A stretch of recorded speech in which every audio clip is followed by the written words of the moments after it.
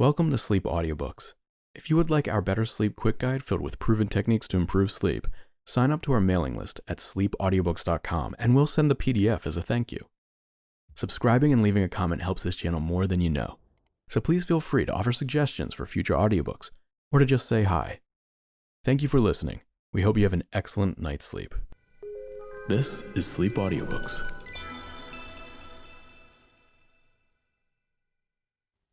Nine Unlikely Tales for Children by E. Nesbit. Read by Cori Samuel. The Cockatoucan, or Great Aunt Willoughby. Matilda's ears were red and shiny. So were her cheeks. Her hands were red too. This was because Pridmore had washed her.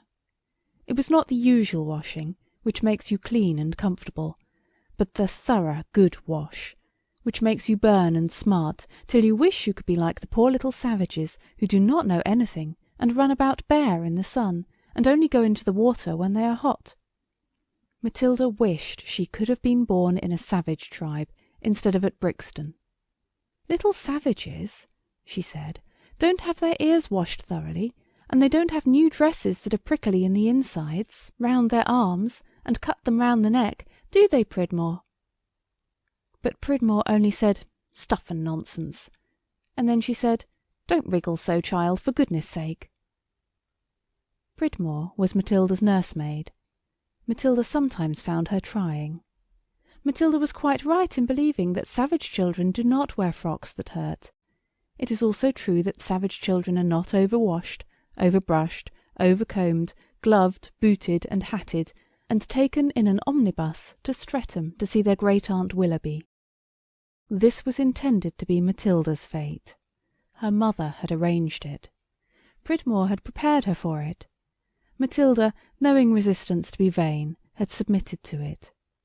But destiny had not been consulted, and destiny had plans of its own for Matilda. When the last button of Matilda's boots had been fastened, the button-hook always had a nasty temper, especially when it was hurried, and that day it bit a little piece of Matilda's leg quite spitefully. The wretched child was taken downstairs and put on a chair in the hall to wait, while Pridmore popped her own things on. "I shan't be a minute," said Pridmore.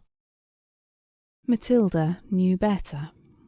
She seated herself to wait and swung her legs miserably. She had been to her great aunt Willoughby's before, and she knew exactly what to expect. She would be asked about her lessons, and how many marks she had, and whether she had been a good girl. I can't think why grown-up people don't see how impertinent these questions are. Suppose you were to answer, "I'm top of my class, auntie, thank you, and I'm very good. And now let's have a little talk about you.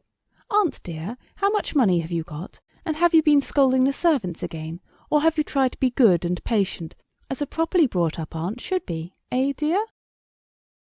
Try this method with one of your aunts next time she begins asking you questions, and write and tell me what she says. Matilda knew exactly what the Aunt Willoughby's questions would be, and she knew how, when they were answered, her aunt would give her a small biscuit with caraway seeds in it, and then tell her to go with Pridmore and have her hands and face washed again. Then she would be sent to walk in the garden. The garden had a gritty path, and geraniums, and calceolarias, and lobelias in the beds. You might not pick anything. There would be minced veal at dinner, with 3-cornered bits of toast round the dish, and a tapioca pudding. Then the long afternoon with a book, a bound volume of The Potterer's Saturday Night, nasty small print, and all the stories about children who died young because they were too good for this world. Matilda wriggled wretchedly. If she had been a little less uncomfortable she would have cried, but her new frock was too tight and prickly to let her forget it for a moment, even in tears. When Pridmore came down at last, she said, "Fie, for shame! What a sulky face!" And Matilda said, "I'm not." "Oh, yes, you are," said Pridmore. "You know you are. You don't appreciate your blessings." "I wish it was your Aunt Willoughby," said Matilda. "Nasty, spiteful little thing," said Pridmore, and she shook Matilda. Then Matilda tried to slap Pridmore, and the two went down the steps not at all pleased with each other. They went down the dull road to the dull omnibus, and Matilda was crying a little. Now Pridmore was a very careful person, though cross. But even the most careful persons make mistakes sometimes, and she must have taken the wrong omnibus, or this story could never have happened, and where should we all have been then? This shows you that even mistakes are sometimes valuable, so do not be hard on grown-up people if they are wrong sometimes. You know, after all, it hardly ever happens. It was a very bright green and gold omnibus, and inside the cushions were green and very soft. Matilda and her nursemaid had it all to themselves, and Matilda began to feel more comfortable, especially as she had wriggled till she had burst one of her shoulder seams, and got more room for herself inside her frock. So she said, "I'm sorry I was cross, Priddy dear." Pridmore said, "So you ought to be." But she never said she was sorry for being cross. But you must not expect grown-up people to say that. It was certainly the wrong omnibus, because instead of jolting slowly along dusty streets, it went quickly and smoothly down a green lane, with flowers in the hedges and green trees overhead. Matilda was so delighted that she sat quite still, a very rare thing with her. Pridmore was reading a penny story called The Vengeance of the Lady Constantia, so she did not notice anything. "I don't care, I shan't tell her," said Matilda. "She'd stop the bus as likely as not." At last the bus stopped of its own accord. Pridmore put her story in her pocket and began to get out. "Well, I never," she said, and got out very quickly, and ran round to where the horses were. They were white horses with green harness, and their tails were very long indeed. "Hi, young man," said Pridmore to the omnibus driver. "You've brought us to the wrong place. This isn't Streatham Common, this isn't." The driver was the most beautiful omnibus driver you ever saw, and his clothes were like him in beauty. He had white silk stockings and a ruffled silk shirt of white, and his coat and breeches were green and gold. So was the three-cornered hat, which he lifted very politely when Pridmore spoke to him. "I fear," he said kindly, "that you must have taken, by some unfortunate misunderstanding, the wrong omnibus. When does the next go back?" "The omnibus does not go back.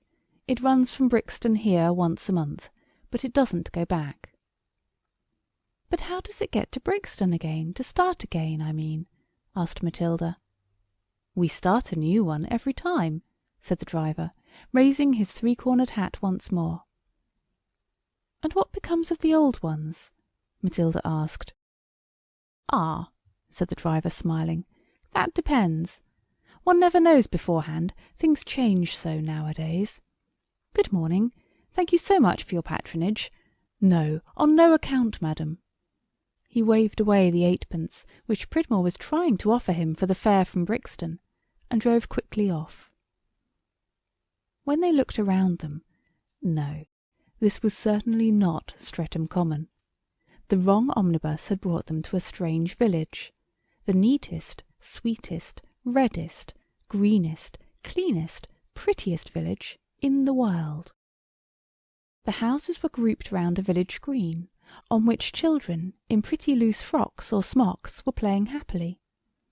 Not a tight armhole was to be seen, or even imagined in that happy spot. Matilda swelled herself out, and burst 3 hooks and a bit more of the shoulder seam. The shops seemed a little queer, Matilda thought. The names somehow did not match the things that were to be sold. For instance, where it said Elias Groves, tinsmith, there were loaves and buns in the window, and the shop that had baker over the door was full of perambulators.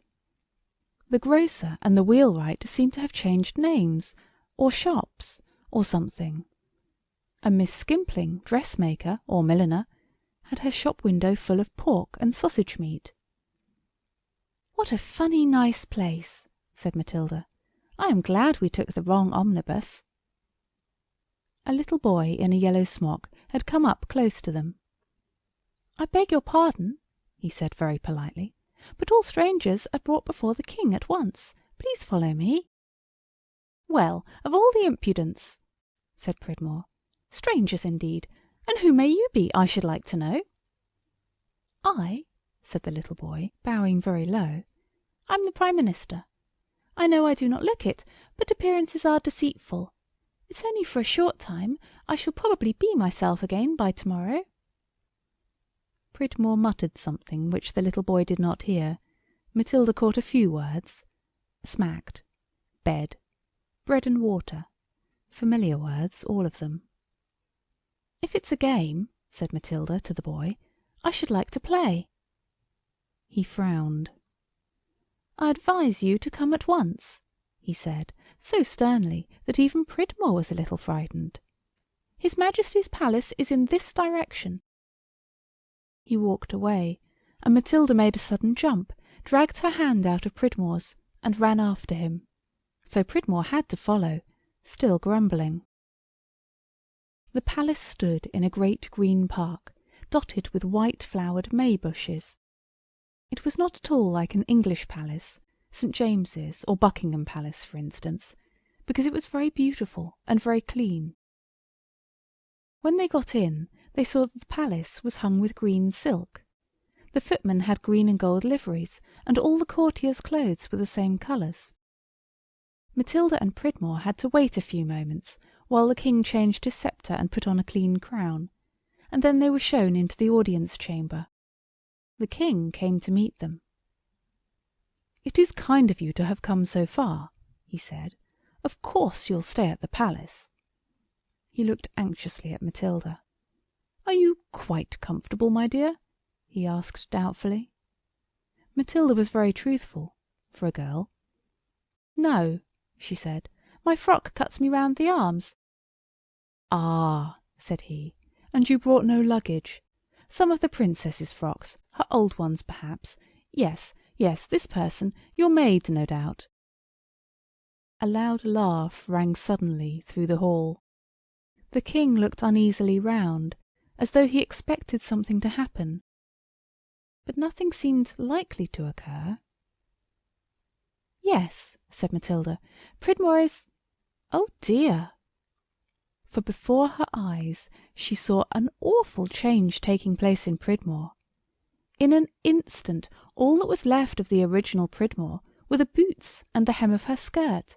The top part of her had changed into painted iron and glass, and even as Matilda looked, the bit of skirt that was left got flat and hard and square. The 2 feet turned into 4 feet, and they were iron feet, and there was no more Pridmore. "Oh, my poor child," said the king, "your maid has turned into an automatic machine." It was too true. The maid had turned into a machine such as those which you see in a railway station, greedy, grasping things which take your pennies and give you next to nothing in chocolate, and no change. But there was no chocolate to be seen through the glass of the machine that once had been Pridmore, only little rolls of paper. The king silently handed some pennies to Matilda. She dropped one into the machine and pulled out the little drawer. There was a scroll of paper. Matilda opened it and read, "Don't be tiresome." She tried again. This time it was, "If you don't give over, I'll tell your ma first thing when she comes home." The next was, "Go along with you, do. Always worrying." So then Matilda knew. "Yes," said the king sadly, "I fear there's no doubt about it. Your maid has turned into an automatic nagging machine. Never mind, my dear, she'll be all right to-morrow." "I like her best like this, thank you," said Matilda quickly. "I needn't put in any more pennies, you see." "Oh, we mustn't be unkind and neglectful," said the king gently, and he dropped in a penny. He got, "You tiresome boy, you, leave me be this minute." "I can't help it," said the king wearily. "You've no idea how suddenly things change here. It's because— But I'll tell you all about it at tea time. Go with nurse now, my dear, and see if any of the princess's frocks will fit you." Then a nice, kind, cuddly nurse, led Matilda away to the princess's apartments, and took off the stiff frock that hurt, and put on a green silk gown, as soft as birds' breasts, and Matilda kissed her for sheer joy at being so comfortable. "And now, dearie," said the nurse, "you'd like to see the princess, wouldn't you? Take care you don't hurt yourself with her. She's rather sharp." Matilda did not understand this then. Afterwards she did. The nurse took her through many marble corridors, and up and down many marble steps, and at last they came to a garden full of white roses, and in the middle of it, on a green satin-covered eiderdown as big as a feather bed, sat the princess in a white gown. She got up when Matilda came towards her, and it was like seeing 1.5 yards of white tape stand up on one end and bow. 1.5 yards of broad white tape, of course, but what is considered broad for tape is very narrow indeed for princesses. "How are you?" said Matilda, who had been taught manners. "Very slim indeed, thank you," said the princess, and she was. Her face was so white and thin that it looked as though it were made of an oyster shell. Her hands were thin and white, and her fingers reminded Matilda of fish bones. Her hair and eyes were black, and Matilda thought she might have been pretty if she had been fatter. When she shook hands with Matilda, her bony fingers hurt quite hard. The princess seemed pleased to see her visitor, and invited her to sit with her highness on the satin cushion. "I have to be very careful, or I should break," said she. "That's why the cushion is so soft, and I can't play many games for fear of accidents. Do you know any sitting-down games?" The only thing Matilda could think of was cat's cradle, so they played that with the princess's green hair ribbon. Her fish-bony fingers were much cleverer than Matilda's little fat pink paws. Matilda looked about her between the games, and admired everything very much, and asked questions, of course. There was a very large bird chained to a perch in the middle of a very large cage. Indeed, the cage was so big that it took up all one side of the rose garden. The bird had a yellow crest like a cockatoo, and a very large bill like a toucan. If you do not know what a toucan is, you do not deserve ever to go to the Zoological Gardens again. "What is that bird?" asked Matilda. "Oh," said the princess, "that's my pet cockatoucan. He's very valuable. If he were to die or to be stolen, the Greenland would wither up and grow like New Cross or Islington." "How horrible!" said Matilda. "I've never been to those places, of course," said the princess, shuddering, "but I hope I know my geography." "All of it?" asked Matilda. "Even the exports and imports," said the princess. "Good-bye. I'm so thin I have to rest a good deal, or I should wear myself out. Nurse, take her away." So nurse took her away to a wonderful room, where she amused herself until tea-time with all the kinds of toys that you see and want in the shop when someone is buying you a box of bricks or a puzzle map, the kind of toys you never get because they are so expensive. Matilda had tea with the king. He was full of true politeness, and treated Matilda exactly as though she had been grown up, so that she was extremely happy and behaved beautifully. The king told her all his troubles. "You see," he began, "what a pretty place my Greenland was once. It has points even now, but things aren't what they used to be. It's that bird, that cockatoucan. We daren't kill it or give it away, and every time it laughs something changes. Look at my Prime Minister. He was a 6-foot man, and look at him now. I could lift him with one hand. And then your poor maid. It's all that bad bird." "Why does it laugh?" asked Matilda. "I can't think," said the king. "I can't see anything to laugh at." "Can't you give it lessons, or something nasty to make it miserable?" "I have, I do, I assure you, my dear child. The lessons that bird has to swallow would choke a professor." "Does it eat anything else besides lessons?" "Christmas pudding. But there, what's the use of talking? That bird would laugh if it were fed on dog biscuits." His Majesty sighed and passed the buttered toast. "You can't possibly," he went on, "have any idea of the kind of things that happen. That bird laughed one day at a cabinet council, and all my ministers turned into little boys in yellow socks, and we can't get any laws made till they come right again. It's not their fault, and I must keep their situations open for them, of course, poor things." "Of course," said Matilda. "There was a dragon now," said the king.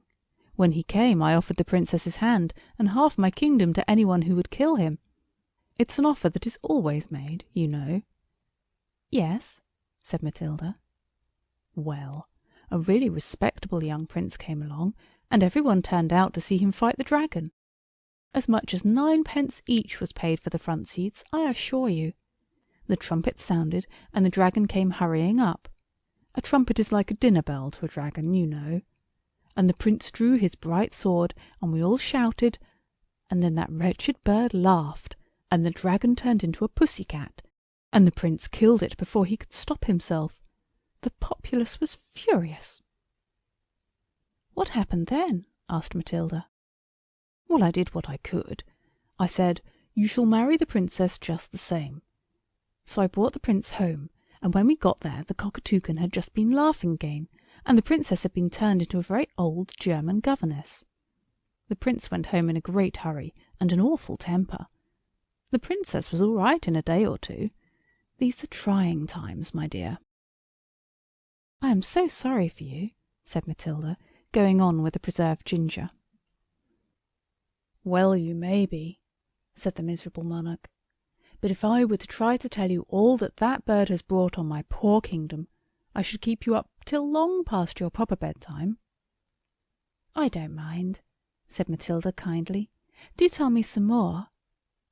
"Why," the king went on, growing now more agitated, "why, at one titter from that revolting bird, the long row of ancestors on my palace wall grew red-faced and vulgar. They began to drop their H's and to assert that their name was Smith from Clapham Junction." "How dreadful!" "And once," said the king in a whimper, "it laughed so loudly that 2 Sundays came together, and next Thursday got lost and went prowling away and hid itself on the other side of Christmas. And now," he said suddenly, "it's bedtime." "Must I go?" asked Matilda. "Yes, please," said the king. "I tell all strangers this tragic story because I always feel that perhaps some stranger might be clever enough to help me. You seem a very nice little girl. Do you think you are clever?" "It is very nice even to be asked if you are clever. Your Aunt Willoughby knows well enough that you are not. But kings do say nice things." Matilda was very pleased. "I don't think I am clever," she was saying quite honestly, when suddenly the sound of a hoarse laugh rang through the banqueting hall. Matilda put her hands to her head. "Oh dear," she cried, "I feel so different. Oh, wait a minute. Oh, whatever is it? Oh!" Then she was silent for a moment. Then she looked at the king and said, "I was wrong, your Majesty. I am clever, and I know it is not good for me to sit up late. Good night. Thank you so much for your nice party. In the morning I think I shall be clever enough to help you, unless the bird laughs me back into the other kind of Matilda." But in the morning Matilda's head felt strangely clear.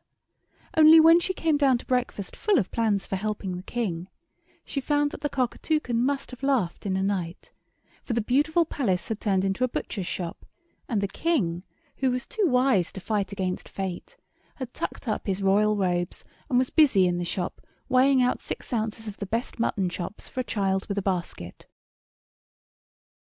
"I don't know how ever you can help me now," he said despairingly. "As long as the palace stays like this, it's no use trying to go on with being a king or anything. I can only try to be a good butcher. You shall keep the accounts, if you like, till that bird laughs me back into my palace again." So the king settled down to business, respected by all his subjects, who had all, since the coming of the cockatoucan, had their little ups and downs. and Matilda kept the books and wrote out the bills, and really they were both rather happy.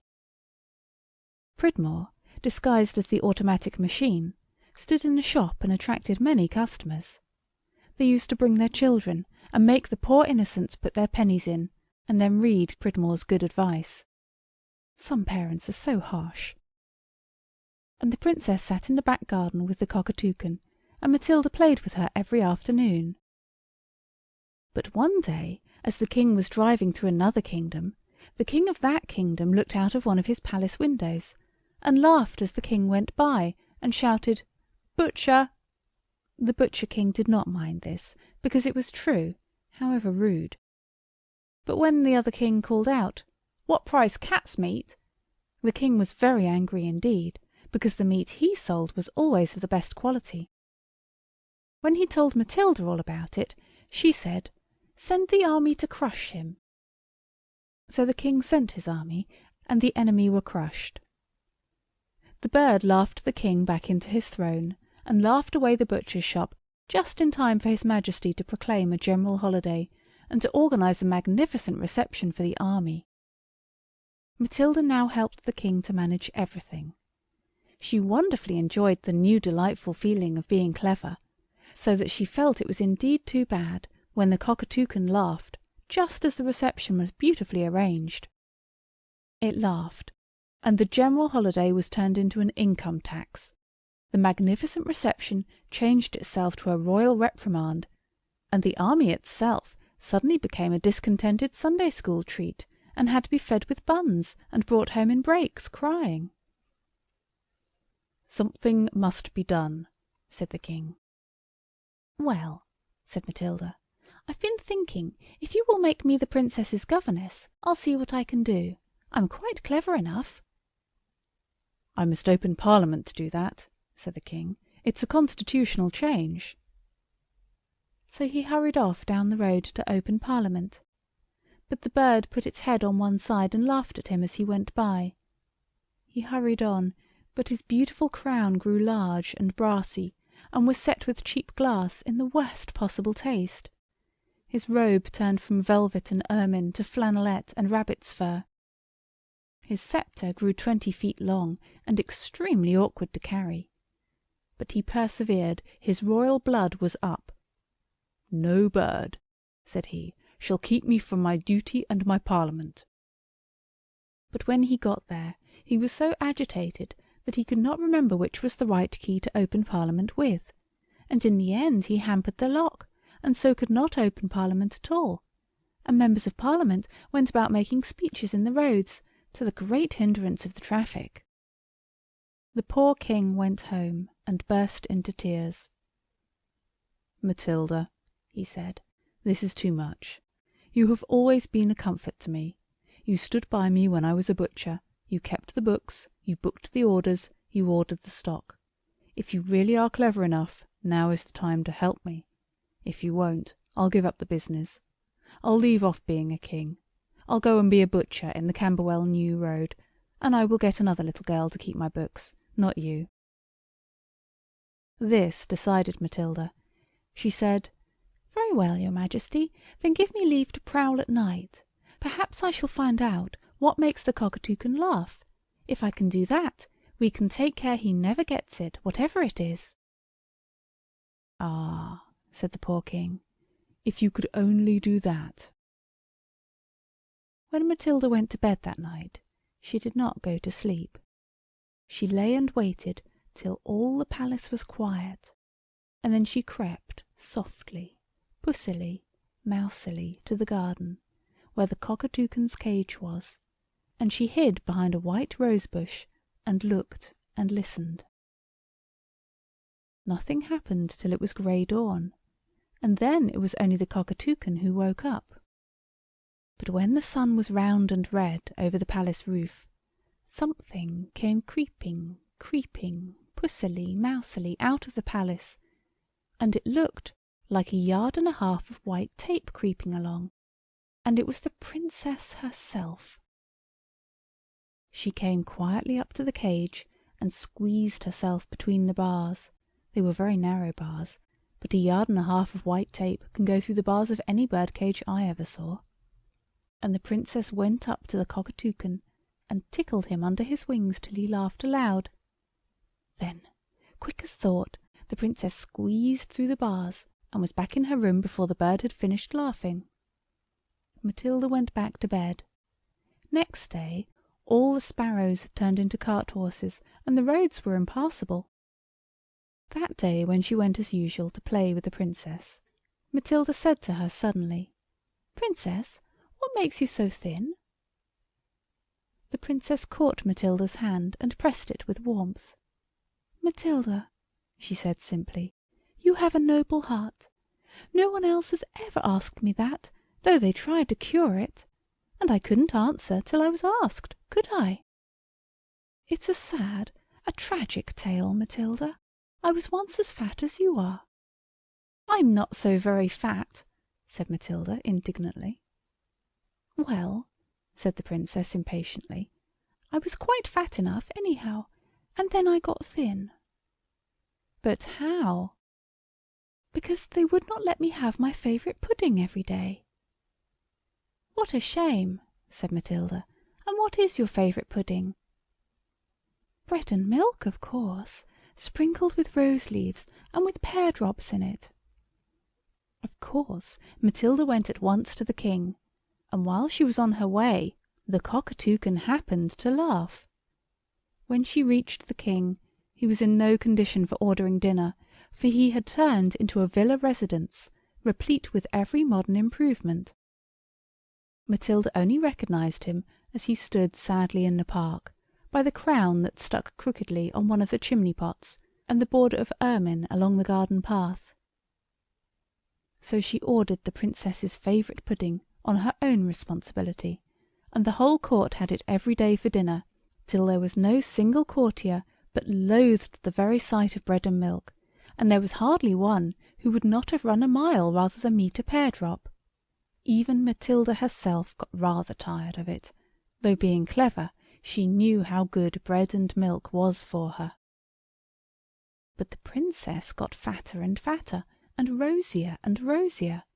Her thread-paper gowns had to be let out, till there were no more turnings in left to be let out, and then she had to wear the old ones that Matilda had been wearing, and then to have new ones.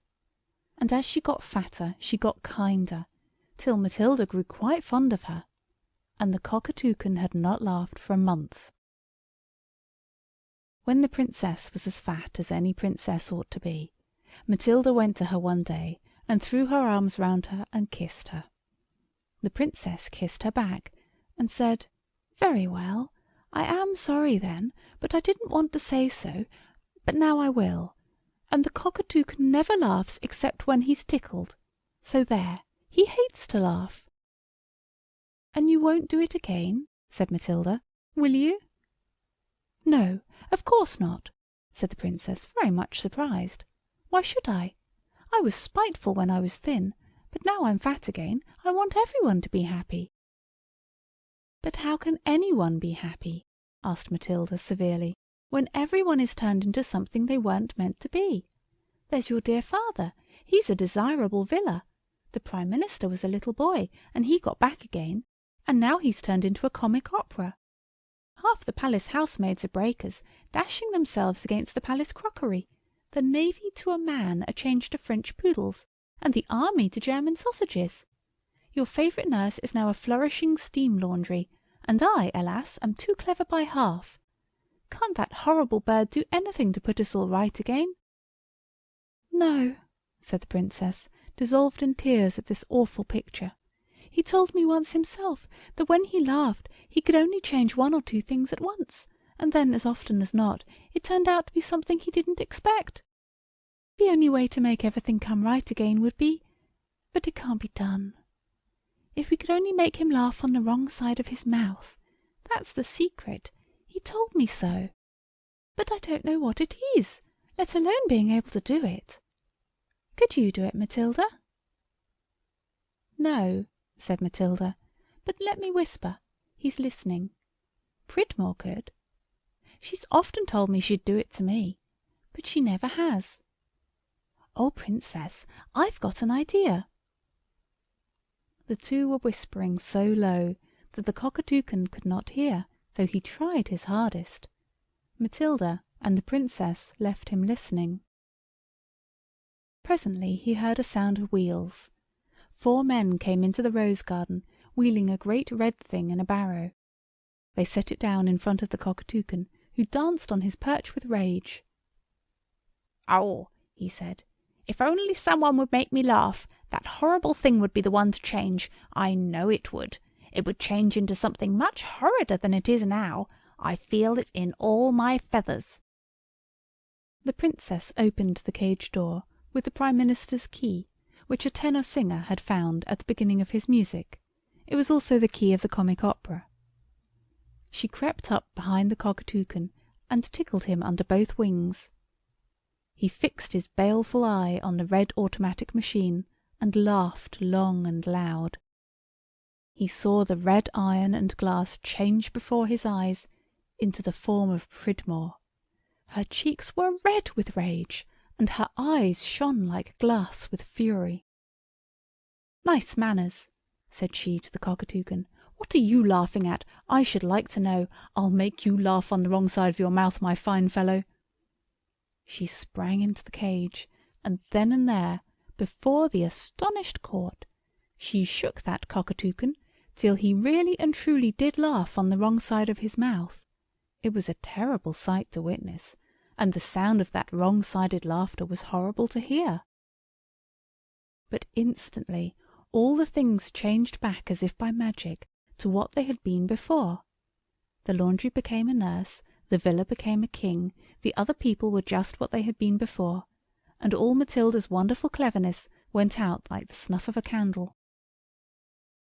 The Cockatoucan himself fell in too. One half of him became a common, ordinary toucan, such as you must have seen 100 times at the zoo, unless you are unworthy to visit that happy place, and the other half became a weathercock, which, as you know, is always changing, and makes the wind change too. So he has not quite lost his old power, only now he is in halves, any power he may have has to be used without laughing. The poor broken Cockatoucan, like King You-Know-Who in English history, has never since that sad day smiled again.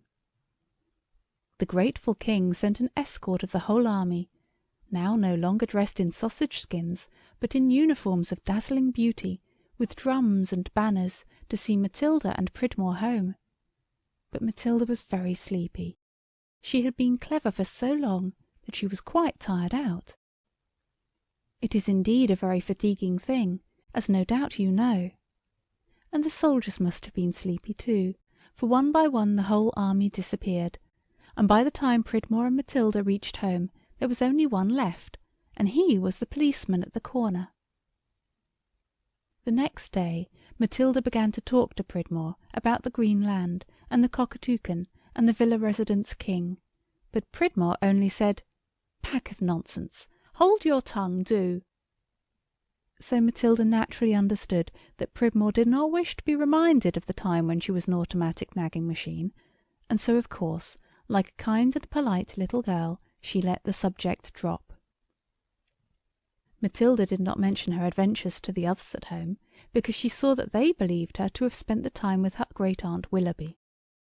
And she knew if she had said that she had not been there, she would be sent at once, and she did not wish this. She has often tried to get Pridmore to take the wrong omnibus again, which is the only way she knows of getting to the Green Land. But only once has she been successful, and then the omnibus did not go to the Green Land at all, but to the Elephant and Castle. But no little girl ought to expect to go to the Green Land more than once in a lifetime. Many of us, indeed, are not even so fortunate as to go there once. End of the Cockatoucan. Where You Want to Go To, or The Bounceable Ball. It is very hard, when you have been accustomed to go to the seaside every summer ever since you were quite little, to be made to stay in London just because an aunt and an uncle choose to want to come and stay at your house to see the Royal Academy and go to the summer sales. Selim and Thomasina felt that it was very hard indeed, and Aunt and Uncle were not the nice kind either. If it had been Aunt Emma, who dressed dolls and told fairy tales, or Uncle Reggie, who took you to the Crystal Palace and gave you 5 bob at a time, and never even asked what you spent it on, it would have been different. But it was Uncle Thomas and Aunt Selina. Aunt Selina was all beady, and sat bolt upright, and told you to mind what you were told, and Selim had been named after her, as near as they could get. And Uncle Thomas was the one Thomasina had been named after. He was deaf, and he always told you what the moral of everything was, and the housemaid said he was near. "I know he is, worse luck," said Thomasina. "I mean, miss," explained the housemaid, "he's none too free with his chink." Selim groaned. "He never gave me but a shilling in his life," said he, "and that turned out to be bad when I tried to change it at the ginger beer shop." The children could not understand why this aunt and uncle were allowed to interfere with everything as they did, and they quite made up their minds that when they were grown up they would never allow an aunt or an uncle to cross their doorsteps. They never thought, poor dear little things, that some day they would grow up to be aunts and uncles in their turn, or at least one of each. It was very hot in London that year. The pavement was like hot pie, and the asphalt was like hot pudding, and there was a curious wind that collected dust and straw and dirty paper, and then got tired of its collection and threw it away in respectable people's areas and front gardens. The blind in the nursery had never been fixed up since the day when the children took it down to make a drop scene for a play they were going to write, and never did. So the hot afternoon sun came burning in through the window, and the children got hotter and crosser, till at last Selim slapped Thomasina's arms till she cried, and Thomasina kicked Selim's legs till he screamed. Then they sat down in different corners of the nursery and cried, and called each other names, and said they wished they were dead. This is very naughty indeed, as of course you know, but you must remember how hot it was. When they had called each other all the names they could think of, Thomasina said, suddenly, "All right, silly," that was Selim's pet name, "cheer up." "It's too hot to cheer up," said Selim gloomily. "We've been very naughty," said Thomasina, rubbing her eyes with a paint rag, "but it's all heat. I heard Aunt Selina telling Mother the weather wore her nerves to fiddle strings. That just meant she was cross." "Then it's not our fault," said Selim. "People say, 'Be good, and you'll be happy.' Uncle Reggie says, 'Be happy, and perhaps you'll be good.' I could be good if I was happy." "So could I," said Thomasina. What would make you happy?" said a thick, wheezy voice from the toy cupboard, and out rolled the big green and red india-rubber ball that Aunt Emma had sent them last week. They had not played with it much, because the garden was so hot and sunny, and when they wanted to play with it in the street, on the shady side, Aunt Selina had said it was not like respectable children, so they weren't allowed. Now the ball rolled out very slowly, and the bright light on its new paint seemed to make it wink at them. You will think that they were surprised to hear a ball speak. Not at all. As you grow up, and more strange things happen to you, you will find that the more astonishing a thing is, the less it surprises you. I wonder why this is. Think it over and write and tell me what you think. Selim stood up and said, "Hello," but that was only out of politeness. Thomasina answered the ball's question. "We want to be at the seaside, and no aunts, and none of the things we don't like, and no uncles, of course," she said. "Well," said the ball, "if you think you can be good, why not set me bouncing?" "We're not allowed in here," said Thomasina, "because of the crinkly ornaments people give me on my birthdays." "Well, the street then," said the ball, "the nice shady side." "It's not like respectable children," said Selim sadly. The ball laughed. If you have never heard an india-rubber ball laugh, you won't understand. It's the sort of quicker, softer chuckle of a bounce that it gives when it's settling down when you're tired of bouncing it. "The garden, then," it said. "I don't mind, if you'll go on talking," said Selim kindly. So they took the ball down into the garden and began to bounce it in the sun, on the dry, yellowy grass of the lawn. "Come on," said the ball. "You do like me." "What?" said the children. "Why, do like I do. Bounce," said the ball. "That's right. Higher, higher, higher." For then and there the two children had begun bouncing as if their feet were india-rubber balls, and you have no idea what a delicious sensation that gives you. "Higher, higher," cried the green and red ball, bouncing excitedly. "Now, follow me. Higher, higher." And off it bounced, down the blackened gravel of the path, and the children bounced after it, shrieking with delight at the new feeling. They bounced over the wall, all three of them, and the children looked back just in time to see Uncle Thomas tapping at the window and saying, "Don't." You have not the least idea how glorious it is to feel full of bounceableness, so that instead of dragging one foot after the other, as you do when you feel tired or naughty, you bounce along, and every time your feet touch the ground you bounce higher, and all without taking any trouble or tiring yourself. You have, perhaps, heard of the Greek gentleman who got new strength every time he fell down. His name was Antaeus, and I believe he was an india-rubber ball, green on one side where he touched the earth, and red on the other where he felt the sun. But enough of classical research.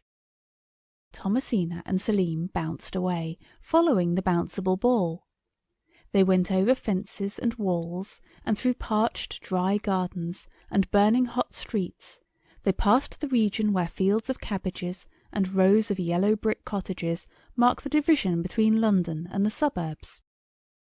They bounced through the suburbs, dusty and neat, with geraniums in the front gardens, and all the blinds pulled halfway down, and then the lamp-posts in the road got fewer and fewer, and the fields got greener, and the hedges thicker. It was real, true country, with lanes instead of roads, and down the lanes the green and red ball went bouncing, bouncing, bouncing, and the children after it. Thomasina in her white starched frock, very prickly round the neck, and Selim in his everyday sailor suit, a little tight under the arms. His Sunday one was a size larger. No one seemed to notice them, but they noticed and pitied the children who were being taken for a walk in the gritty suburban roads. "Where are we going?" they asked the ball, and it answered with a sparkling green and red smile. "To the most delightful place in the world." "What's it called?" asked Selim. "It's called Where You Want to Go To," the ball answered, and on they went. It was a wonderful journey, up and down, looking through the hedges and over them, looking in at the doors of cottages, and then in at the top windows, up and down, bounce, bounce, bounce. And at last they came to the sea, and the bouncing ball said, "Here you are. Now be good, for there's nothing here but the things that make people happy."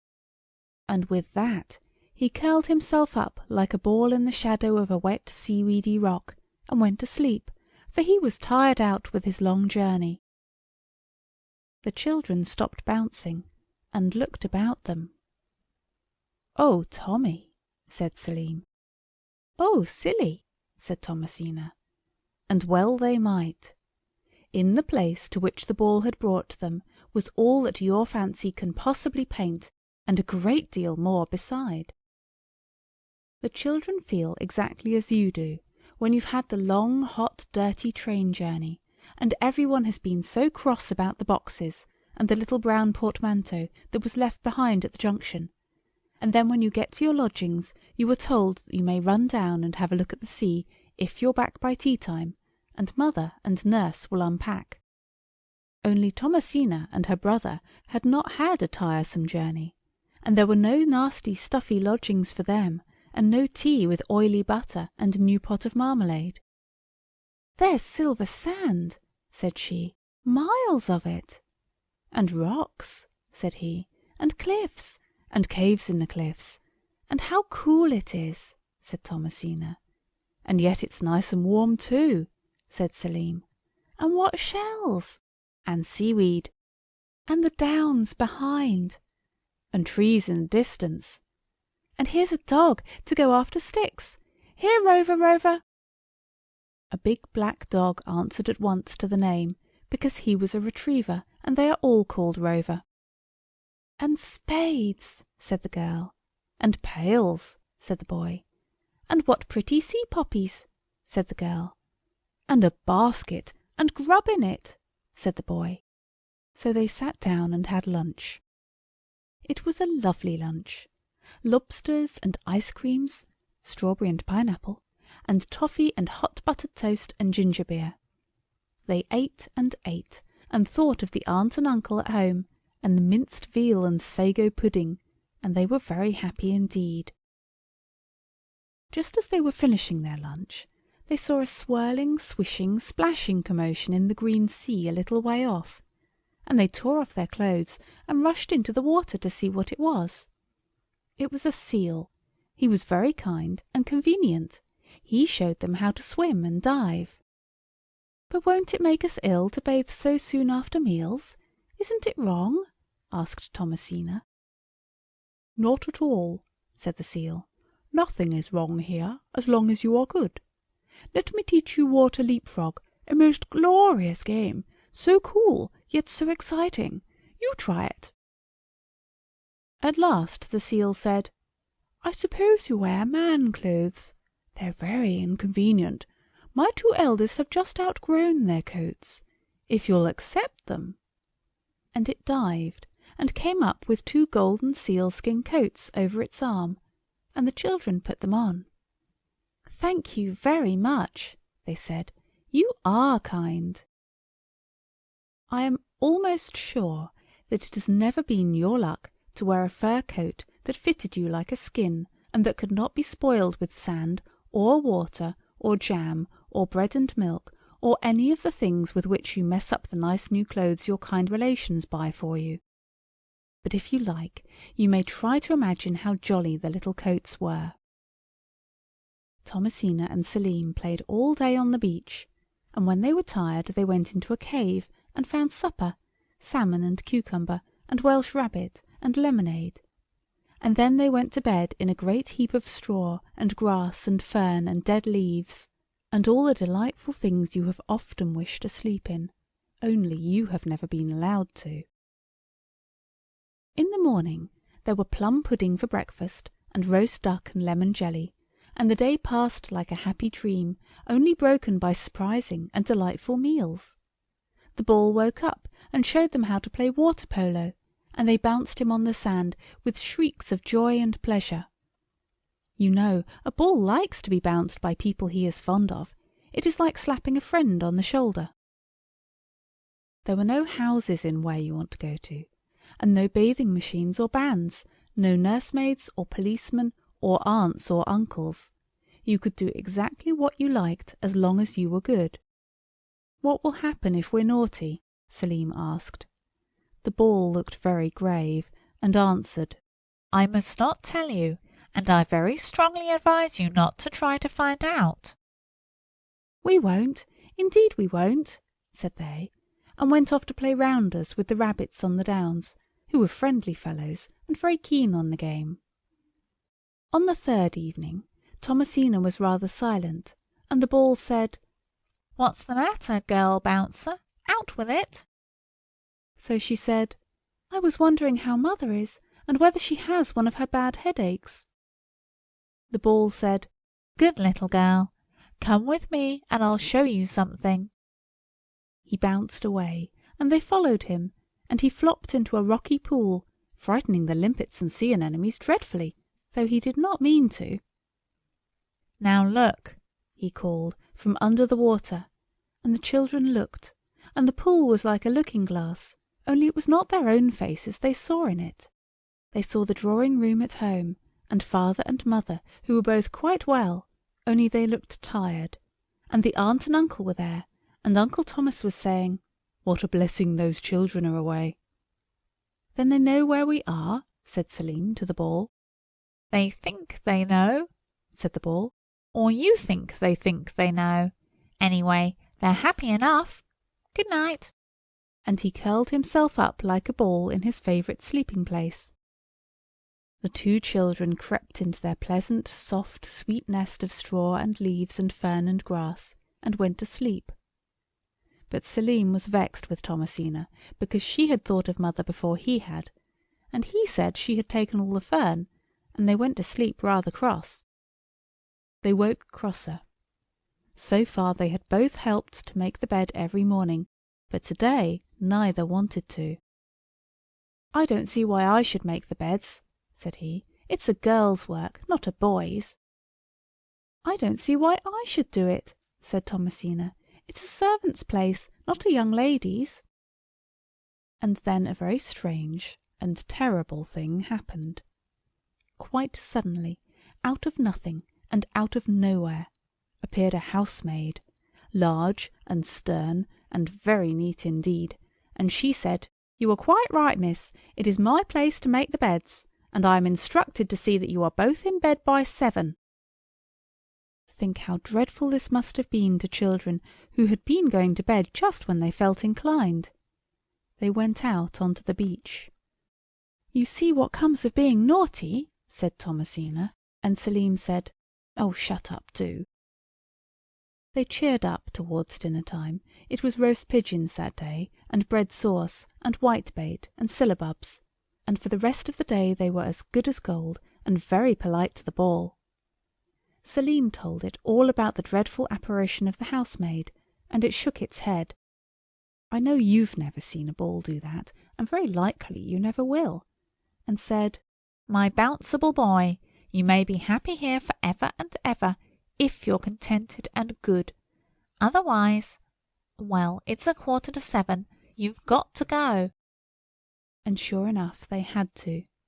And the housemaid put them to bed, and washed them with yellow soap, and some of it got in their eyes.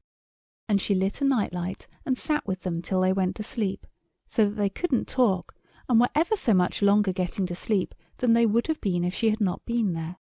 And the beds were iron, with mattresses, and hot stuffy fluffy sheets, and many more new blankets than they wanted.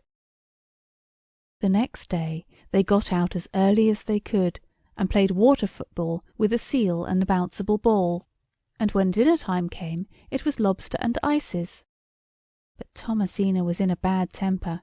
She said, "I wish it was duck." And before the words had left her lips, it was cold mutton and rice pudding, and they had to sit up to table and eat it properly too, and the housemaid came round to see that they didn't leave any bits on the edges of their plates, or talk with their mouths full. There were no more really nice meals after that, only the sort of things you get at home. But it is possible to be happy even without really nice meals. But you have to be very careful. The days went by pleasantly enough. All the sea and land creatures were most kind and attentive. The seal taught them all it knew, and was always ready to play with them.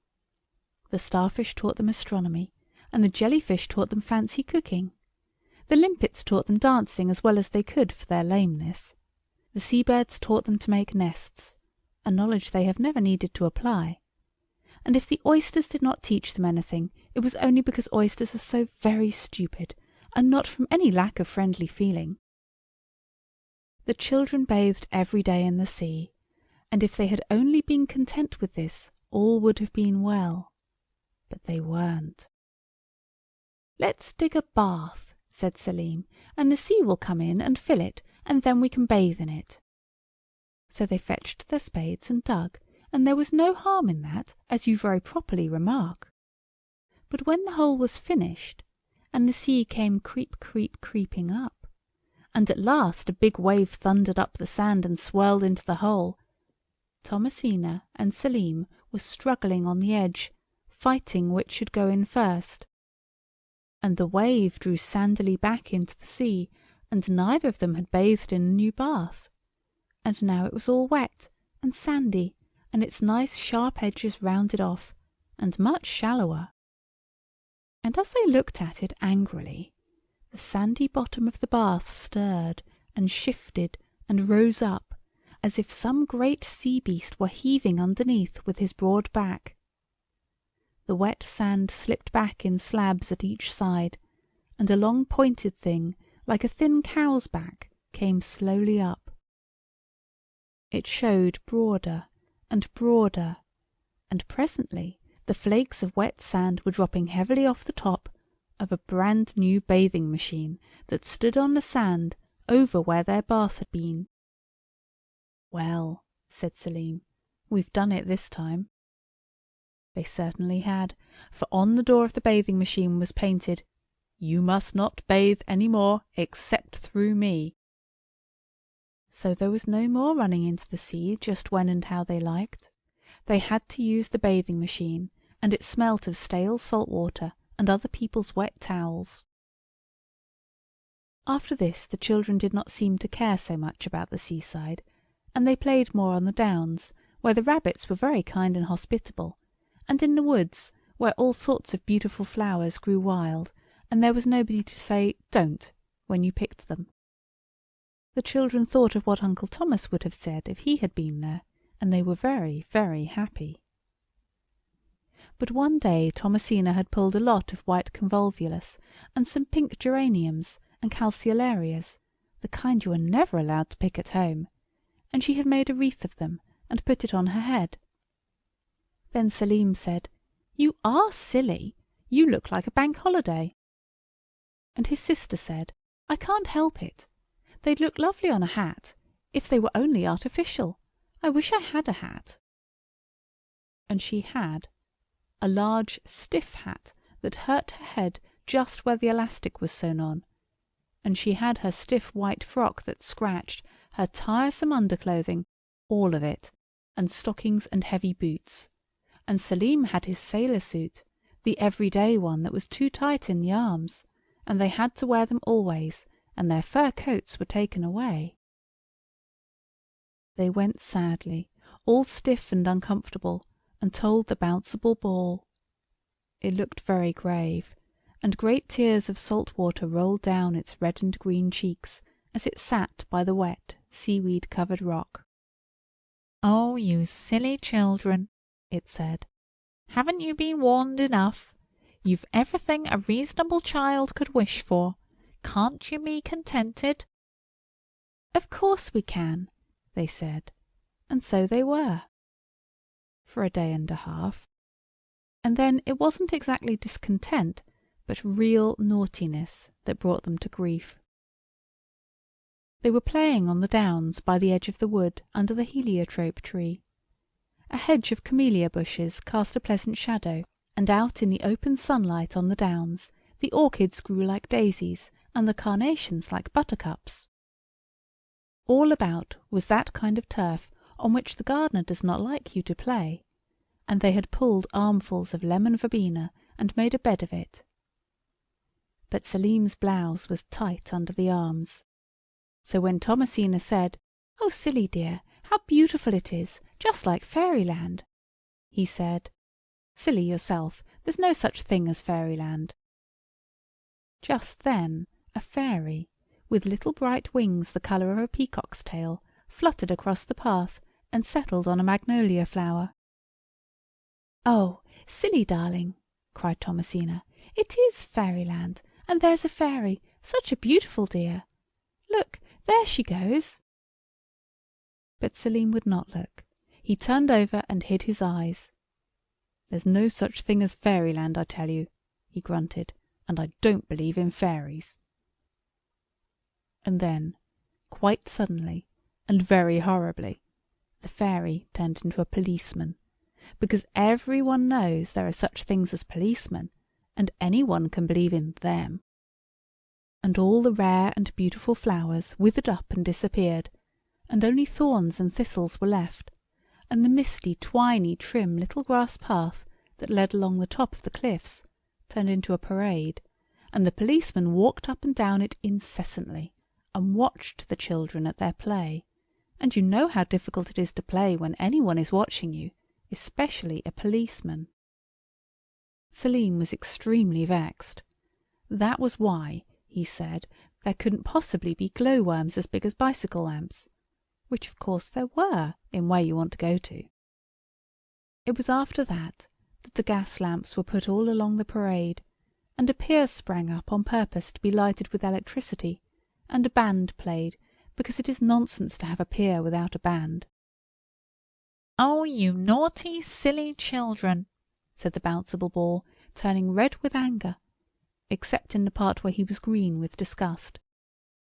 "It makes me bounce with rage to see how you've thrown away your chances.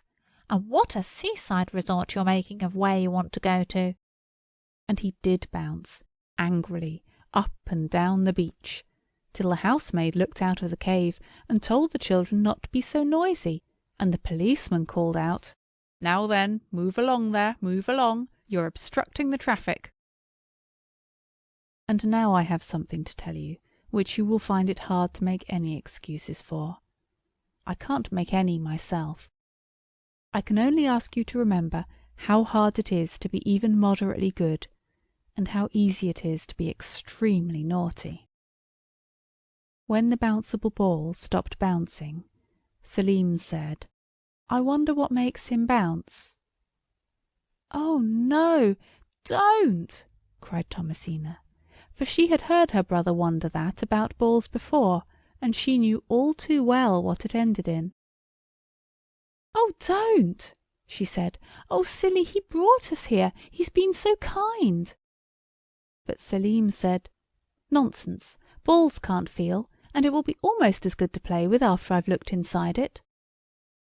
And then, before Thomasina could prevent him, he pulled out the knife Uncle Reggie gave him last holiday but one, and catching the ball up, he plunged the knife into its side. The Bouncible Ball uttered one whiffing squeak of pain and grief. Then, with a low, hissing sigh, its kindly spirit fled, and it lay, a lifeless mass of paint and india-rubber, in the hands of its assassin. Thomasina burst into tears, but the heartless Selim tore open the ball and looked inside. You know well enough what he found there. Emptiness. The little square patch of india-rubber that makes the hard lump on the outside of the ball, which you feel with your fingers when the ball is alive, and his own happy, bouncing, cheerful self. The children stood looking at each other. I almost wish I hadn't," said Selim at last. But before Thomasina could answer, he had caught her hand. "Oh, look!" he cried. "Look at the sea!" It was indeed a dreadful sight. The beautiful, dancing, sparkling blue sea was drying up before their eyes. In less than a moment it was quite flat and dusty. It hurriedly laid down a couple of railway lines, and up a signal box and telegraph poles, and became the railway at the back of their house at home. The children, gasping with horror, turned to the downs. From them, tall yellow brick houses were rising, as if drawn up by an invisible hand, just as treacle does in cold weather if you put your 5 fingers in and pulled them up. But of course you were never allowed to do this. The beach got hard. It was a pavement. The green downs turned grey. They were slate roofs. And Thomasina and Selim found themselves at the iron gate of their own number in the terrace. And there was Uncle Thomas at the window, knocking for them to come in, and Aunt Selina calling out to them how far from respectable it was to play in the streets. They were sent to bed at once. That was Aunt Selina's suggestion, and Uncle Thomas arranged that they should only have dry bread for tea. Selim and Thomasina have never seen Where You Want to Go To again, nor the Bouncible Ball, nor even his poor body, and they don't deserve to either. Of course, Thomasina was not so much to blame as Selim, but she was punished just the same. I can't help that. This is really the worst of being naughty. You not only have to suffer for it yourself, but someone else always has to suffer too, generally the person who loves you best. You are intelligent children, and I will not insult you with a moral. I am not Uncle Thomas. Nor will I ask you to remember what I have told you. I am not Aunt Selina. End of Where You Want to Go To.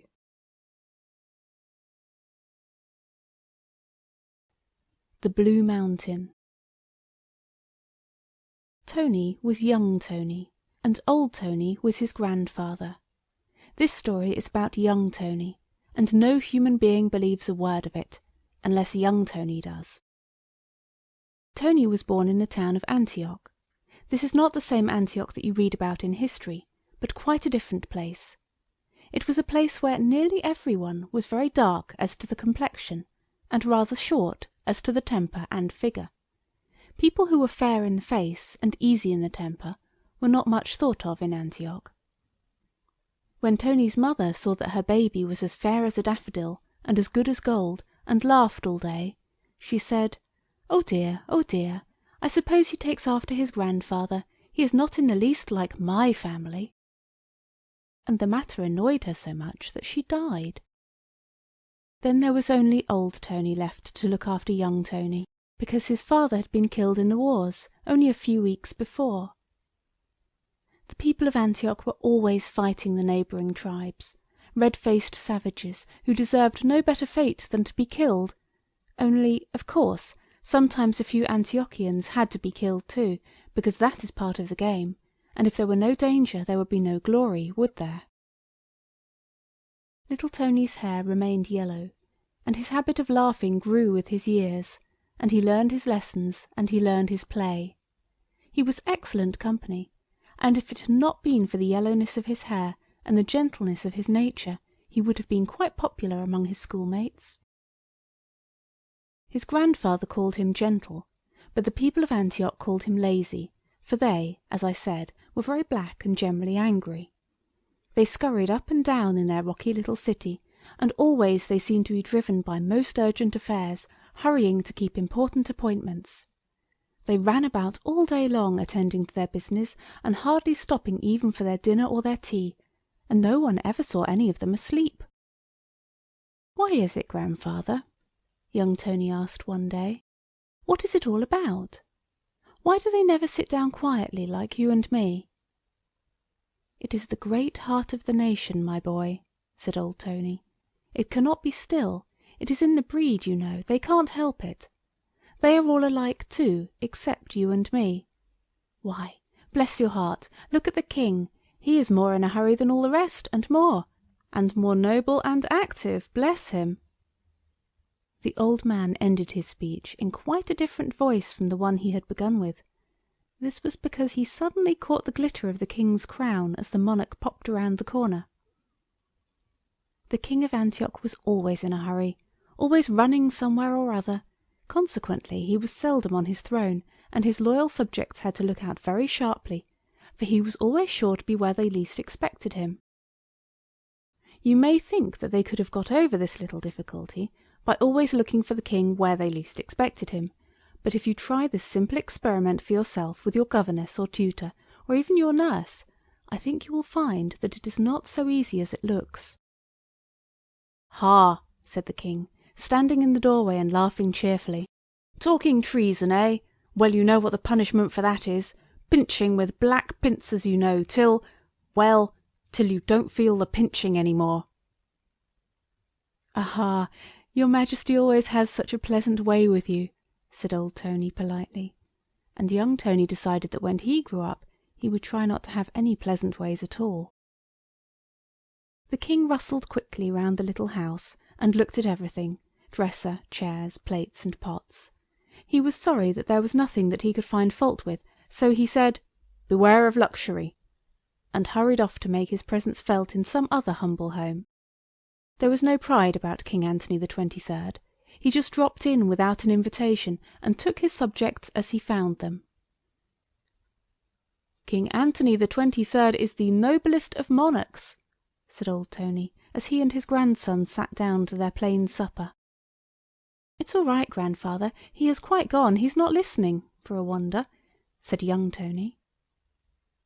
Meantime the king was hurrying in and out and up and down the crowded streets of his city, picking up little bits of information, and making his subjects feel that his kingship was not a mere matter of form, but that he was really interested in the most humble life among his people. It was a strange town, all uphill and downhill, with steep rocks and precipices all mixed up with the public streets. The people, for all their busy habits, had no trade, or rather they did not manufacture anything. They built houses and brought up their families. They wrapped their children up very snugly and carried them about at an earlier age than we consider safe, and they milked their cows, which were large and green and had wings, and they drank the milk, and they gathered the fruit of the trees that gathered on the plain below the town, and they got on very well indeed. There was only one drawback to life in Antioch, and that was its uncertainty. At any moment an earthquake might occur, then down would go half the town, and the busy citizens had it all to build again. They soon did it, for they were nothing if not industrious. A much more awful thing was the storm of hot rain that now and then fell on the town, a blighting rain that killed all it touched. This was more dreaded than even the earthquakes, but fortunately it very seldom happened. Old Tony was beadle and sexton and keeper of the town records, and very nicely he kept them too. There was not a speck of dirt on one of them.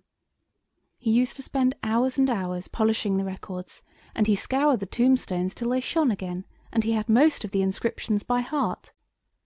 After an earthquake he was always most careful to put the tombstones back in their proper places, and one day, when he was doing this, he came on a stone he did not remember to have seen before.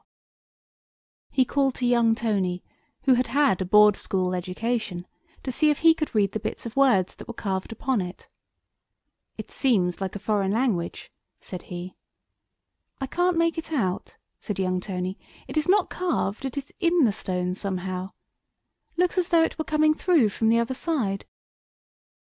He turned the stone over, and there, on the other side, was an inscription which both of them had read 100 times. "Here lies Henry Birkbeck, magician to the Institute.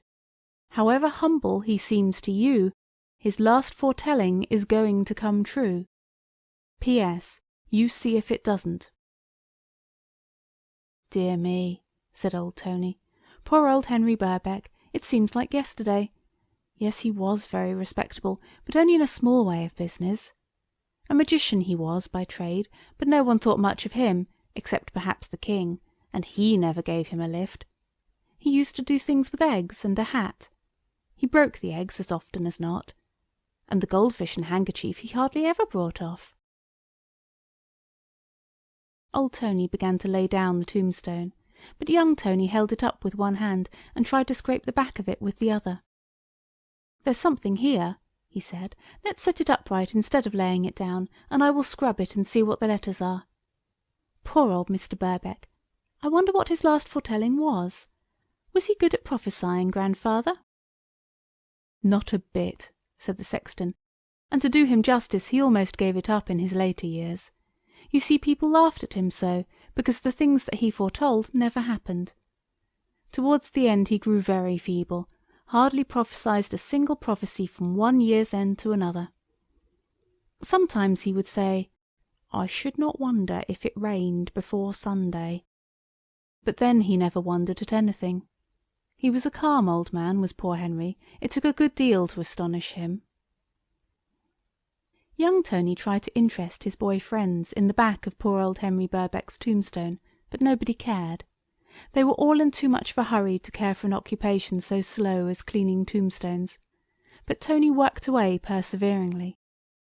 He cleaned it with soap, and he cleaned it with soda, with brick dust and vinegar, with rotten stone and wash leather, with patience and elbow grease, and the last two, as you know, will clean almost anything. So after a time a few letters began to show distinctly here and there, and presently Tony found he could read whole words. There was milk and mountain, and a word that looked like jilk, only of course it could not be that. And the last word of all was rain, and the second word of all was Tony. "It must be something to do with me," said young Tony, "because of my name being in it." "It must have something to do with the king," said old Tony, "because it says rain, so you'd better cut off to the palace and look sharp about it, or his Majesty will know the reason why." So Tony looked sharp about it, and got to the palace in less than 5 minutes. For a wonder, the king was not engaged in dropping in on his subjects, but was on his throne amid his fussy black courtiers, who were all busy trying to make themselves as small as they could. This was because the king was very short, though he did not like to say so. He always had himself described in the census and the palace reports as a powerful man of middle height, though he was nowhere near the middle height, and no more powerful than other people. "Well, boy," said King Anthony the 23rd, "what have you come here for?" "There is a prophecy," said Tony. "There are a good many," said King Anthony, "but they don't amount to much since poor Henry Birkbeck died. He was something like a prophet," he went on, turning to his courtiers. "He foretold, when I was only a baby, that if I grew up I should perhaps be king. The late king, my father, was very pleased, I remember." The courtiers all bowed and said it was really wonderful. Tony said, "Well then, you'd better come and have a look at this prophecy, because it is the late Mr. Birkbeck's last one, and he said it'll come true." "Bring it here, can't you?" said the king. "No, I can't," said the boy. "It's on his tombstone, so there. I can't carry tombstones about." "No," said the king thoughtfully. "Of course you are not powerfully built. You are nowhere near the medium height." "Come and look at it if you want to," said Tony. "I'm in no hurry." "Well," said King Anthony, "I don't care if I do. I'm tired of sitting still." So off they all went, king, court, heralds, men-at-arms, banner-bearers, and spearmen, down the narrow, dark, crooked town streets, till they came to the churchyard where the tombstones were, both the upright and the flat kind. Tony ran on ahead and knelt in front of the tombstone. Then he jumped up and called out, "You hurry up! It's as plain now as the nose on your face." "You should say the royal nose on your Majesty's royal face," said old Tony anxiously. But the king was too interested to care about even his subjects' manners. He came up to the tombstone, and on it he read, and Tony read, and all the courtiers read: "When Tony drinks the Blue Mountain's milk, he shall wear a Sunday suit of silk. He shall be tallest in all the land, and hold the town under his command. He shall have greatness, and we shall have grain. Soon may it happen, and long may he reign. Hurrah! H.T. Birkbeck." The king read this and said, "Well, I never!" And all the courtiers said the same. "Tony means me," said the king. The courtiers said that of course it did. "I am King Tony the 23rd," said he. And all the courtiers said of course he was. They all spoke at once like a chorus. "I was christened Anthony, of course," his restless Majesty went on, fidgeting with his gold collar. "But I know that my subjects have always spoken of me behind my back by the endearing diminutive." The courtiers assured the king that this was so. "I suppose there's no one else called Tony?" The king turned a threatening glance on the crowd, and everyone hastened to say, "No, there wasn't." But old Tony turned extremely pale, and hurrying into the vestry, he tampered with the register of births, and altered his own name to Sidney Cecil Ernest Watchett. But young Tony spoke up. "My name's Tony," said he. "Oh, is it?" said his Majesty. "We'll soon see about that. Guards, seize him. Now, what is your name?"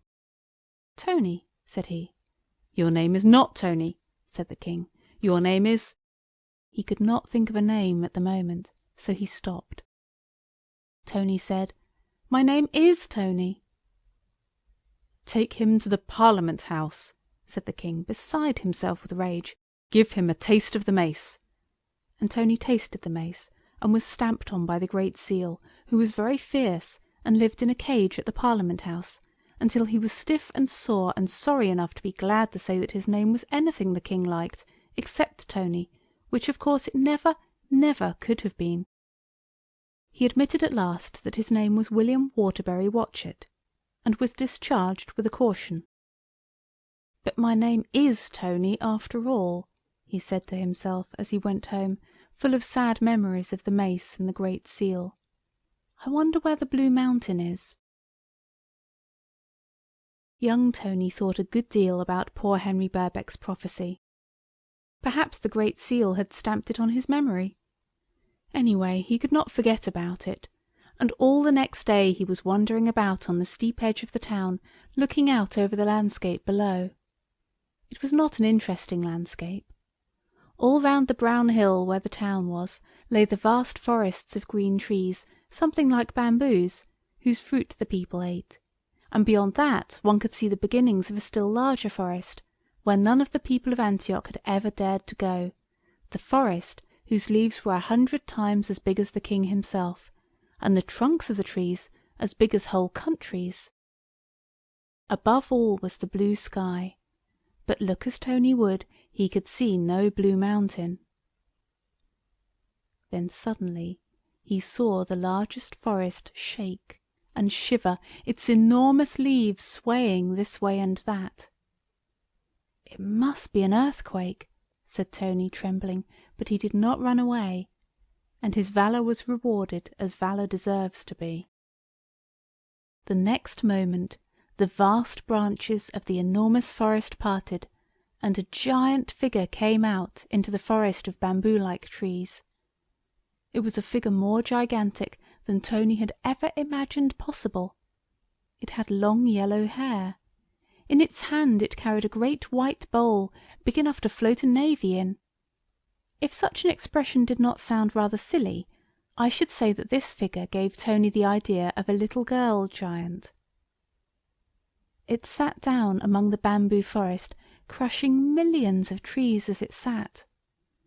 With a spoon twice the length of the king's banqueting hall, it began to eat out of the tremendous basin.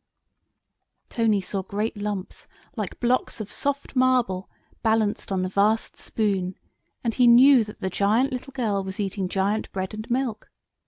And she wore a giant frock, and the frock was blue. Then Tony understood.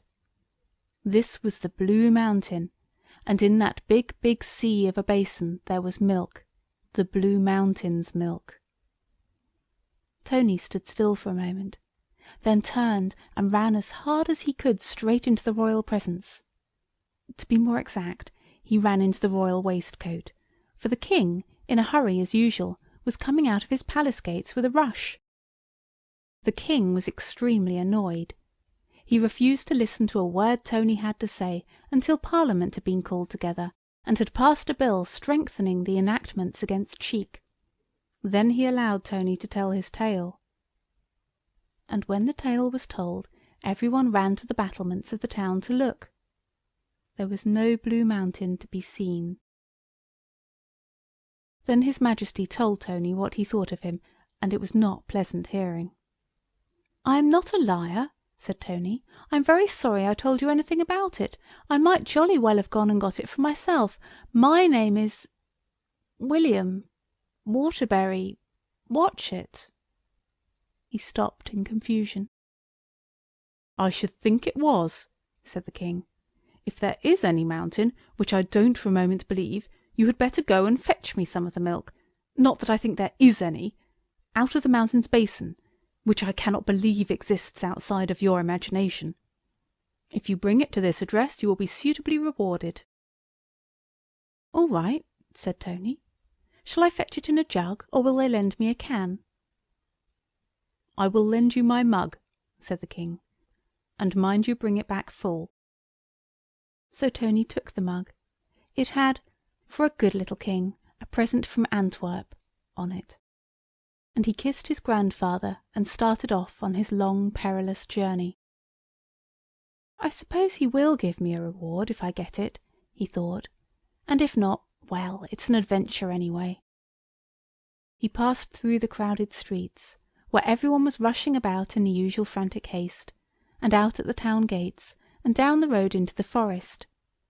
The trunks of the trees towered tall and straight above, and a subdued green light shone all about him. The ground was very broken and uneven, and often Tony had to go a long way round to avoid some great rock or chasm. But he travelled fast, for he was a quick walker, and he did not miss the way once, although, of course, it was a quite strange country to him. There had been evening classes at his school, to teach the boys the art of finding their way in strange places, and Tony had attended all the lectures and taken notice as well as notes. And now he was able to practise what he had learned, and he was glad he had not wasted his time in drawing pictures of the masters, or playing nibs with the boys next to him, and throwing ink pellets at more studious boys. But the journey was longer than he expected, and the mug was rather in his way.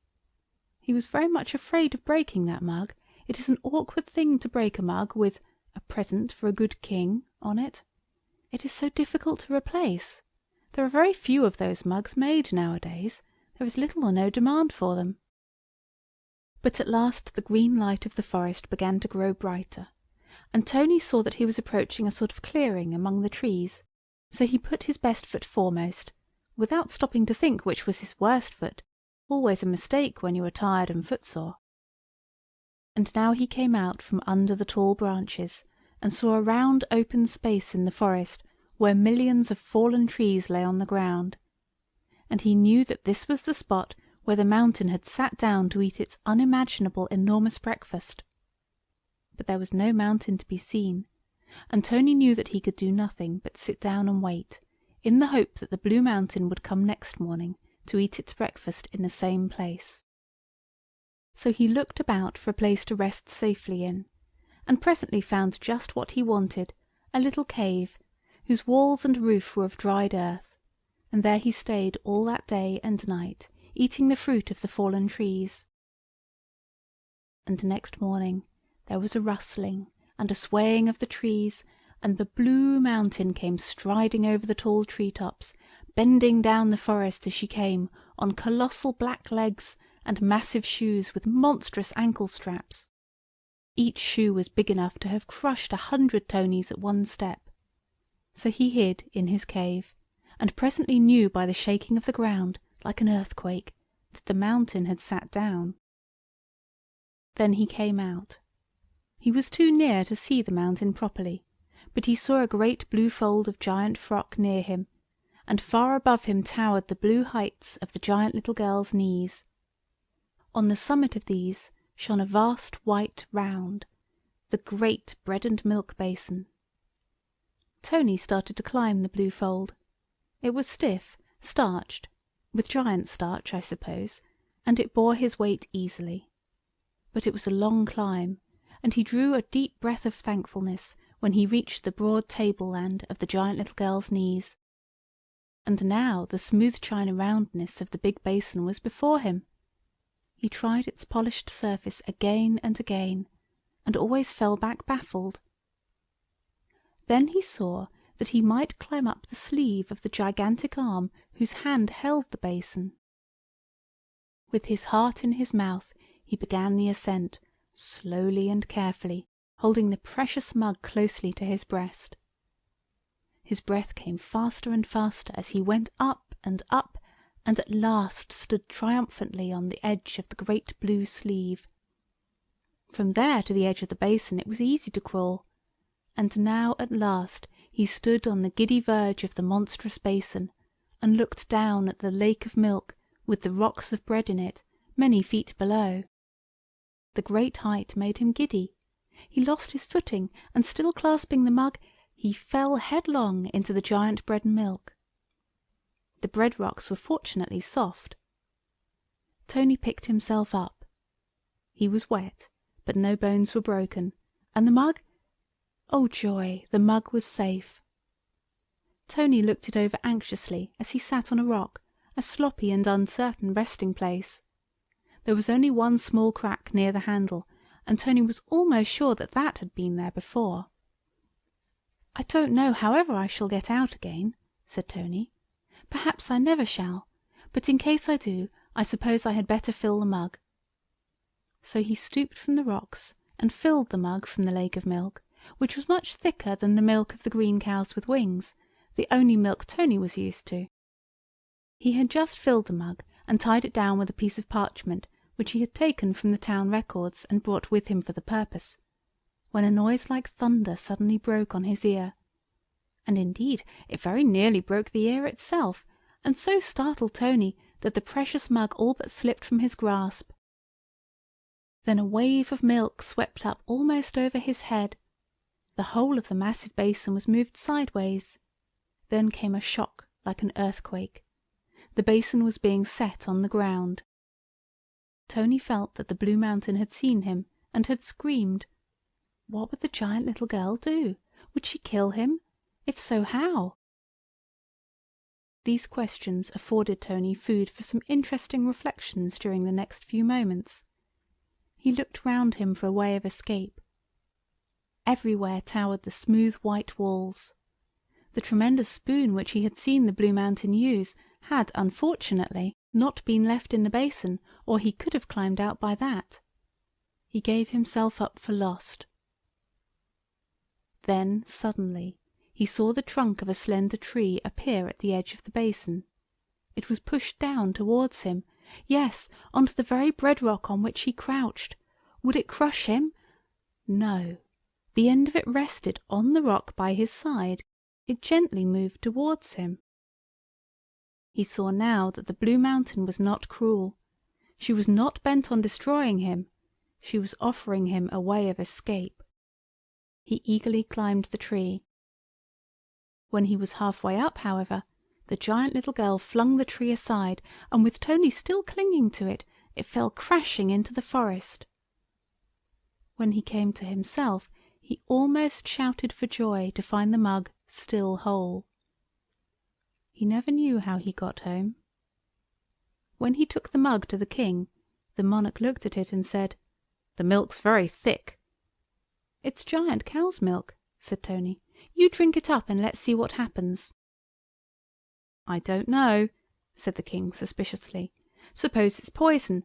I shall have it analysed." "Well, you promised me a reward," said Tony, "and you wouldn't grudge it if you knew what a time I've had of it. I might have been killed, you know." "Reward!" said the king, who had been looking at the mug.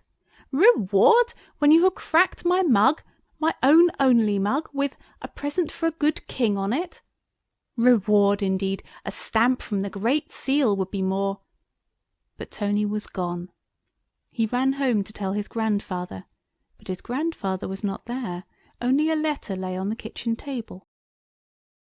"Dear grandson," it said, "the king has found out that my name was entered in the register as Anthony Antrobus, and he refuses to believe that the alteration to Sidney Cecil Ernest Watchett was made at my birth. So I am seeking safety at a distance. I have only one piece of advice to give you. Do so too. Your loving grandfather." This seemed such good advice to Tony, whose name was also in the register, that he was just going to take it, when the door was flung open, and in rushed the king and the army.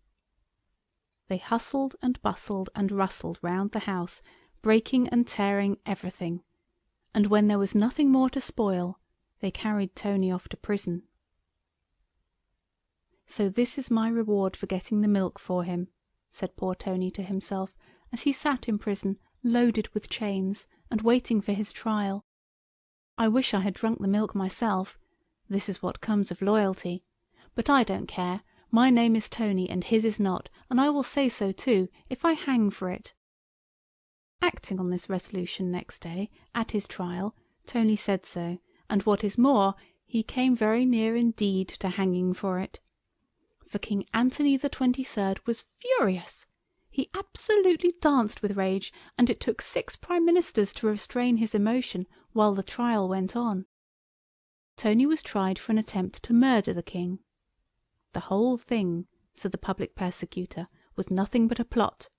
The prophecy of Henry Birkbeck, which nobody had seen till Tony found it, the Blue Mountain, which nobody but Tony had seen at all, the thick milk so mysteriously obtained, all pointed to dark treason and villainy.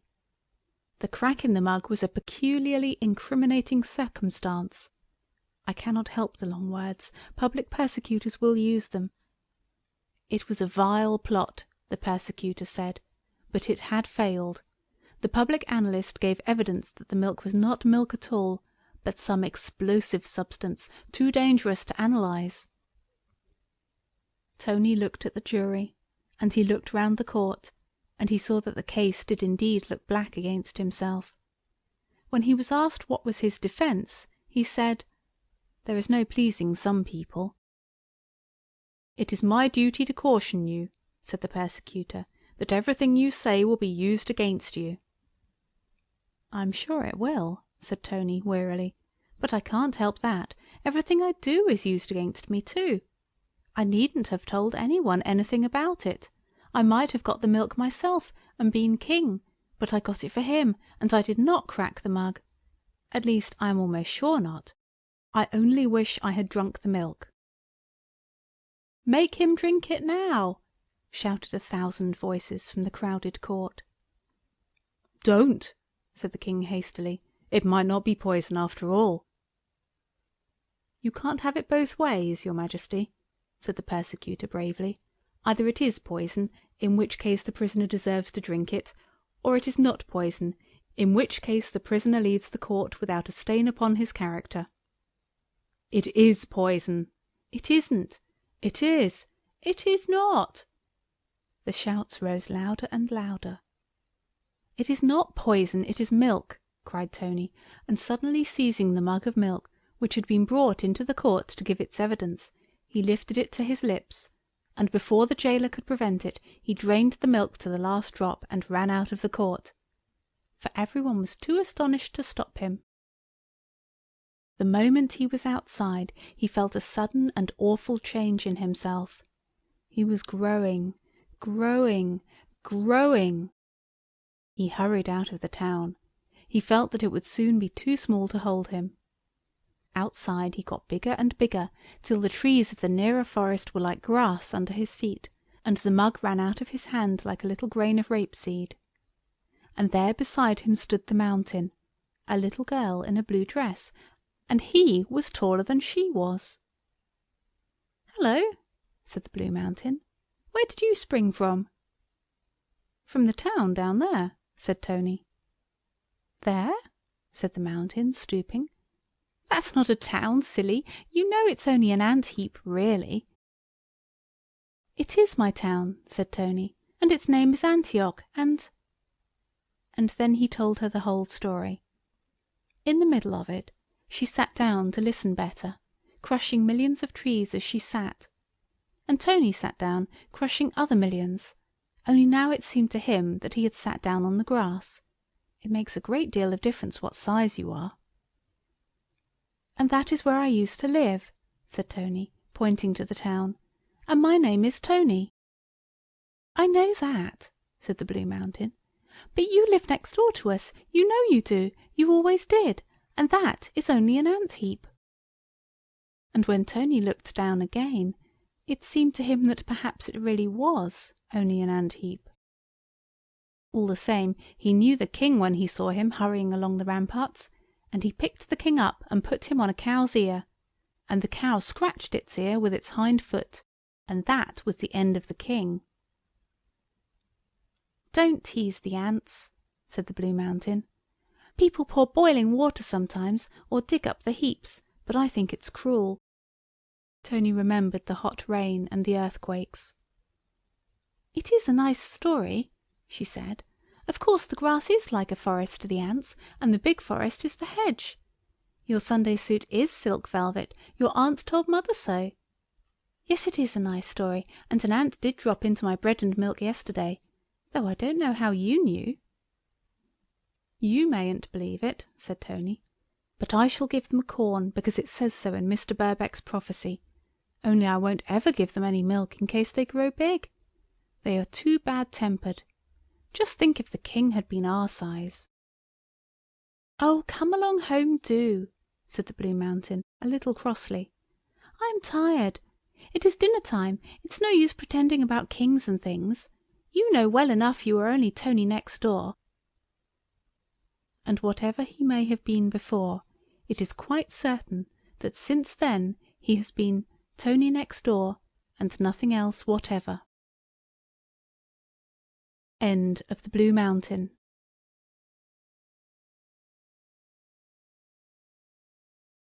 The Prince, 2 Mice, and some Kitchen Maids.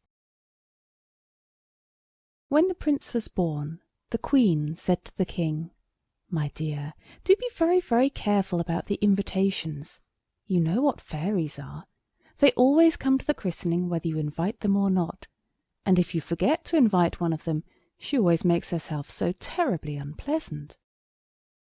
"My love," said the King, "I will invite them all." And he took out his diamond-pointed pen and wrote out the cards on the spot.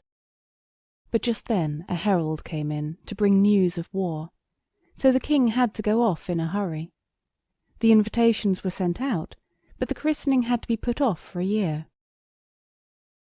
At the end of this time the King had subdued all his enemies, so he was very pleased with himself. The Prince was a year old, and he was also pleased with himself, as all good babies are, and found the little royal fingers and toes a fresh and ever delightful mystery. And the Queen was pleased with herself, as all good mothers should be, so everything went merrily.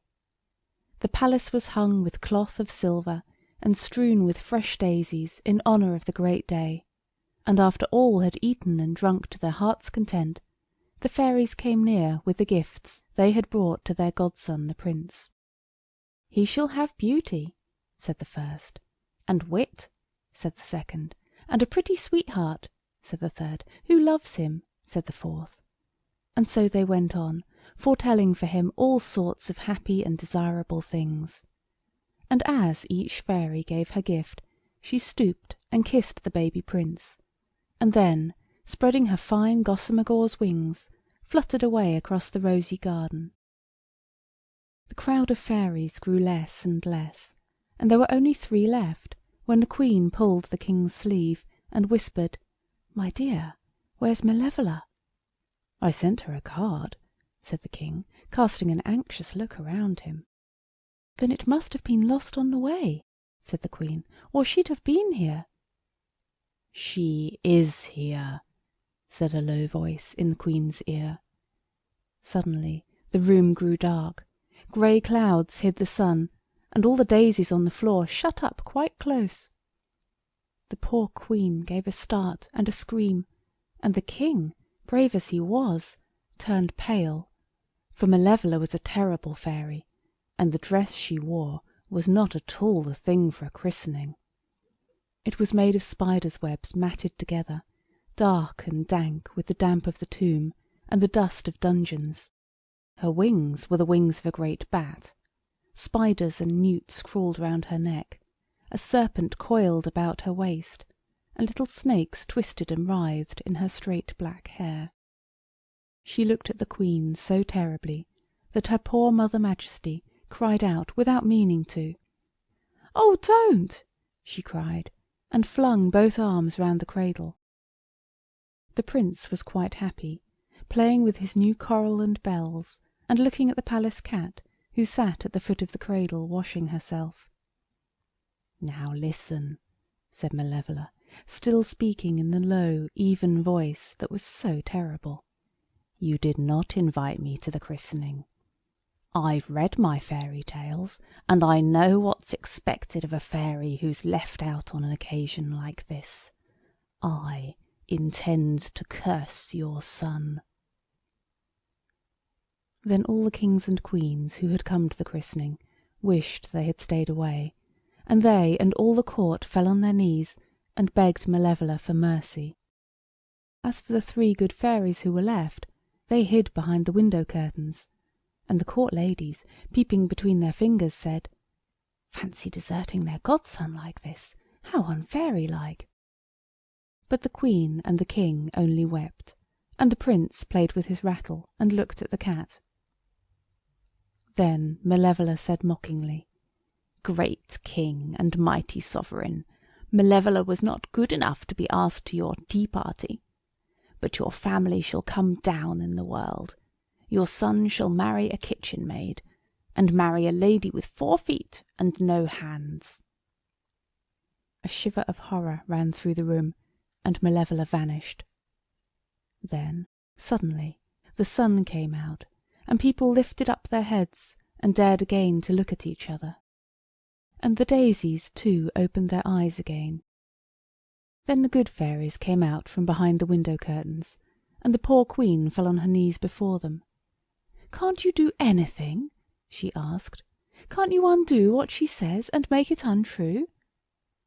"Not even a fairy can make a true thing untrue," said the good fairies sadly. "Malevola's words will come true, but the prince has already many gifts, and our gifts are yet to give, and these you shall choose.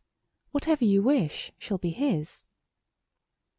Then the king, recovering a little from the terror into which the fairy Malevola had thrown him, and remembering how well he and his royal line had always borne them in battle, said at once, "Let the boy be brave." "He is brave," said one of the good fairies. "He fears nothing." And at this the prince ceased to feel any fear of the palace cat. He put out his hand and pulled her tail so merrily that Pussy turned and clawed the little arm till the blood ran. "Oh dear!" cried his mother. "He is fearless, as you say. I wish he was afraid of cats, poor darling." "He is," said the second fairy. "You have your wish."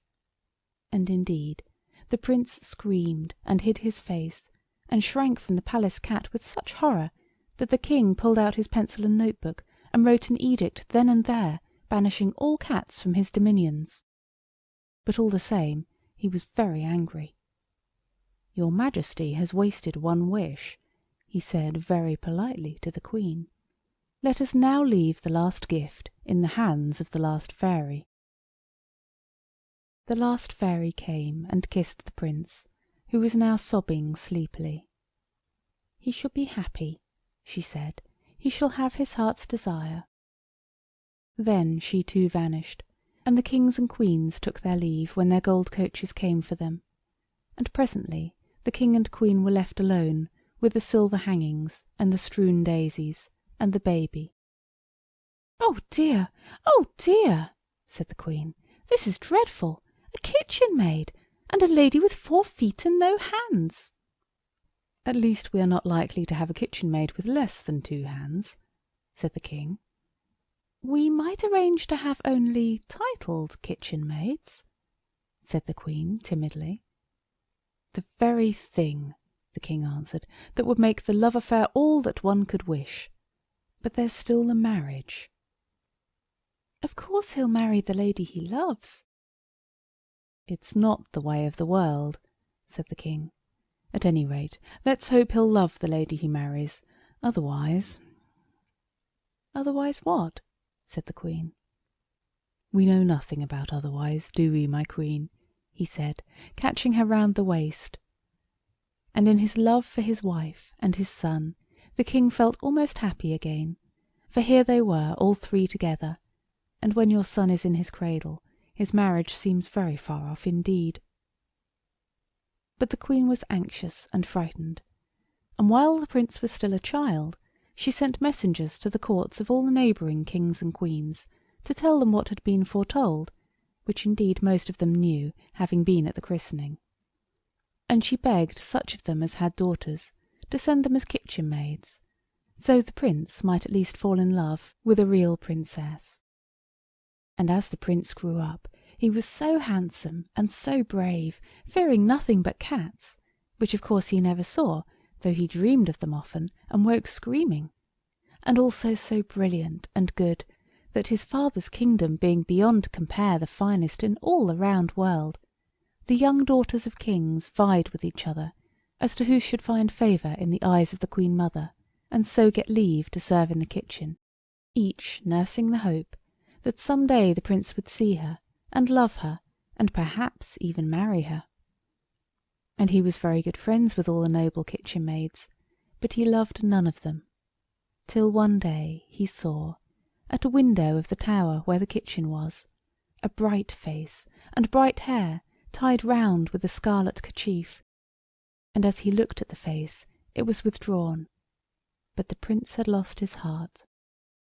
He kept his secret safe in the place where his heart had been, and schemed and plotted to see this fair lady again, for when he went among the royal kitchen maids she was not there with them. And he looked morning, noon, and evening, but he never could see her. So then he said, "I must watch her nights. Perhaps she is kept in prison in the tower above the kitchen, and at night those who watch her may sleep, and so I shall be able to talk to her." So he dressed in dark clothes, and hid in the shadow of the palace courtyard, and watched all one night. And he saw nothing. But in the early morning, when the setting moon and the rising sun were mixing their lights in the sky, he heard a heavy bolt shot back, and the door of the kitchen tower opened slowly. The Prince crouched behind a buttress and watched, and he saw the fair maid with the bright hair under the red kerchief. She swept the doorstep, and she drew water from the well in the middle of the courtyard, and presently he crept to the kitchen window, and saw her light the fire, and wash the dishes, and make all neat and clean within. And the Prince's eyes followed her in all she did, and the more he looked at her, the more he loved her. And at last he heard sounds as of folks stirring above, so he crept away, keeping close to the wall, and so back to his own rooms. And this he did again on the next morning, and on the next. And on the third morning, as he stood looking through the window at the girl with the bright hair and the bright kerchief, the gold chain he wore clinked against the stone of the window-sill. The maid started, and the bowl she held dropped onto the brick floor of the kitchen and broke into 20 pieces, and then and there she sat down on the floor beside it and began to cry bitterly. The Prince ran in and knelt beside her. "Don't cry, dear," he said. "I'll get you another bowl." "It isn't that," she sobbed, "but now they'll send me away." "Who will?" "The noble kitchen maids. They keep me to do the work because, being king's daughters, they don't know how to do anything. But the Queen doesn't know that there is a real kitchen maid here, and now you have found out they will send me away." And she went on crying. "Then you are a real kitchen maid, and not noble at all?" said the Prince. She stopped crying for a minute to say, "No." "Never mind," said the Prince. "You are twice as pretty as all the king's daughters put together, and 20 times as dear." At that she stopped crying for good and all, and looked up at him from the floor where she sat. "Yes, you are," he said, "and I love you with all my heart." And with that he caught her in his arms and kissed her, and the real kitchen maid laid her face against his, and her heart beat wildly, for she knew what the king did not, and what indeed all the folk knew except the Prince, that this had been foretold at his christening. But she knew also that though he loved her, he was not to marry her, since it was his dreadful destiny to marry someone with 4 feet and no hands. "I wish I had no hands and 4 feet," said the real kitchen maid to herself. "I wouldn't mind a bit, since it is me he loves." "What are you saying?" asked the Prince. "I am saying that you must go," said she. "If their kitchen highnesses find you here with me, they'll tear me into little pieces, for they all love you to a highness." "And you?" he whispered. "How much do you love me?" "Oh," she answered, "I love you better than my right hand and my left." And the Prince thought that a very strange answer. He went through that day in a happy dream, but he did not tell his dream to anyone, lest some harm should come to the real kitchen maid. For he meant to marry her, and he had a feeling that his parents would not approve of the match. Now that night, when the whole palace was asleep, the real kitchen maid got up, and crept out past the sleepy sentinel, and went home to her father the farmer, and got one of his great white cart horses, and rode away through the woods to the cavern where the great white rat sits sleeplessly guarding the magic cat's eye. And every one wondered why he guarded it so carefully, for it seemed to have no great value. But the great white rat watched it constantly, without ever closing one of those round bright rat eyes of his, and when folk sought to lay hands on it, he said, "Be careful, it has the power to change you into a mouse." On which folk dropped it hastily, and went on their ways, leaving him still on guard. To him now went the little kitchen maid, and asked for help, for he was thousands of years old, and had more wisdom between his nose and ears than all the books in all the world. She told him all that had happened. "Now what shall I do?" she said. And the great white rat, never shifting his eyes from the magic cat's eye, answered, "Keep your own counsel and be contented. The prince loves you." "But," said the Real Kitchen Maid, "he is not to marry me, but a horrible creature with 4 feet and no hands." "Keep your secret and be content," the great white rat repeated, "and if ever you see him in danger from a lady with 4 feet and no hands, come straight to me." So the Real Kitchen Maid went back to the palace, and set to work to clean pots and pans, for now it was bright dewy daylight, and the night had gone, and before the rest were awake again, her prince came to her, and vowed he loved her more than life. So she kept her secret, and was content.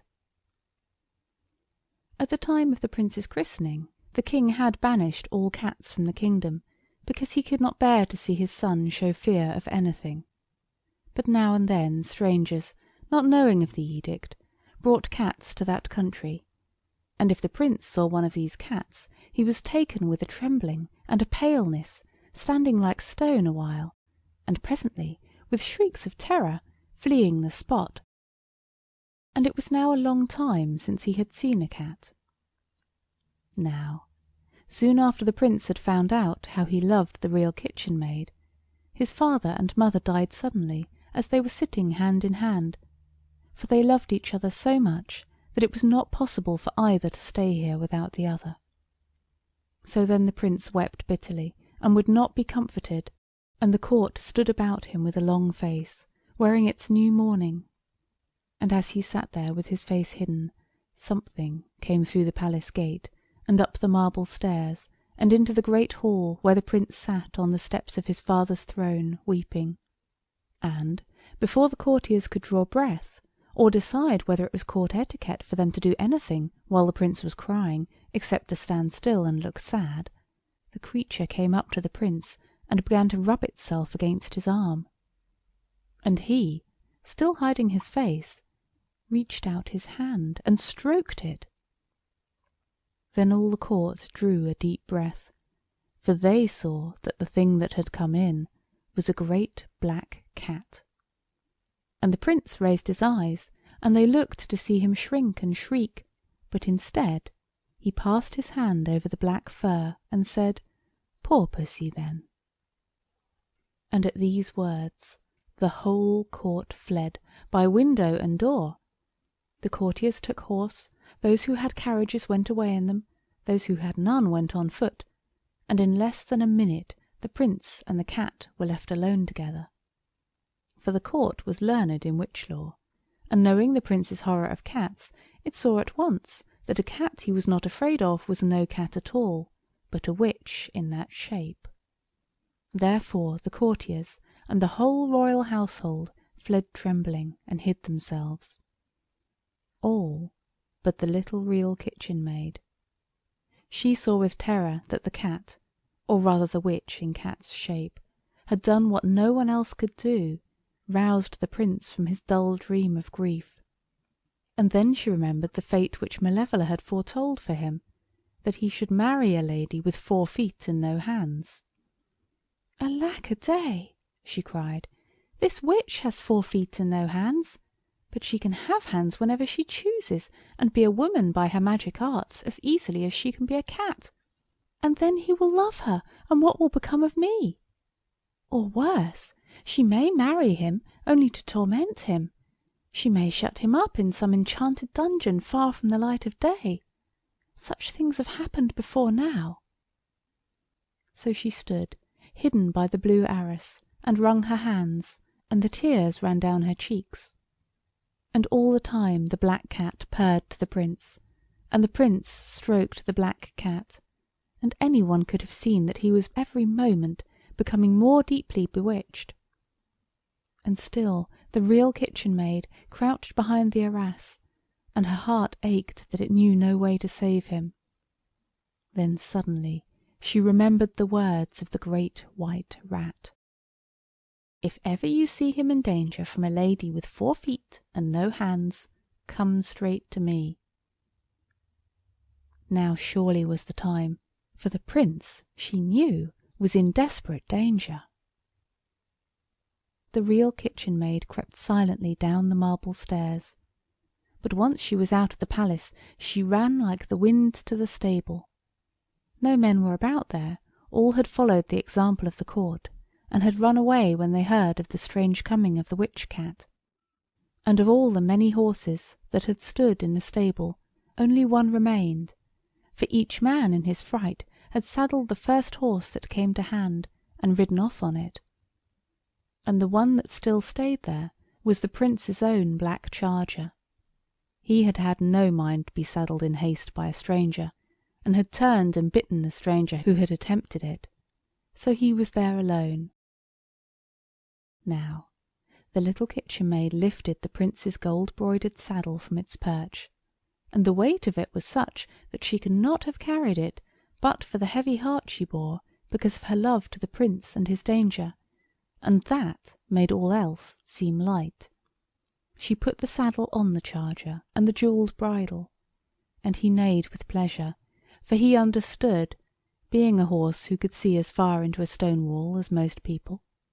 And when he was saddled, he knelt for her to mount, and then up and away like the wind, and she had no need to guide him with the reins, for he found the way and kept it. He galloped steadily on, and the sun went down, and the night grew dark, and he went on, and on, and on without stumble or pause, till at moonrise he halted before the house of the Great White Rat. Then, as the Real Kitchen Maid sprang down, the Great White Rat came out from his house and spoke. "You've come for it, then?" "For what?" "The magic cat's eye. I've guarded it some thousands of years. I knew there would be a use for it at last. He may be saved yet, if some one should love him well enough to die for him." "I do that," said the little kitchen maid, and took the cat's eye in her hands. "Swallow it," said the White Rat, "and you'll turn into a mouse." The little maid swallowed it at once, and behold, she was a little mouse. "What am I to do?" she asked. "I can't tell you," said the Great White Rat, "but Love will tell you." So the little kitchen maid, in the form of the mouse, ran up one of the horse's legs, and held tight onto the saddle with all her little claws. And as the great horse galloped back towards the palace in the moonlight, she thought and thought, and at last she said to herself, "The witch is in cat's shape, and she must have cat nature, so she will run after a mouse. She will run after me, and if I can lead her to a running stream, she will leap across it, and then she will have to take her own shape. That must be what the Great White Rat meant me to do. And if the cat catches me, well, at least if I can't save my prince, I can die for him." And the thought warmed her heart as the great horse thundered on through the dawn light. When at last, creeping softly on little noiseless feet, the mouse kitchen maid re-entered the great hall, she saw that she was only just in time. For the black cat was purring and looking back at the Prince as she walked, waving her black tail towards the further door of the hall, and the Prince, more bewitched than ever, was slowly following her.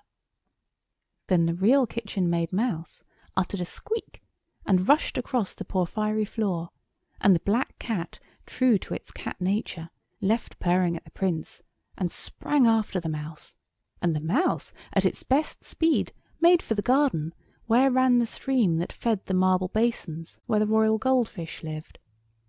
The prince understood nothing, save that the enchanting black furry creature was leaving him, and in an instant he was alone. He followed to the door, and saw the cat springing along the passage down the stairs. He followed fast, then along another passage that passed the foot of the back stairs, and he saw that the back stairs were like a waterfall. Water was running down in a torrent, and meandering away down the brick passage, and out into the faint new sunshine. When the mouse saw this stream, she thought, "I'm saved." She never thought of wondering how a stream came to be running down the back stairs of the palace. When she came to think of it afterwards, she always believed that the great white rat had managed it somehow. She never knew that it was really a great flood from the royal bathroom, where the royal housemaid, in her eagerness to run away from the witch, had left all the royal bath taps full on. The mouse bounded across the stream. The cat saw the danger, but she could not stop herself. She too crossed the stream, and as she crossed it she turned into the wicked fairy Malevola, cobwebs and snakes and newts and batwings and all. The prince put his hand to his head like one awakening from sleep, and the horrible fairy vanished suddenly and for ever. Then the mouse ran trembling to the prince, and in its thin little mouse's voice told him all. "My love and my lady," he said, holding the mouse against his cheek, "I will marry you now. That will carry out the wicked fairy's prophecy. Then we will go back to the great white rat, and you shall be changed into a princess." So the prince rang the church bells, till all the people came out of their holes where they had been hiding, to see the strange spectacle of a prince married to a mouse. And directly they were married, they set off on the black charger, and when they reached the great white rat, they told their tale. "And now," said the prince joyously, "if you will change her into a lady again, we will go home at once, and begin living happily ever after." The great white rat looked at them gravely. "It's impossible," he said. "I am sorry, but the effects of the magic cat's eye are permanent. Once a mouse, always a mouse, if you get moused by the magic cat's eye." The prince and the mouse looked sadly at each other. This was the last thing they had expected. The great white rat looked at them earnestly. Then he said, "If it would be of any use to you, I've got another magic cat's eye." He held it out. The prince took it gladly. Kingdom and the life of a king were nothing to him compared with the love and happiness of a real kitchen maid disguised as a mouse. He put the stone to his lips. "You know what'll happen if you do," said the great white rat. "I shall change into a mouse and live happy ever after," said the prince gaily. "Perhaps," said the great white rat. "Nothing is impossible if people love each other enough." "You mustn't," cried the mouse, trying to get between his lips and the cat's eye. "My dear little real kitchen maid," said the prince tenderly, "you have saved my life, and you are my life. I would rather be a mouse with you than a king without you." And with that he swallowed the cat's eye, and two small mice stood side by side before the great white rat. Very kindly he looked at them. Then he pulled a hair from his left whisker, and laid it across their little brown backs. And on the instant there stood up a prince and a princess, and at their feet lay the little empty mouse skins. "It's lucky for you," said the great white rat, "that you chose to swallow the cat's eye, because people who have been moused by that means can never be unmoused, except in pairs. Nothing is impossible if people only love each other enough." So the prince and his bride returned to the palace, and lived happy ever after. They were as happy as if they had been mice, which, in a country where there are no cats, is saying a good deal. Of course, the prince is still afraid of cats. But the curious thing is that now his wife is afraid of them too. Perhaps she learnt that lesson when she was a mouse for his sake. He, when he was a mouse for hers, learned this lesson, which is also the moral of this story. Nothing is impossible if people only love each other enough.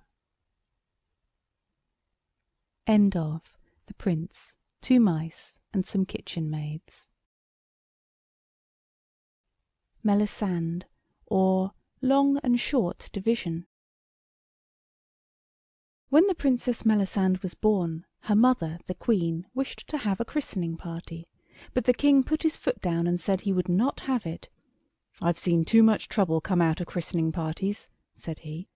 "However carefully you keep your visiting book, some fairy or other is sure to get left out, and you know what that leads to. Why, even in my own family the most shocking things have occurred. The fairy Malevola was not asked to my great-grandmother's christening, and you know all about the spindle and the 100 years' sleep." "Perhaps you're right," said the Queen. "My own cousin by marriage forgot some stuffy old fairy or other when she was sending out the cards for her daughter's christening, and the old wretch turned up at the last moment, and the girl drops toads out of her mouth to this day." "Just so. And then there was that business of the mouse and the kitchen maids," said the King. "We'll have no nonsense about it. I'll be her godfather, and you shall be her godmother, and we won't ask a single fairy. Then none of them can be offended." "Unless they all are," said the Queen. And that was exactly what happened. When the King and the Queen and the baby got back from the christening, the parlour-maid met them at the door, and said, "Please, your Majesty, several ladies have called. I told them you were not at home, but they all said they'd wait." "Are they in the parlour?" asked the Queen. "I've shown them into the throne-room, your Majesty," said the parlour-maid. "You see, there are several of them." There were about 700. The great throne-room was crammed with fairies, of all ages, and of all degrees of beauty and ugliness, good fairies and bad fairies, flower fairies and moon fairies, fairies like spiders and fairies like butterflies. And as the Queen opened the door and began to say how sorry she was to have kept them waiting, they all cried with one voice, "Why didn't you ask me to your christening party?" "I haven't had a party," said the Queen, and she turned to the King and whispered, "I told you so." This was her only consolation. "You've had a christening," said the fairies all together.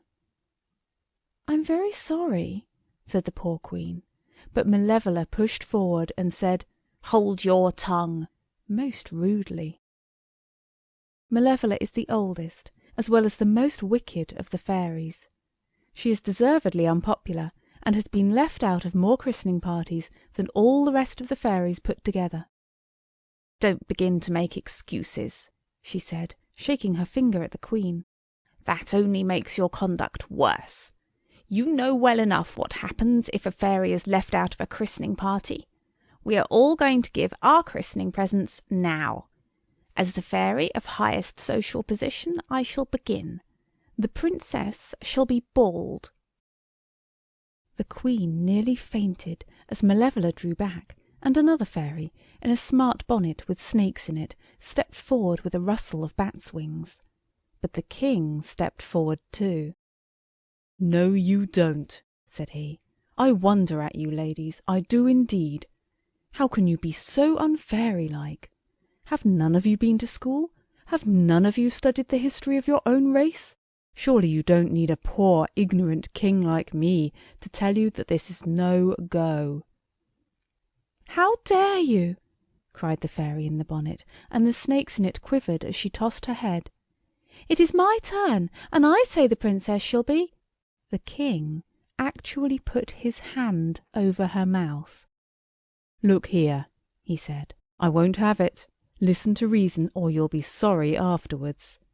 A fairy who breaks the traditions of fairy history goes out, you know she does, like the flame of a candle. And all tradition shows that only one bad fairy is ever forgotten at a christening party, and the good ones are always invited. So either this is not a christening party, or else you were all invited except one, and by her own showing that was Malevola. It nearly always is. Do I make myself clear? Several of the better class fairies, who had been led away by Malevola's influence, murmured that there was something in what His Majesty said. "Try it, if you don't believe me," said the king. "Give your nasty gifts to my innocent child, but sure as you do, out you go, like a candle flame. Now then, will you risk it?" No one answered, and presently several fairies came up to the Queen and said what a pleasant party it had been, but they really must be going.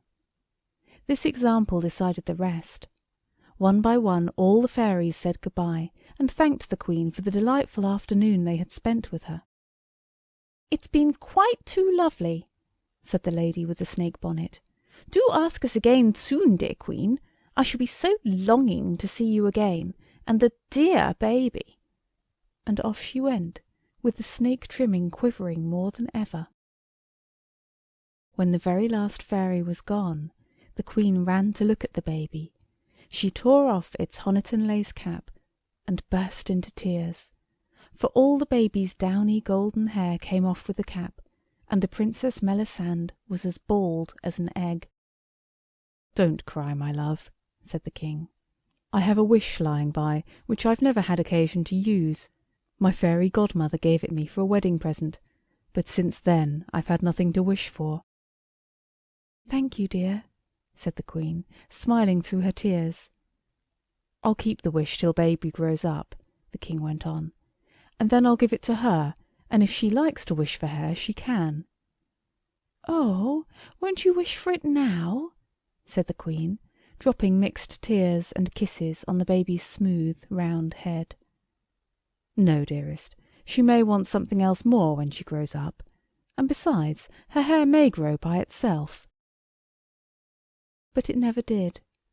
Princess Melisande grew up as beautiful as the sun and as good as gold, but never a hair grew on that little head of hers.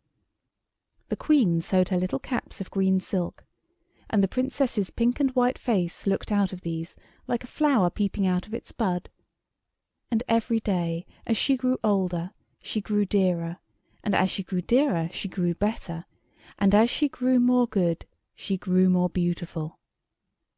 Now, when she was grown up, the Queen said to the King, "My love, our dear daughter is old enough to know what she wants. Let her have the wish." So the King wrote to his fairy godmother and sent the letter by a butterfly. He asked if he might hand on to his daughter the wish the fairy had given him for a wedding present. "I have never had occasion to use it," said he, "though it has always made me happy to remember that I had such a thing in the house. The wish is as good as new, and my daughter is now of an age to appreciate so valuable a present." To which the fairy replied, by return of butterfly, "Dear King, pray do whatever you like with my poor little present. I had quite forgotten it, but I am pleased to think that you have treasured my humble keepsake all these years. Your affectionate godmother, Fortuna F." So the King unlocked his gold safe with the 7 diamond-handled keys that hung at his girdle, and took out the wish, and gave it to his daughter. And Melisande said, "Father, I will wish that all your subjects should be quite happy." But they were that already, because the King and Queen were so good, so the wish did not go off. So then she said, "Then I wish them all to be good." But they were that already, because they were happy, so again the wish hung fire. Then the Queen said, "Dearest, for my sake, wish what I tell you." "Why, of course I will," said Melisande. The Queen whispered in her ear, and Melisande nodded. Then she said aloud, "I wish I had golden hair 1 yard long, and that it would grow an inch every day, and grow twice as fast every time it was cut, and—" "Stop!" cried the king. And the wish went off, and the next moment the princess stood smiling at him through a shower of golden hair. "Oh, how lovely!" said the queen. "What a pity you interrupted her, dear. She hadn't finished." "What was the end?" asked the king. "Oh," said Melisande, "I was only going to say, and twice as thick." "It's a very good thing you didn't," said the king. "You've done about enough." For he had a mathematical mind, and could do the sums about the grains of wheat on the chessboard, and the nails in the horse's shoes, in his royal head, without any trouble at all. "Why, what's the matter?" asked the queen. "You'll know soon enough," said the king. "Come, let's be happy while we may. Give me a kiss, little Melisande, and then go to nurse and ask her to teach you how to comb your hair." "I know," said Melisande. "I've often combed mother's." "Your mother has beautiful hair," said the king, "but I fancy you will find your own less easy to manage." And indeed it was so. The princess's hair began by being a yard long, and it grew an inch every night. If you know anything at all about the simplest sums, you will see that in about 5 weeks her hair was about 2 yards long. This is a very inconvenient length. It trails on the floor and sweeps up all the dust, and though in palaces, of course, it is all gold dust, still it is not nice to have it in your hair. And the princess's hair was growing an inch every night. When it was 3 yards long, the princess could not bear it any longer. It was so heavy and so hot. So she borrowed nurse's cutting out scissors and cut it all off, and then for a few hours she was comfortable. But the hair went on growing, and now it grew twice as fast as before, so that in 36 days it was as long as ever. The poor princess cried with tiredness. When she couldn't bear it any more, she cut her hair, and was comfortable for a very little time. For the hair now grew 4 times as fast as at first, and in 18 days it was as long as before, and she had to have it cut. Then it grew 8 inches a day, and the next time it was cut it grew 16 inches a day, and then 32 inches, and 64 inches, and 128 inches a day. And so on, growing twice as fast after each cutting, till the princess would go to bed at night with her hair clipped short, and wake up in the morning with yards and yards and yards of golden hair flowing all about the room, so that she could not move without pulling her own hair, and nurse had to come and cut the hair off before she could get out of bed. "I wish I was bald again," sighed poor Melisande, looking at the little green caps she used to wear, and she cried herself to sleep o' nights between the golden billows of the golden hair. But she never let her mother see her cry, because it was the queen's fault, and Melisande did not want to seem to reproach her. When first the princess's hair grew, her mother sent locks of it to all her royal relations, who had them set in rings and brooches. Later the queen was able to send enough for bracelets and girdles. But presently so much hair was cut off that they had to burn it. Then when autumn came, all the crops failed. It seemed as though all the gold of the harvest had gone into the princess's hair, and there was a famine. Then Melisande said, "It does seem a pity to waste all my hair. It does grow so very fast. Couldn't we stuff things with it or something, and sell them to feed the people?" So the king called a council of merchants, and they sent out samples of the princess's hair, and soon orders came pouring in, and the princess's hair became the staple export of that country. They stuffed pillows with it, and they stuffed beds with it. They made ropes of it for sailors to use, and curtains for hanging in kings' palaces. They made haircloth of it for hermits and other people who wished to be uncomfy. But it was so soft and silky that it only made them happy and warm, which they did not wish to be. So the hermits gave up wearing it, and instead mothers bought it for their little babies, and all well-born infants wore little shirts of princess haircloth. And still the hair grew and grew, and the people were fed, and the famine came to an end. Then the king said, "It was all very well while the famine lasted, but now I shall write to my fairy godmother, and see if something cannot be done." So he wrote, and sent the letter by a skylark, and by return of bird came this answer: "Why not advertise for a competent prince? Offer the usual reward." So the king sent out his heralds all over the world to proclaim that any respectable prince with proper references should marry the Princess Melisande if he could stop her hair growing. Then from far and near came trains of princes anxious to try their luck, and they brought all sorts of nasty things with them in bottles and round wooden boxes. The princess tried all the remedies, but she did not like any of them, and she did not like any of the princes, so in her heart she was rather glad that none of the nasty things in bottles and boxes made the least difference to her hair. The princess had to sleep in the great throne room now, because no other room was big enough to hold her and her hair. When she woke in the morning, the long high room would be quite full of her golden hair, packed tight and thick like wool in a barn, and every night, when she had had the hair cut close to her head, she would sit in her green silk gown by the window and cry, and kiss the little green caps she used to wear, and wish herself bald again. It was as she sat crying there on Midsummer Eve that she first saw Prince Florizel. He had come to the palace that evening, but he would not appear in her presence with the dust of travel on him, and she had retired with her hair borne by 20 pages before he had bathed and changed his garments and entered the reception room. Now he was walking in the garden in the moonlight, and he looked up and she looked down, and for the first time Melisande, looking on a prince, wished that he might have the power to stop her hair from growing. As for the prince, he wished many things, and the first was granted him, for he said, "You are Melisande? And you are Florizel? There are many roses round your window," said he to her, "and none down here." She threw him one of 3 white roses she held in her hand. Then he said, "White rose trees are strong. May I climb up to you?" "Surely," said the princess. So he climbed up to the window. "Now," said he, "if I can do what your father asks, will you marry me?" "My father has promised that I shall," said Melisande, playing with the white roses in her hand. "Dear princess," said he, "your father's promise is nothing to me. I want yours. Will you give it to me?"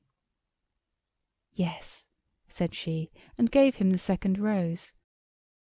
"I want your hand." "Yes," she said, "and your heart with it." "Yes," said the princess, and she gave him the third rose. "And a kiss to seal the promise."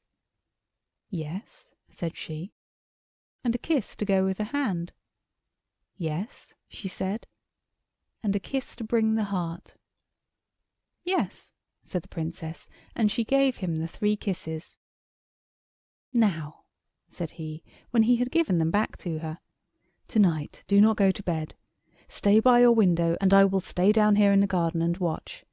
And when your hair has grown to the filling of the room, call to me, and then do as I tell you." "I will," said the princess. So at dewy sunrise the prince, lying on the turf beside the sundial, heard her voice. "Florizel, Florizel, my hair has grown so long that it is pushing me out of the window."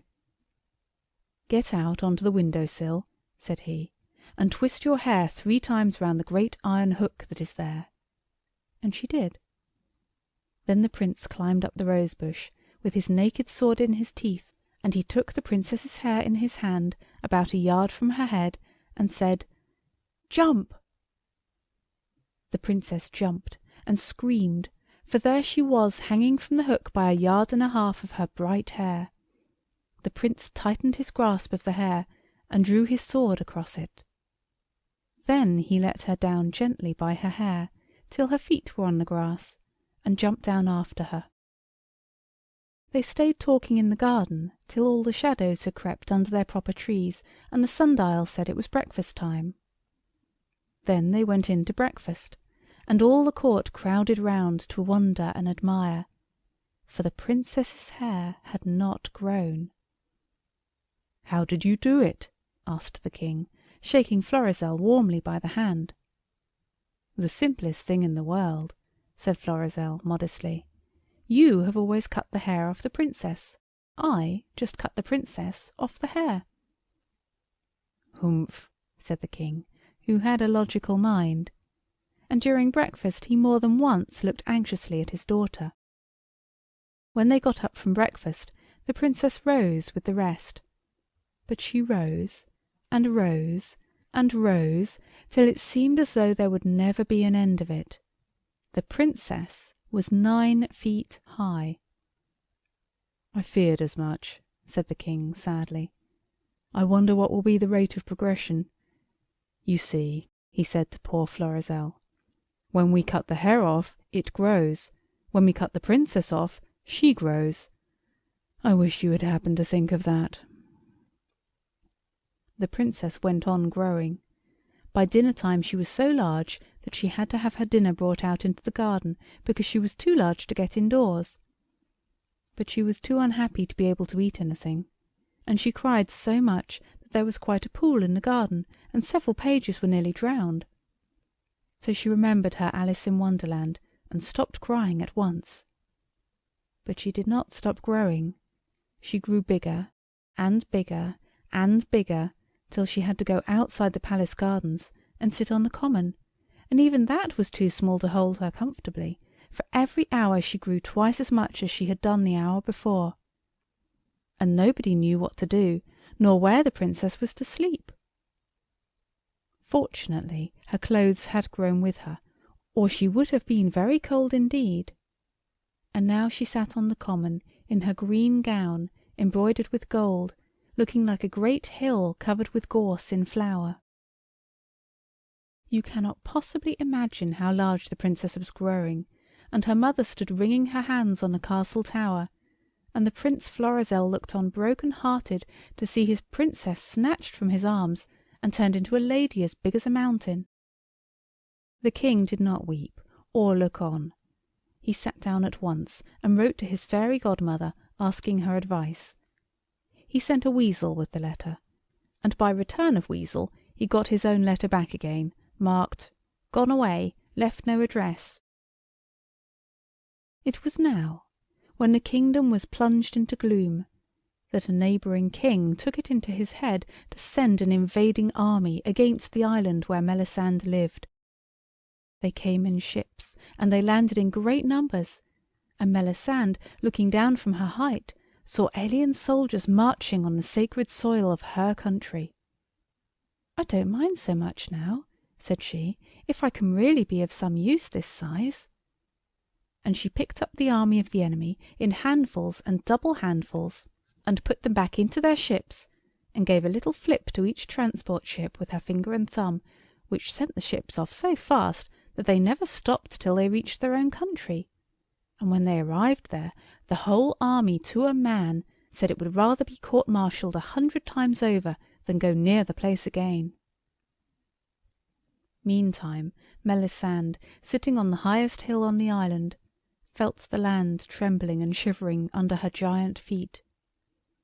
"I do believe I'm getting too heavy," she said, and jumped off the island into the sea, which was just up to her ankles. Just then a great fleet of warships and gunboats and torpedo boats came in sight, on their way to attack the island.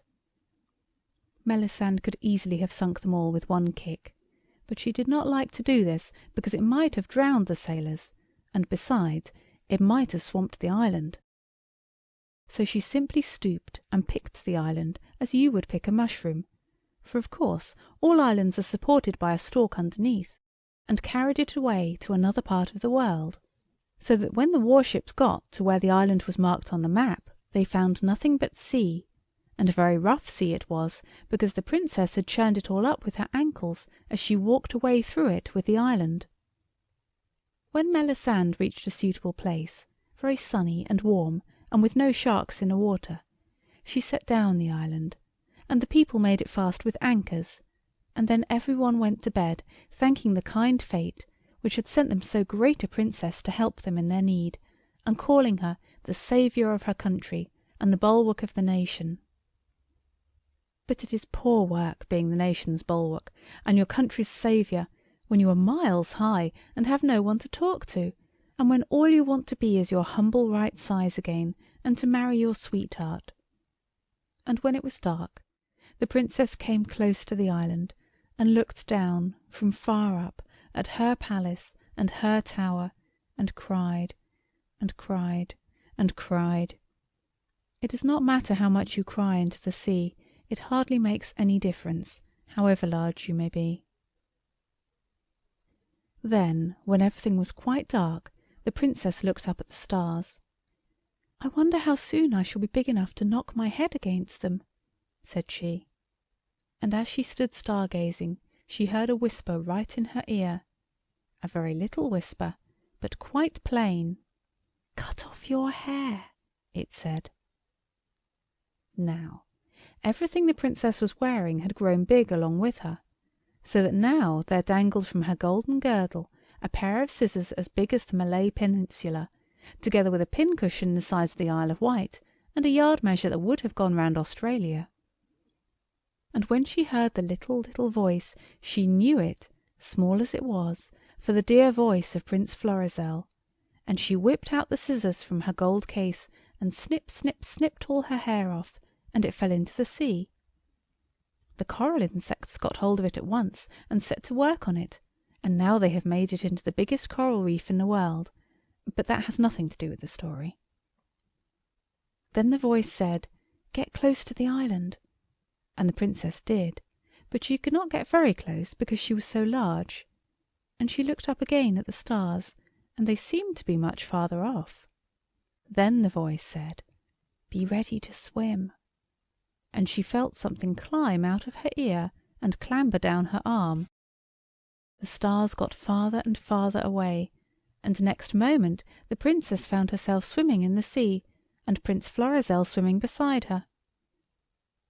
"I crept onto your hand when you were carrying the island," he explained, when their feet touched the sand, and they walked in through the shallow water. "And I got into your ear with an ear trumpet. You never noticed me because you were so great then." "Oh, my dear Prince," cried Melisande, falling into his arms, "you have saved me. I am my proper size again." So they went home and told the King and Queen. Both were very, very happy, but the King rubbed his chin with his hand and said, "You've certainly had some fun for your money, young man, but don't you see we're just where we were before? Why, the child's hair is growing already." And indeed it was. Then once more the King sent a letter to his godmother. He sent it by a flying fish, and by return of fish came the answer. "Just back from my holidays. Sorry for your troubles. Why not try scales?" And on this message the whole court pondered for weeks. But the Prince caused a pair of gold scales to be made, and hung them up in the palace gardens under a big oak tree. And one morning he said to the Princess, "My darling Melisande, I really must speak seriously to you.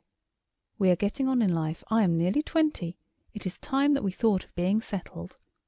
Will you trust me entirely, and get into one of those gold scales?" So he took her down into the garden, and helped her into the scale, and she curled up in it in her green and gold gown, like a little grass mound with buttercups on it. "And what is going into the other scale?" asked Melisande. "Your hair," said Florizel. "You see, when your hair is cut off you, it grows, and when you are cut off your hair, you grow. Oh, my heart's delight, I can never forget how you grew, never. But if, when your hair is no more than you, and you are no more than your hair, I snip the scissors between you and it, then neither you nor your hair can possibly decide which ought to go on growing." "Suppose both did?" said the poor Princess humbly. "Impossible," said the Prince, with a shudder. "There are limits even to Malevola's malevolence. And besides, Fortuna said scales. Will you try it?" "I will do whatever you wish," said the poor Princess. "But let me kiss my father and mother once, and nurse, and you too, my dear, in case I grow large again, and can kiss nobody any more." So they came one by one and kissed the Princess. Then the nurse cut off the Princess's hair, and at once it began to grow at a frightful rate. The King and Queen and nurse busily packed it, as it grew, into the other scale, and gradually the scale went down a little.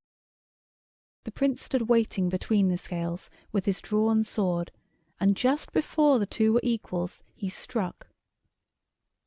But during the time his sword took to flash through the air, the Princess's hair grew a yard or two, so that at the instant when he struck the balance was true.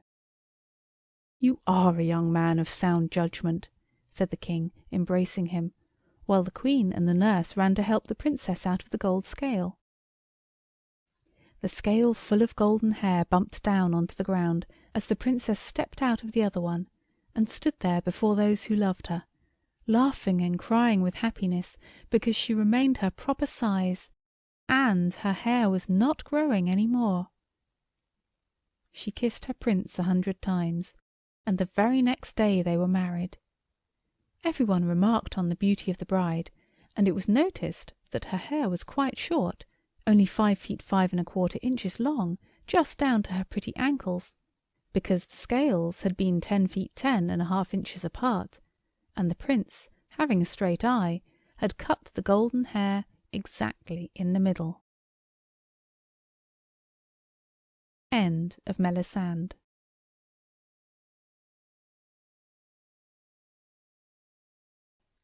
Fortunatus Rex and Co. There was once a lady who found herself in middle life with but a slight income.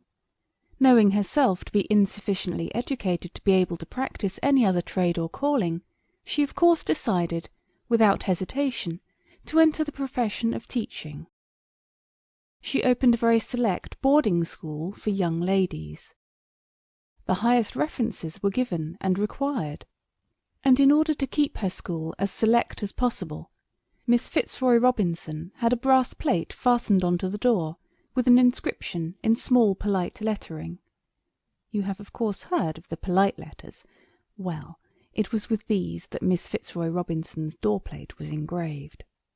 Select boarding establishment for the daughters of respectable monarchs. A great many kings, who were not at all respectable, would have given their royal ears to be allowed to send their daughters to this school, but Miss Fitzroy Robinson was very firm about references, and the consequence was that all the really high-class kings were only too pleased to be permitted to pay £10,000 a year for their daughters' education. And so Miss Fitzroy Robinson was able to lay aside a few pounds as a provision for her old age, and all the money she saved was invested in land. Only one monarch refused to send his daughter to Miss Fitzroy Robinson, on the ground that so cheap a school could not be a really select one, and it was found out afterwards that his references were not at all satisfactory. There were only 6 boarders, and of course the best masters were engaged to teach the royal pupils everything which their parents wished them to learn, and as the girls were never asked to do lessons except when they felt quite inclined, they all said it was the nicest school in the world, and cried at the very thought of being taken away. Thus it happened that the 6 pupils were quite grown up, and were just becoming parlour boarders, when events began to occur. Princess Daisy, the daughter of King Fortunatus, the ruling sovereign, was the only little girl at the school. Now, it was when she had been at school about a year that a ring came at the front door bell, and the maidservant came to the schoolroom with a visiting card held in the corner of her apron, for her hands were wet because it was washing day. "A gentleman to see you, miss," she said, and Miss Fitzroy Robinson was quite fluttered, because she thought it might be a respectable monarch, with a daughter who wanted teaching. But when she looked at the card, she left off fluttering, and said, "Dear me," under her breath, because she was very genteel. If she had been vulgar like some of us, she would have said, "Bother!" And if she had been more vulgar than I hope any of us are, she might have said, "Drat the man!" The card was large and shiny and had gold letters on it. Miss Fitzroy Robinson read, "Chevalier de l'Oro de Lara, Professor of Magic, white, and the Black Art. Pupils instructed at their own residences. No extras. Special terms for schools. Evening parties attended." Miss Fitzroy Robinson laid down her book. She never taught without a book. Smoothed her yellow cap and her grey curls, and went into the front parlour to see her visitor. He bowed low at sight of her. He was very tall and hungry looking, with black eyes and an indescribable mouth. "It is indeed a pleasure," said he, smiling so as to show every one of his 32 teeth, a very polite but very difficult thing to do. "It is indeed a pleasure to meet once more my old pupil." "The pleasure is mutual, I am sure," said Miss Fitzroy Robinson. If it is sometimes impossible to be polite and truthful at the same moment, that is not my fault, nor Miss Fitzroy Robinson's. "I have been travelling about," said the Professor, still smiling immeasurably, "increasing my stock of wisdom. Ah, dear lady, we live and learn, do we not? And now I am really a far more competent teacher than when I had the honour of instructing you. May I hope for an engagement as professor in your academy?" "I have not yet been able to arrange for a regular course of magic," said the schoolmistress. "It is a subject in which parents, especially royal ones, take but too little interest." "It was your favourite study," said the Professor. "Yes, but well, no doubt some day." "But I want an engagement now," said he, looking hungrier than ever. £1,000 for 13 lessons. To you, dear lady." "It's quite impossible," said she, and she spoke firmly, for she knew from history how dangerous it is for a magician to be allowed anywhere near a princess. Some harm almost always comes of it. "Oh, very well," said the Professor. "You see, my pupils are all princesses," she went on. "They don't require the use of magic. They can get all they want without it." "Then it's no," said he. "It's no, thank you kindly," said she. Then, before she could stop him, he sprang past her out of the door, and she heard his boots on the oilcloth of the passage. She flew after him just in time to have the schoolroom door slammed and locked in her face. "Well, I never!" said Miss Fitzroy Robinson. She hastened to the top of the house, and hurried down the schoolroom chimney, which had been made with steps in case of fire or other emergency. She stepped out of the grate onto the schoolroom hearthrug, just 1 second too late. The 7 princesses were all gone, and the Professor of Magic stood alone among the ink-stained desks, smiling the largest smile Miss Fitzroy Robinson had seen yet. "Oh, you naughty, bad, wicked man, you!" said she, shaking the school ruler at him. The next day was Saturday, and the king of the country called, as usual, to take his daughter Daisy out to spend her half-holiday. The servant who opened the door had a coarse apron on and cinders in her hair, and the king thought it was sackcloth and ashes, and said so a little anxiously. But the girl said, "No, I've only been a-doing of the kitchen range, though, for the matter of that, but you'd best see Mrs. herself."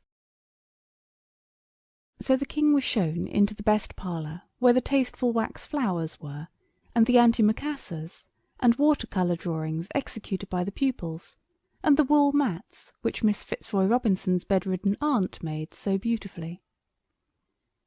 A delightful parlour, full of the traces of the refining touch of a woman's hand. Miss Fitzroy Robinson came in slowly and sadly. Her gown was neatly made of sackcloth, with an ingenious trimming of small cinders sewn on gold braid, and some larger-sized cinders dangled by silken threads from the edge of her lace cap. The King saw at once that she was annoyed about something.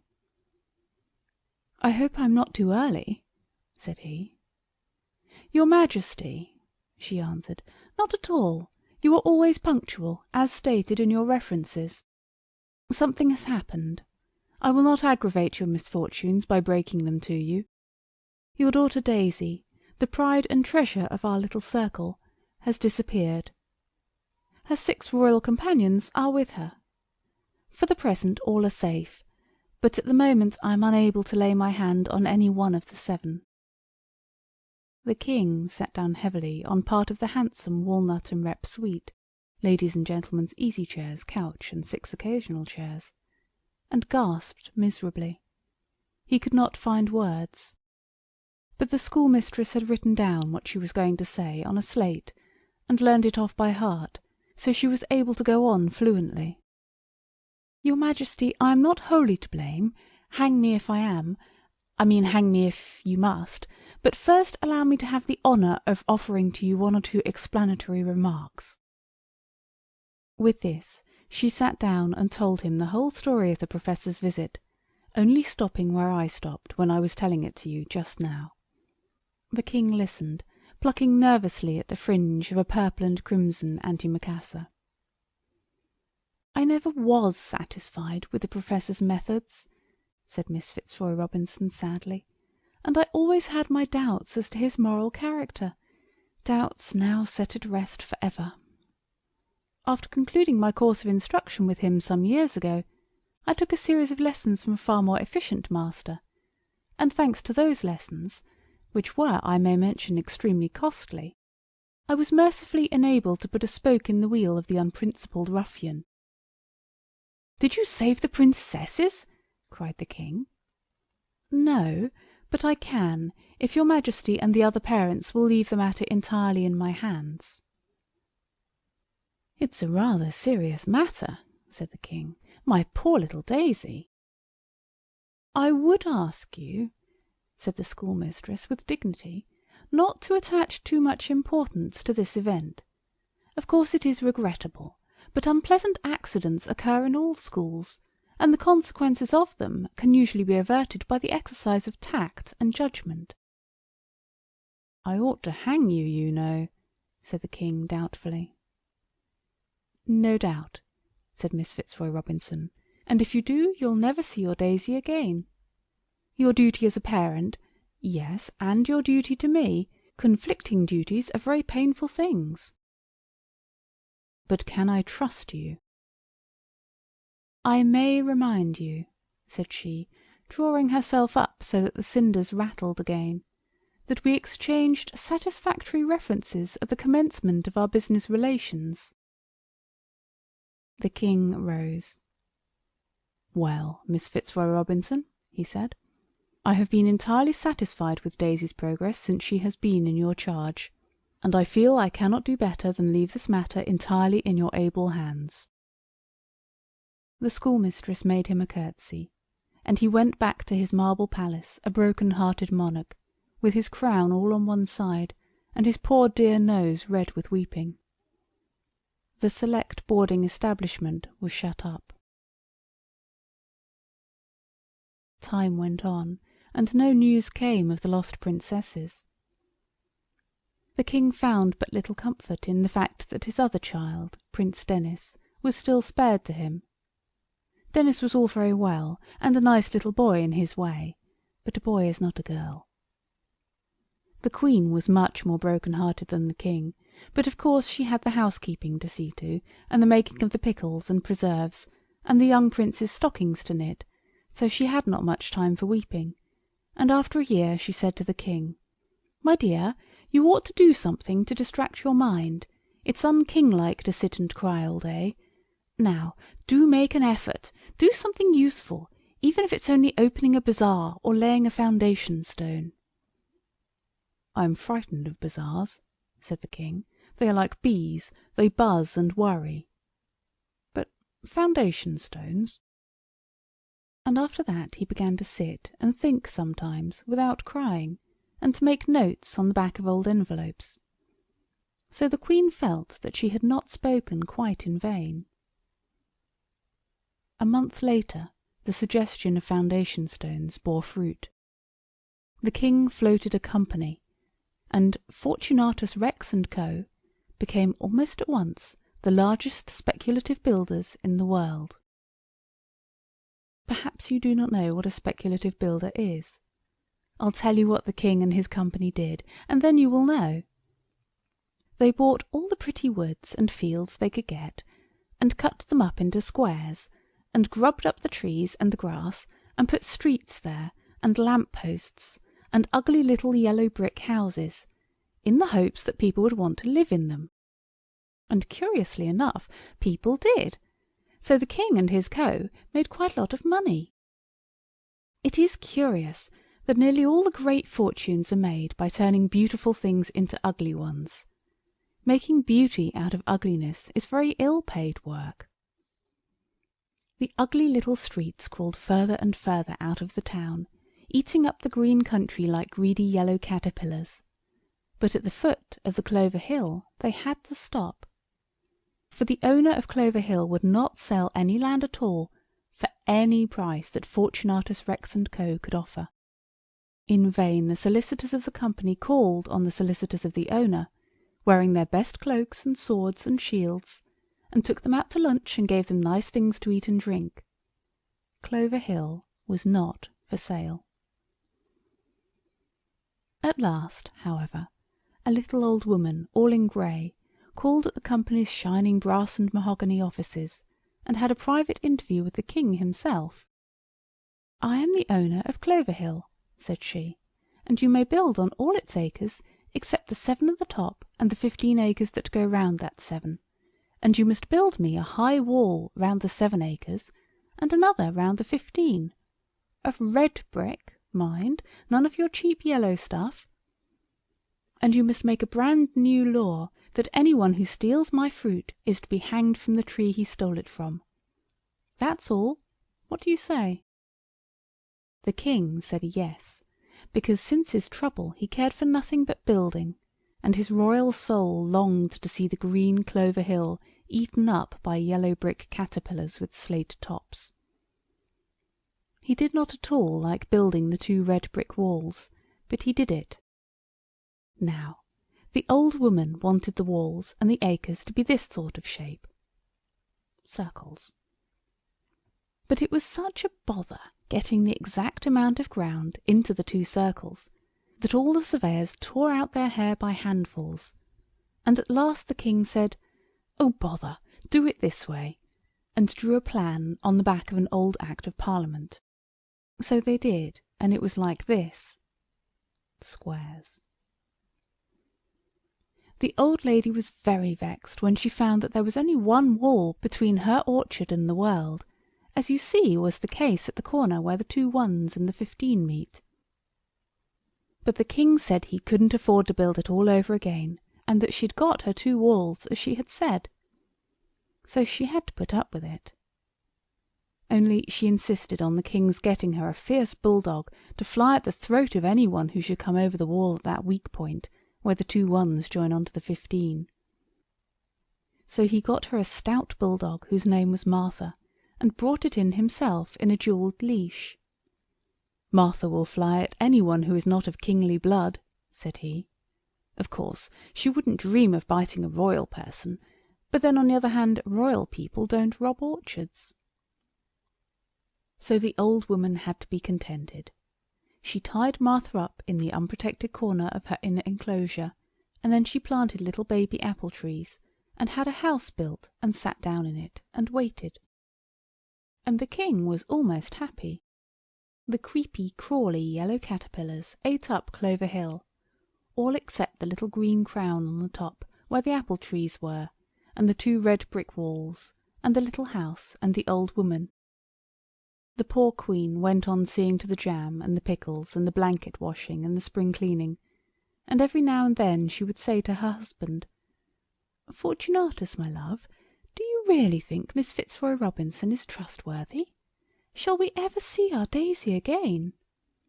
And the king would rumple his fair hair with his hands till it stuck out like cheese straws under his crown, and answer, "My dear, you must be patient. You know we had the very highest references."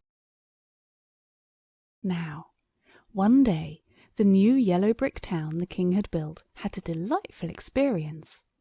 6 handsome princes on beautiful white horses came riding through the dusty little streets.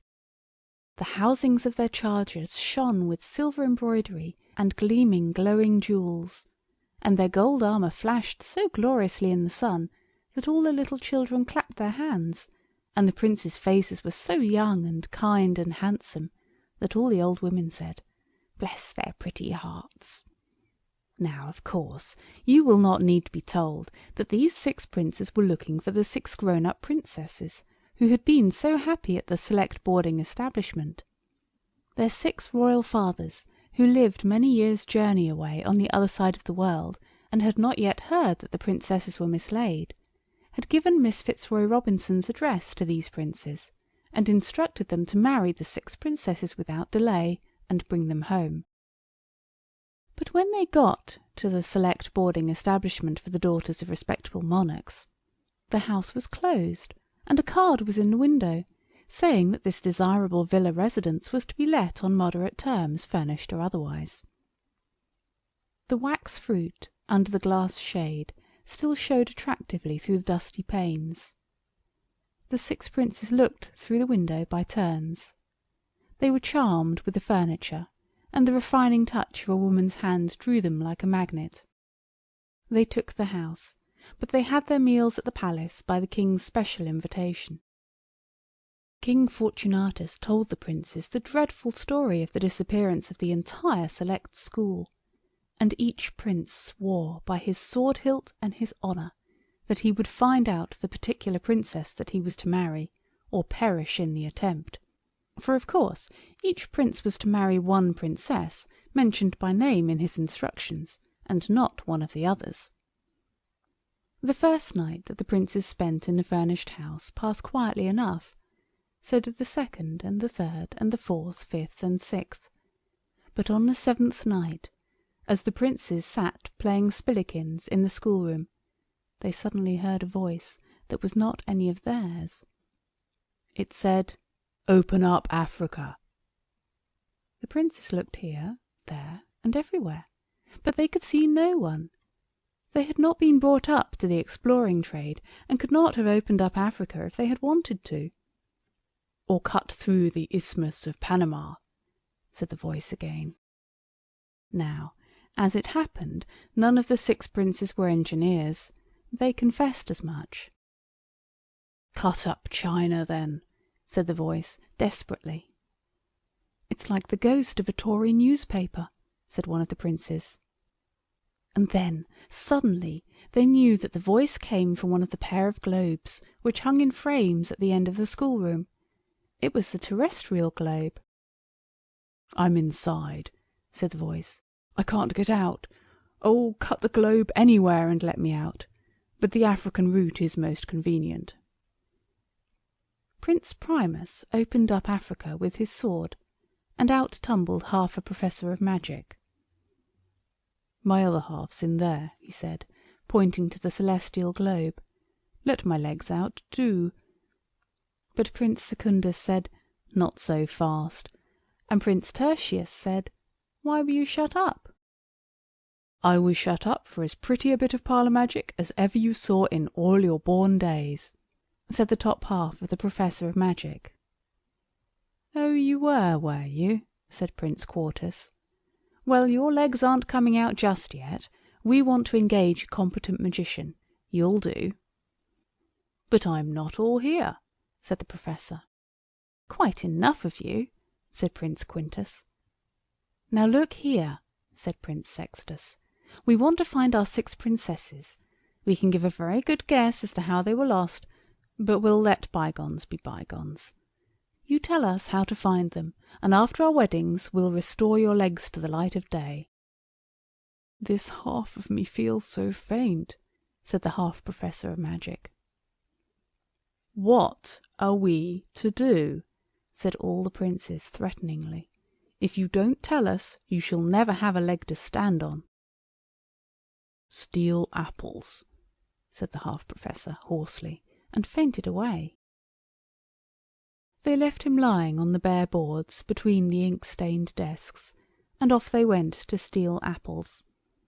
But this was not so easy, because Fortunatus Rex & Co. had built and built and built, and apples do not grow freely in those parts of the country which have been opened up by speculative builders. So at last they asked the little Prince Denis where he went for apples when he wanted them.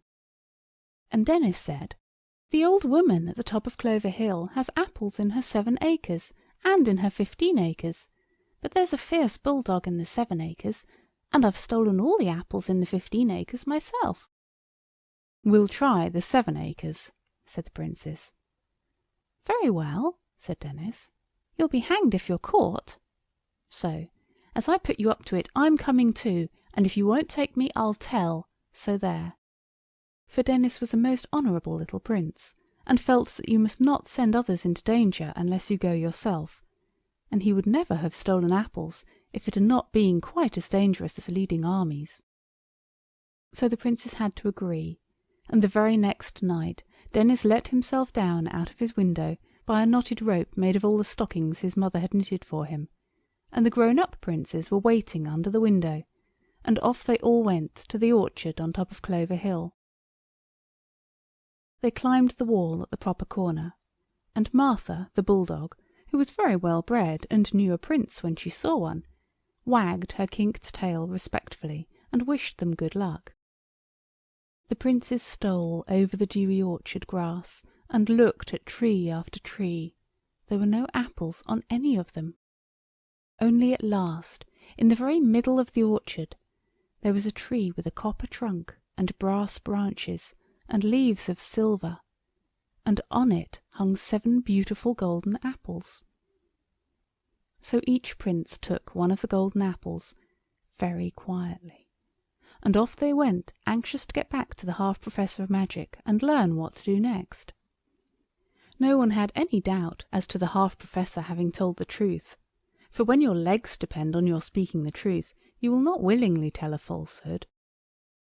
They stole away as quietly as they could, each with a golden apple in his hand. But as they went, Prince Denis could not resist his longing to take a bite out of his apple. He opened his mouth very wide, so as to get a good bite, and the next moment he howled aloud, for the apple was as hard as stone, and the poor little boy had broken nearly all his first teeth. He flung the apple away in a rage, and the next moment the old woman rushed out of her house. She screamed, Martha barked, Prince Denis howled. The whole town was aroused, and the 6 princes were arrested and taken under a strong guard to the tower. Denis was let off on the ground of his youth, and besides he had lost most of his teeth, which is a severe punishment, even for stealing apples. The king sat in his hall of justice next morning, and the old woman and the princes came before him. When the story had been told, he said, "My dear fellows, I hope you'll excuse me. The laws of hospitality are strict, but business is business after all. I should not like to have any constitutional unpleasantness over a little thing like this. You must all be hanged tomorrow morning." The princes were extremely vexed, but they did not make a fuss. They asked to see Denis and told him what to do. So Denis went to the furnished house, which had once been a select boarding establishment for the daughters of respectable monarchs.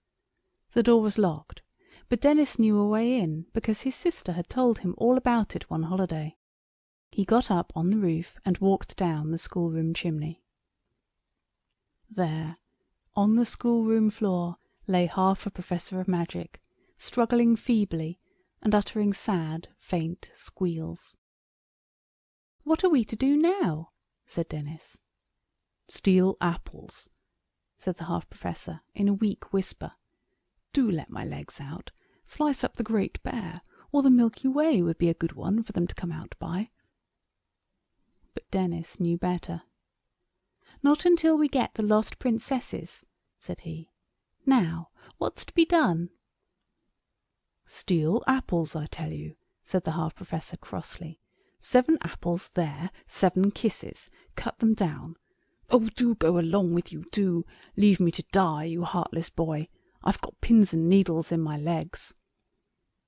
Then off ran Dennis to the 7-acre orchard at the top of Clover Hill, and there were the 6 princes hanging to the apple tree, and the hangman had gone home to his dinner, and there was no one else about, and the princes were not dead.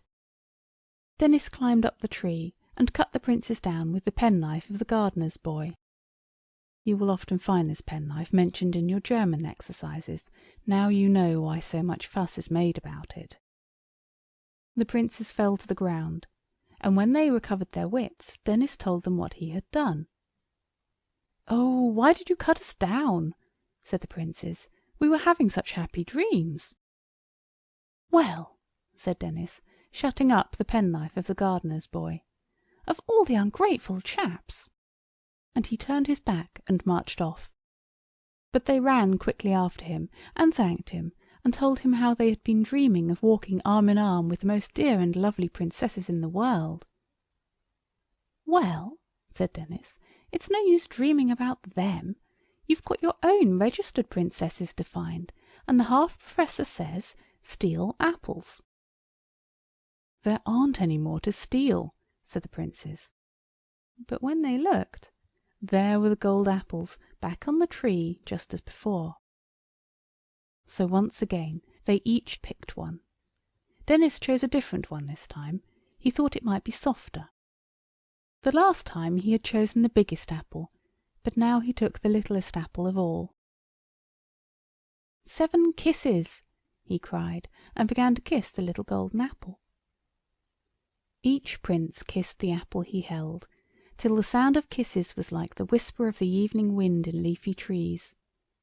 And of course, at the 7th kiss, each prince found that he had in his hand not an apple, but the fingers of a lovely princess. As for Dennis, he had got his little sister Daisy, and he was so glad he promised at once to give her his guinea pigs and his whole collection of foreign postage stamps. "What is your name, dear and lovely lady?" asked Prince Primus. "Sexta," said his princess. And then it turned out that every single one of the princes had picked the wrong apple, so that each one had a princess who was not the one mentioned in his letter of instructions. Secundus had plucked the apple that held quinta, and Tertius held quarter, and so on, and everything was as criss-cross crooked as it could possibly be. And yet nobody wanted to change. Then the old woman came out of her house, and looked at them, and chuckled, and she said, "You must be contented with what you have." "We are," said all 12 of them. "But what about our parents?" "They must put up with your choice," said the old woman. "It's the common lot of parents." "I think you ought to sort yourselves out properly," said Dennis. "I'm the only one who got his right princess, because I wasn't greedy. I took the smallest." The tallest princess showed him a red mark on her arm, where his little teeth had been 2 nights before, and everybody laughed. But the old woman said, "They can't change, my dear. When a prince has picked a golden apple that has a princess in it, and has kissed it till she comes out, no other princess will ever do for him, any more than any other prince will ever do for her." While she was speaking, the old woman got younger and younger and younger, till, as she spoke the last words, she was quite young, not more than 55, and it was Miss Fitzroy Robinson. Her pupils stepped forward one by one with respectful curtsies, and she allowed them to kiss her on the cheek, just as if it was breaking up day. Then, all together and very happily, they went down to the furnished villa that had once been the select school, and when the half-professor had promised on his honour as a magician to give up magic and take to a respectable trade, they took his legs out of the starry sphere and gave them back to him, and he joined himself together and went off full of earnest resolve to live and die an honest plumber. "My talents won't be quite wasted," said he, A little hanky-panky is useful in most trades. When the king asked Miss Fitzroy Robinson to name her own reward for restoring the princesses, she said, "Make the land green again, your majesty." So Fortunatus Rex and Co. devoted themselves to pulling down and carting off the yellow streets they had built, and now the country there is almost as green and pretty as it was before Princess Daisy and the 6 parlour boarders were turned into gold apples.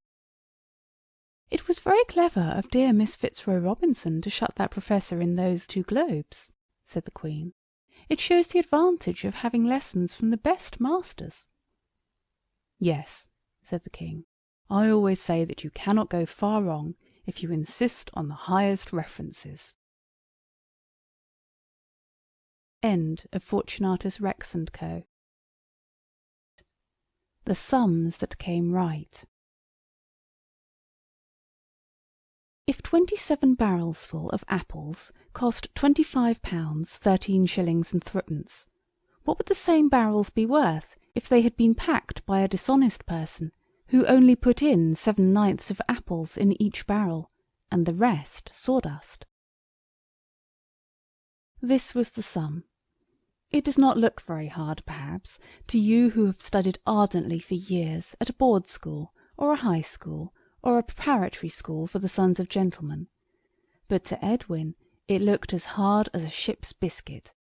But he went for it like a man, and presently produced an answer, and his master wrote a big curly R across the sum. Perhaps you do not know that a big curly R means right. As for the answer to the sum, I will try to get a Fellow of Trinity College, Cambridge, who is a very terrible person, to work it out for you, and if he can do it, I will put the answer at the end of this story. I cannot work it myself. Edwin was glad to see the large curly R. He saw it so seldom that to meet it was a real pleasure. "But what's the use?" he said. "Everything else leads to something else, except lessons. If you put seeds in the garden, they come up flowers, unless they're rotten seeds, or you forget where you put them. And if you buy a rabbit, well, there it is, unless it dies. And if you eat your dinner, well, you're not hungry any more for an hour or 2.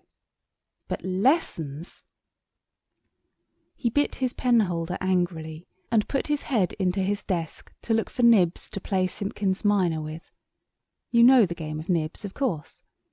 He held up the lid of the desk on his head, as I dare say you have often done, and the inside of the desk was darkish, so that the sudden light at the very back of the desk showed quite brightly and unmistakably. "Those firework fuses! Oh, crikey!" was Edwin's first thought. But it was no firework fuse. It was like glowworms, only 1,000 times more bright and white. For it was the light of pure reason, and it glowed from the glorious eyes of the arithmetic fairy. You did not know that there was an arithmetic fairy? If you knew as much as I do, it would be simply silly for me to try to tell you stories, wouldn't it? Her wonderful eyes gleamed and flashed straight into the round goggling eyes of the amazed Edwin. "Upon my word!" she said. Edwin said nothing. "Did no one ever tell you?"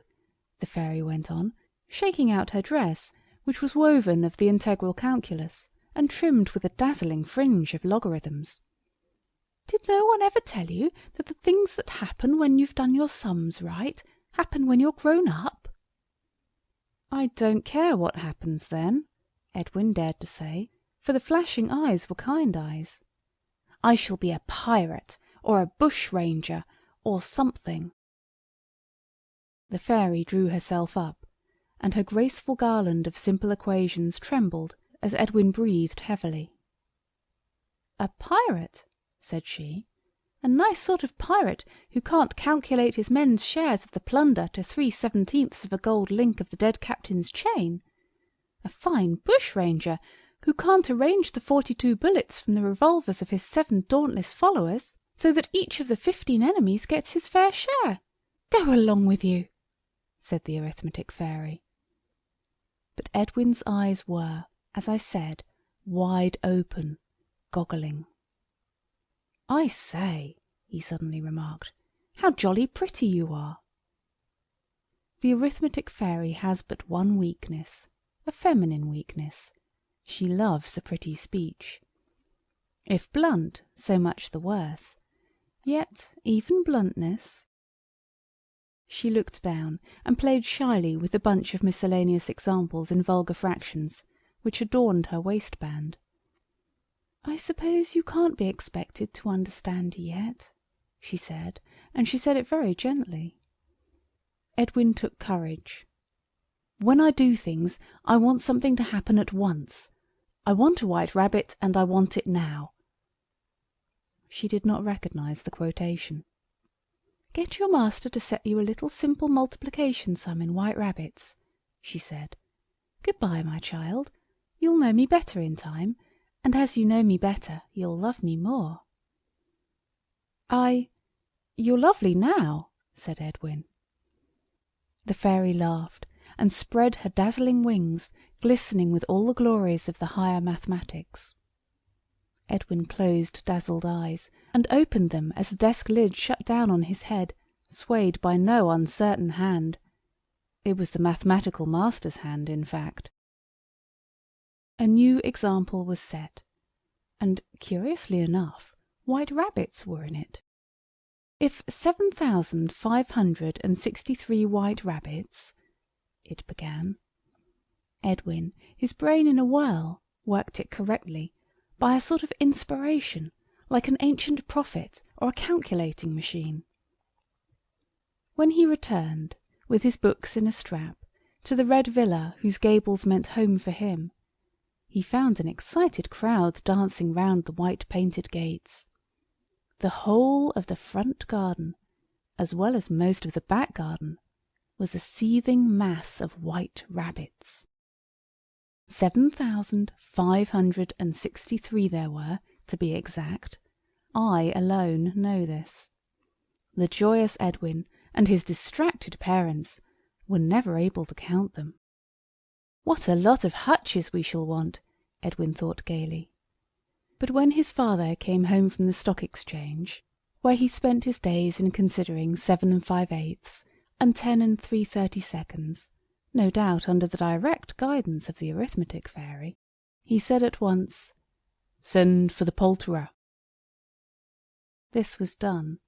Only one pair of white rabbits remained the property of Edwin, but these, by the power of the arithmetic fairy, became 10 by Christmas. The rabbits disposed of, peace spread a longing wing over the villa, but was not allowed to settle. "Oh, please, the startled cook, cap all crooked, exclaimed in the hall. "The cellar is chock full of apples, most of 'em bad 'em. I never see no one deliver them, nor yet give no receipt." The cook, for once in a lurid career, spoke truth. The cellar was full of apples.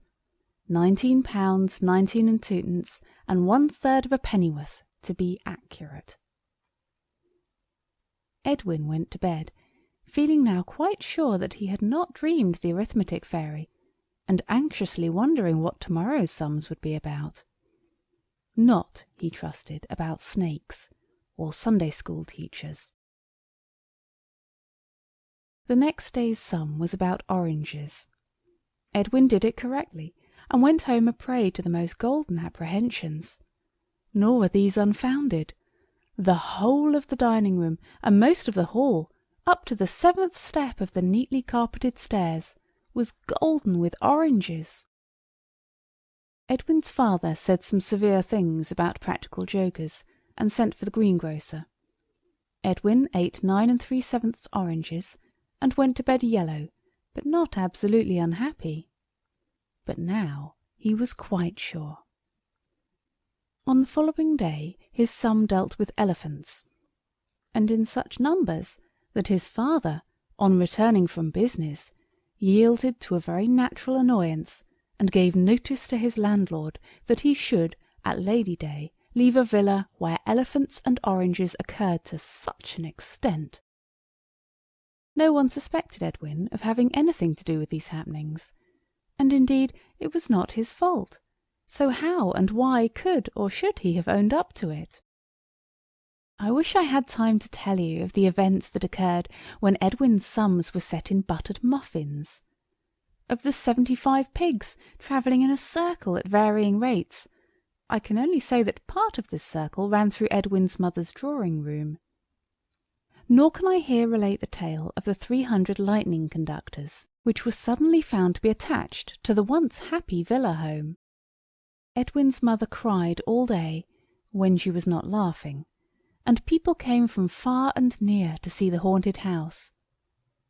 For when it came to 4,000 white owls and a church steeple, everyone felt that it was more than a mere accident. Edwin's master had a pretty taste in sums, and about once a term he used to set a sum about canes. Edwin worked that sum wrong on purpose, so I suppose it served him right that the canes should be at home before he was, just as they would have been if he had worked the sum properly, and as he had borrowed his father's razor that morning to sharpen a slate pencil, the 57 canes were not all thrown away. But it was the sum about the cistern that convinced Edwin of the desperate need of finding the arithmetic fairy, and begging her to take back the present she had made him. It is not polite to ask this, but Edwin had to do it. You see, in the sum, the cistern had to leak 3 pints in 13 minutes and a quarter. But the cistern at home happened to have a little leak of its own already, where Edwin had tried his new drill on it, and the 2 leaks together managed so well that when Edwin got home he found water dripping from all the top bedroom ceilings, and the staircase was a sort of Niagara. It was very exciting, but when the plumber came he let Edwin's father know all about the little drilled hole, and Edwin got the credit of the leak in the sum, which was much larger and most unfair. His father spoke to Edwin about this matter in his study, and it was then that Edwin saw that he must put an end to the sums that came true. So he went up to his bedroom with his candle and his arithmetic book. Directly he put the candle on the chest of drawers, a big splash of water fell right on the flame and it went out. He had to go right downstairs to get another light. Then he put the candle on the dressing table. Splash! Out it went. Chair! Splash! Out. At last he got the candle to stay alight on the wash-hand stand, which was, by some curious accident, the only dry place in the room. Then he opened his book. Somewhere in the book he knew there must be something that would fetch the fairy. He said the multiplication table up to 9 times. After that, as you know, the worst is over. But no fairy appeared. Then he read aloud the instructions for working the different rules, including the examples given. There was no result. Then he called to the fairy, but she did not come. Then he tried counting. Then counting and calling mixed with other things, like this: "Oh, good fairy, 1, 2, 3, 4, 5, 6, 7, do come and help me. 8, 9, 10, 11. Beautiful, dear, kind, lovely fairy. 9 9s are 81. Dear fairy, do come. 7,200,659. I will always love you if you will come to me now. 3/7 of 5/9 of 5/12 of 16/50. You were so kind the other day. 2 and 2 are 4, and 3 are 7. Do come now. You've no idea what an awful mess you've got me into. 7 9s are 63, though I know you meant it kindly. Dear fairy, 13 from 37 leaves 24. Do come and see what a hole I'm in. Do come, and the product will give you the desired result." Edwin stopped, out of breath. He looked round him for the fairy. But his room, with the water dripping from the roof and the wet towels and basins on the floor, was not a fairy-like place. Edwin saw, with a sigh, that it was no go. "I'll have another go in prep tomorrow," he said. This he did. The mathematical master was pleased with himself that day, because he had succeeded in preventing his best boy from yielding to the allurements of the headmaster and the classical side. Of course, his class knew at once what kind of temper the mathematical master was in. You know we always know that.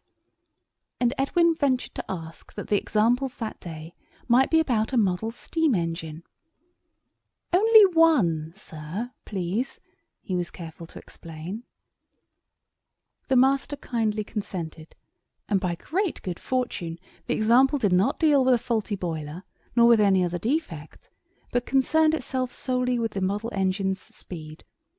So Edwin knew, when he had worked his sum, exactly what pace the model engine he would find at home would be good for. He worked the sum right. Then he put his head into his desk and began again.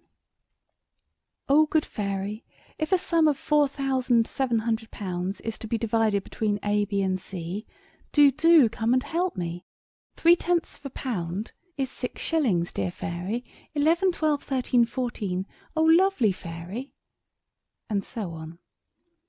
But no fairy came, and Simpkins minor whispered, "What are you chunnering about?" and stuck a pin in Edwin's leg. "Can't you do the beastly example?" Then, quite suddenly, Edwin knew what he had to do. He made up an example for himself. This was it. If 7,535 fairies were in my desk at school, and I subtracted 710 and added 1,006, and the rest flew away in 783 equal gangs, how many would be left over in the desk? When he had worked it, the answer was 1.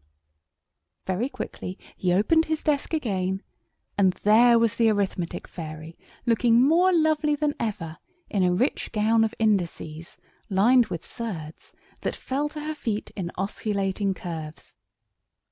In her hand, like a sceptre, shone the starry glory of the binomial theorem, but her eyes were starrier still. She smiled, but her first words were severe. "You careless boy," she said, "why can't you learn to be accurate? It's the merest chance you got me. You should have stated your problem more clearly, and you should have said 7,000 arithmetic fairies. Why, suppose you had found one fairy in your desk, and it had been the grammar fairy or the football fairy. What would you have done then?" "Is there a football fairy?" Edwin asked. "Of course. There's a fairy for everything you have to learn. There's a patience fairy, and a good temper fairy, and a fairy to teach people to make bread, and another to teach them to make love. Didn't you really know that?" "No," said Edwin. "But I say, look here." "I am looking," she said, fixing her bright eyes on Edwin's goggling ones, exactly as at their first meeting. "No, I mean, oh, I say," he said. "So I hear," she said. "No, but no kid," said he. "Of course there isn't any kid," said she. "Dear, kind, pretty fairy," Edwin began again. "That's better," said the fairy. "Didn't you hear all I was saying to you yesterday, when the water was dripping from the ceiling all over the room?" "From 19 several spots. Of course I did." "Well then," said Edwin, "you mean that you're tired of having things happen when you do your sums correctly. You prefer the old way." "Yes, please," said Edwin, "if you're sure you don't mind. I know you meant it for kindness, but, oh, it is most beastly when you get into the thick of it." He was thinking of the elephants, I fancy. "I only did it to please you," said the fairy, pouting. "I'll make everything as it was before. Does that please you? And there's your 3rd wish. You know we always give 3 wishes. It's customary in the profession. What would you like?" Edwin had not attended properly to this speech, so he had only heard "as it was before," and then "what would you like?" So he said, "I should like to see you again some day." The arithmetic fairy smiled at him, and her beauty grew more and more radiant. She had not expected this. "I made sure you would ask for a pony, or a cricket bat, or a pair of white mice," she said. "You shall see me again, Edwin. Good-bye." And the bright vision faded away in a dim mist of rosy permutations. When Edwin got home, he heard that a model engine had been discovered in the larder, and had been given to his younger brother. There are some wrongs, some sorrows, to which even a pen like mine cannot hope to do justice. Edwin is now a quiet-looking, grown-up person in a black frock coat, and his hair is slowly withdrawing itself from the top of his learned head. I suppose it feels itself unworthy to cover so great a brain. The fairy has been with him, unseen, this many a year. The other day he saw her. He had been senior wrangler, of course, that was nothing to Edwin, and he was astronomer royal, but that, after all, he had a right to expect. But it was when he took breath from his researches one day, and suddenly found that he had invented a brand new hypernebular hypothesis, that he thought of the fairy, and thinking of her, he beheld her. She was lightly poised above a pile of books based on Newton's Principia, and topped with his own latest work, the fourth and further dimensions. He knew her at once, and now he appreciated more than ever in his youth the radiance of her eyes and of her wings, for now he understood it. "Dear, beautiful fairy," he said, "how glad I am to see you again." "I've been with you all the time," she said. "I wish I could do something more for you. Is there anything you want?" The great mathematician, who was Edwin, ran his hand over his thin hair. "No," he said, "no." And then he remembered the school, and Simpkins minor, and the old desk he used to keep firework fuses in.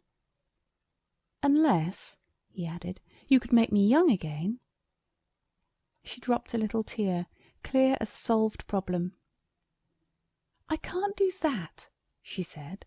"You can't have everything. The only person who could do that for you is the Love Fairy. If you had found her instead of me, you would have always been young, but you wouldn't have invented the hypernebular hypothesis." "I suppose I shall never find her now," said Edwin, and as he spoke he looked out of the window to the garden, where a girl was gathering roses. "I wonder," said she, "the Love Fairy doesn't live in school desks, or books on fourth dimensions." "I wonder," said Edwin, "does the Love Fairy live in gardens?" "I wonder," echoed the Arithmetic Fairy, a little sadly, and she spread her bright wings and flew out of the open window and out of this story. Edwin went out into the rose garden. And did he find the Love Fairy? I wonder. P.S. The Fellow of Trinity says the answer to that sum is £19 19 shillings and 2 pence, and 1/3 of a penny. Does the Fellow of Trinity speak the truth? I wonder. End of The Sums That Came Right. The Town in the Library, in the Town in the Library. Rosamond and Fabian were left alone in the library. You may not believe this, but I advise you to believe everything I tell you, because it is true. Truth is stranger than storybooks, and when you grow up, you will hear people say this till you grow quite sick of listening to them. You will then want to write the strangest story that ever was, just to show that some stories can be stranger than truth. Mother was obliged to leave the children alone, because nurse was ill with measles, which seems a babyish thing for a grown-up nurse to have, but it is quite true. If I had wanted to make up anything, I could have said she was ill of a broken heart, or a brain fever, which always happens in books. But I wished to speak the truth, even if it sounds silly, and it was measles. Mother could not stay with the children because it was Christmas Eve, and on that day a lot of poor old people came up to get their Christmas presents, tea and snuff and flannel petticoats and warm capes and boxes of needles and cottons and things like that. Generally the children helped to give out the presents, but this year Mother was afraid they might be going to have measles themselves, and measles is a nasty forward illness with no manners at all. You can catch it from a person before they know they've got it, and if Rosamond and Fabian had been going to have it, they might have given it to all the old men and women who came up to get their Christmas presents. And measles is a present no old men or women want to have given them, even at Christmas time, no matter how old they may be. They would not mind brain fever or a broken heart so much, perhaps, because it is more interesting. But no one can think it interesting to have measles, at any rate till you come to the part where they give you jelly and boiled sole. So the children were left alone. Before Mother went away, she said, "Look here, dears, you may play with your bricks, or make pictures with your pretty blocks that kind Uncle Thomas gave you, but you must not touch the 2 top drawers of the bureau. Now don't forget. And if you're good, you shall have tea with me, and perhaps there will be cake. Now you will be good, won't you?" Fabian and Rosamond promised faithfully that they would be very good, and that they would not touch the 2 top drawers, and Mother went away to see about the flannel petticoats and the tea and snuff and tobacco and things. When the children were left alone, Fabian said, "I am going to be very good. I shall be much more good than Mother expects me to." "We won't look in the drawers," said Rosamond, stroking the shiny top of the bureau. "We won't even think about the insides of the drawers," said Fabian. He stroked the bureau too, and his fingers left 4 long streaks on it, because he had been eating toffee. "I suppose," he said presently, "we may open the 2 bottom drawers. Mother couldn't have made a mistake, could she?" So they opened the 2 bottom drawers, just to be sure that Mother hadn't made a mistake, and to see whether there was anything in the bottom drawers that they ought not to look at. But the bottom drawer of all had only old magazines in it, and the next to the bottom drawer had a lot of papers in it. The children knew at once by the look of the papers that they belonged to Father's great work about the domestic life of the ancient Druids, and they knew it was not right, or even interesting, to try to read other people's papers. So they shut the drawers and looked at each other, and Fabian said, "I think it would be right to play with the bricks and the pretty blocks that Uncle Thomas gave us." But Rosamond was younger than Fabian, and she said, "I'm tired of the blocks, and I am tired of Uncle Thomas. I would rather look in the drawers." "So would I," said Fabian, and they stood looking at the bureau. Perhaps you don't know what a bureau is. Children learn very little at school nowadays. So I will tell you that a bureau is a kind of chest of drawers. Sometimes it has a bookcase on the top of it, and instead of the 2 little top drawers, like the chests of drawers in a bedroom, it has a sloping lid, and when it is quite open, you pull out 2 little boards underneath, and then it makes a sort of shelf for people to write letters on. The shelf lies quite flat, and lets you see little drawers inside, with mother-of-pearl handles, and a row of pigeon-holes, which are not holes pigeons live in, but places for keeping the letters carrier pigeons could carry round their necks if they liked. And there is very often a tiny cupboard in the middle of the bureau, with a pattern on the door in different coloured woods. So now you know. Fabian stood first on one leg, and then on the other, till Rosamond said, "Well, you might as well pull up your stockings." So he did. His stockings were always just like a concertina or a very expensive photographic camera, but he used to say it was not his fault, and I suppose he knew best. Then he said, "I say, Rom, Mother only said we weren't to touch the 2 top drawers." "I should like to be good," said Rosamond. "I mean to be good," said Fabian. "But if you took the little thin poker that is not kept for best, you could put it through one of the brass handles, and I could hold the other handle with the tongs, and then we could open the drawer without touching it."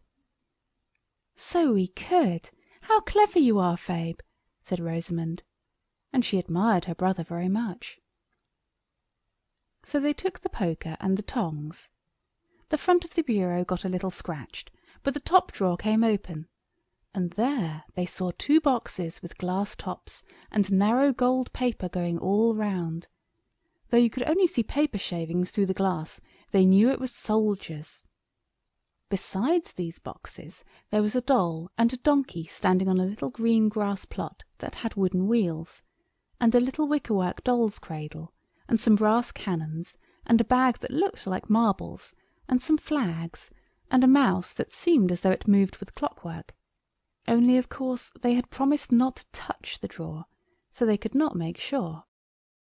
There was a wooden box, too, and it was wrong way up, and on the bottom of it was written in pencil, Vil and Anim, 5 and 9½ They looked at each other, and Fabian said, "I wish it was tomorrow." You have seen that Fabian was quite a clever boy, and he knew at once that these were the Christmas presents which Santa Claus had brought for him and Rosamond. But Rosamond said, "Oh dear, I wish we hadn't." However, she consented to open the other drawer, without touching it, of course, because she had promised faithfully. And when, with the poker and tongs, the other drawer came open, there were large wooden boxes, the kind that hold raisins and figs, and round boxes with paper on, smooth on the top and folded in pleats round the edge, and the children knew what was inside without looking. Every one knows what candied fruit looks like on the outside of the box.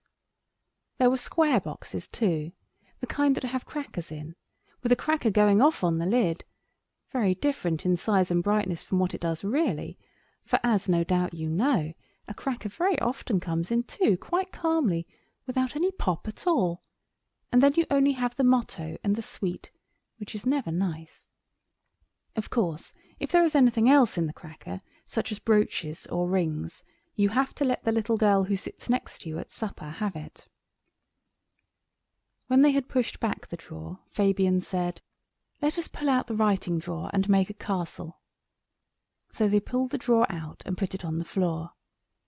Please do not try to do this if your father has a bureau, because it leads to trouble. It was only because this one was broken that they were able to do it. Then they began to build. They had the 2 boxes of bricks, the wooden bricks with the pillars and the coloured glass windows, and the rational bricks, which are made of clay like tiles, and their father called them the all-wool bricks, which seems silly, only of course grown-up people always talk sense. When all the bricks were used up, they got the pretty picture blocks that kind Uncle Thomas gave them, and they built with these. But 1 box of blocks does not go far. Picture blocks are only good for building, except just at first. When you have made the pictures a few times, you know exactly how they go, and then what's the good? This is a fault which belongs to many very expensive toys. These blocks had 6 pictures.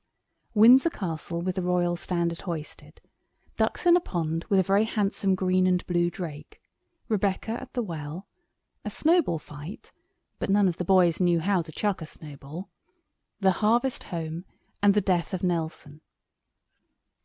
These did not go far, as I said. There are 6 times as few blocks as there are pictures, because every block has 6 sides. If you don't understand this, it shows that they don't teach you arithmetic at your school, or else that you don't do your home lessons. But the best of a library is the books. Rosamond and Fabian made up with books. They got Shakespeare in 14 volumes, and Rollin's Ancient History, and Gibbon's Decline and Fall, and the Beauties of Literature in 56 fat little volumes, and they built not only a castle, but a town, and a big town, that presently towered high above them on the top of the bureau. "It's almost big enough to get into," said Fabian, "if we had some steps." So they made steps, with the British essayists, the Spectator and the Rambler and the Observer and the Tatler. And when the steps were done, they walked up them. You may think that they could not have walked up these steps and into a town they had built themselves.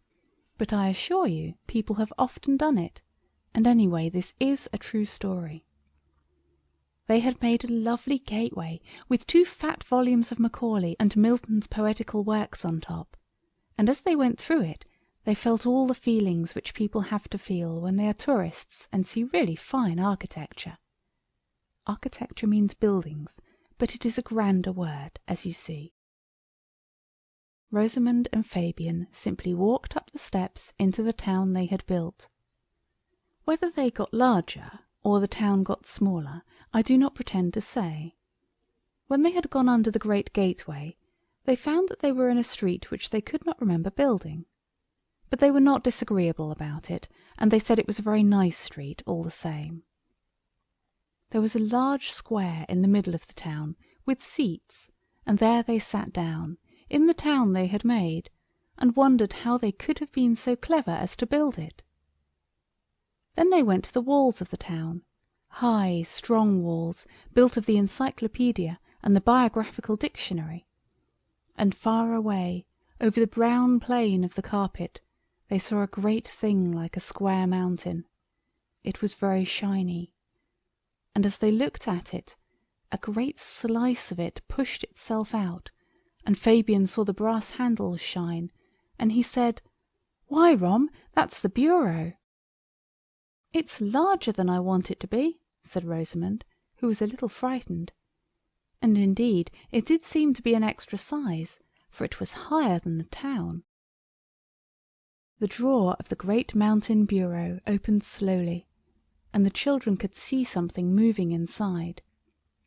Then they saw the glass lid of one of the boxes go slowly up, till it stood on end, and looked like one side of the Crystal Palace, it was so large. And inside the box they saw something moving.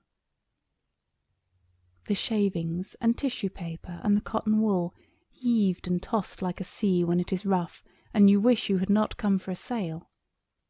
And then, from among the heaving whiteness, came out a blue soldier, and another, and another. They let themselves down from the drawer with ropes of shavings, and when they were all out, there were 50 of them, foot soldiers with rifles and fixed bayonets, as well as a thin captain on a horse, and a sergeant and a drummer. The drummer beat his drum, and the whole company formed 4s and marched straight for the town. They seemed to be quite full-size soldiers, indeed extra large. The children were very frightened.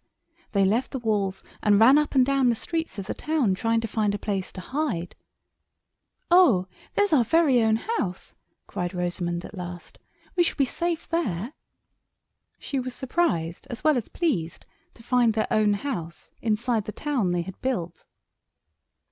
So they ran in and into the library, and there was the bureau and the castle they had built, and it was all small and quite the proper size. But when they looked out of the window, it was not their own street, but the one they had built. They could see 2 volumes of the Beauties of Literature, and the head of Rebecca in the house opposite, and down the street was the mausoleum they had built, after the pattern given in the red and yellow book that goes with the all-wool bricks. It was all very confusing. Suddenly, as they stood looking out of the windows, they heard a shouting, and there were the blue soldiers coming along the street by 2s, and when the captain got opposite their house, he called out, "Fabian, Rosamund, come down." And they had to, for they were very much frightened. Then the captain said, "We have taken this town, and you are our prisoners. Do not attempt to escape, or I don't know what will happen to you." The children explained that they had built the town, so they thought it was theirs, but the captain said very politely, "That doesn't follow at all. It's our town now, and I want provisions for my soldiers." "We haven't any," said Fabian. But Rosamund nudged him, and said, "Won't the soldiers be very fierce if they are hungry?" The Blue Captain heard her and said, "You are quite right, little girl. If you have any food, produce it. It will be a generous act and may stop any unpleasantness. My soldiers are very fierce. Besides," he added in a lower tone, speaking behind his hand, "you need only feed the soldiers in the usual way." When the children heard this, their minds were made up. "If you do not mind waiting a minute," said Fabian politely, "I will bring down any little things I can find." Then he took his tongs, and Rosamond took the poker, and they opened the drawer where the raisins and figs and dried fruit were, for everything in the library in the town was just the same as in the library at home, and they carried them out into the big square where the captain had drawn up his blue regiment. And here the soldiers were fed. I suppose you know how tin soldiers are fed? But children learn so little at school nowadays that I dare say you don't, so I will tell you. You just put a bit of the fig, or raisin, or whatever it is, on the soldier's tin bayonet, or his sword if he is a cavalryman, and you let it stay on till you were tired of playing at giving the soldiers rations, and then of course you eat it for him.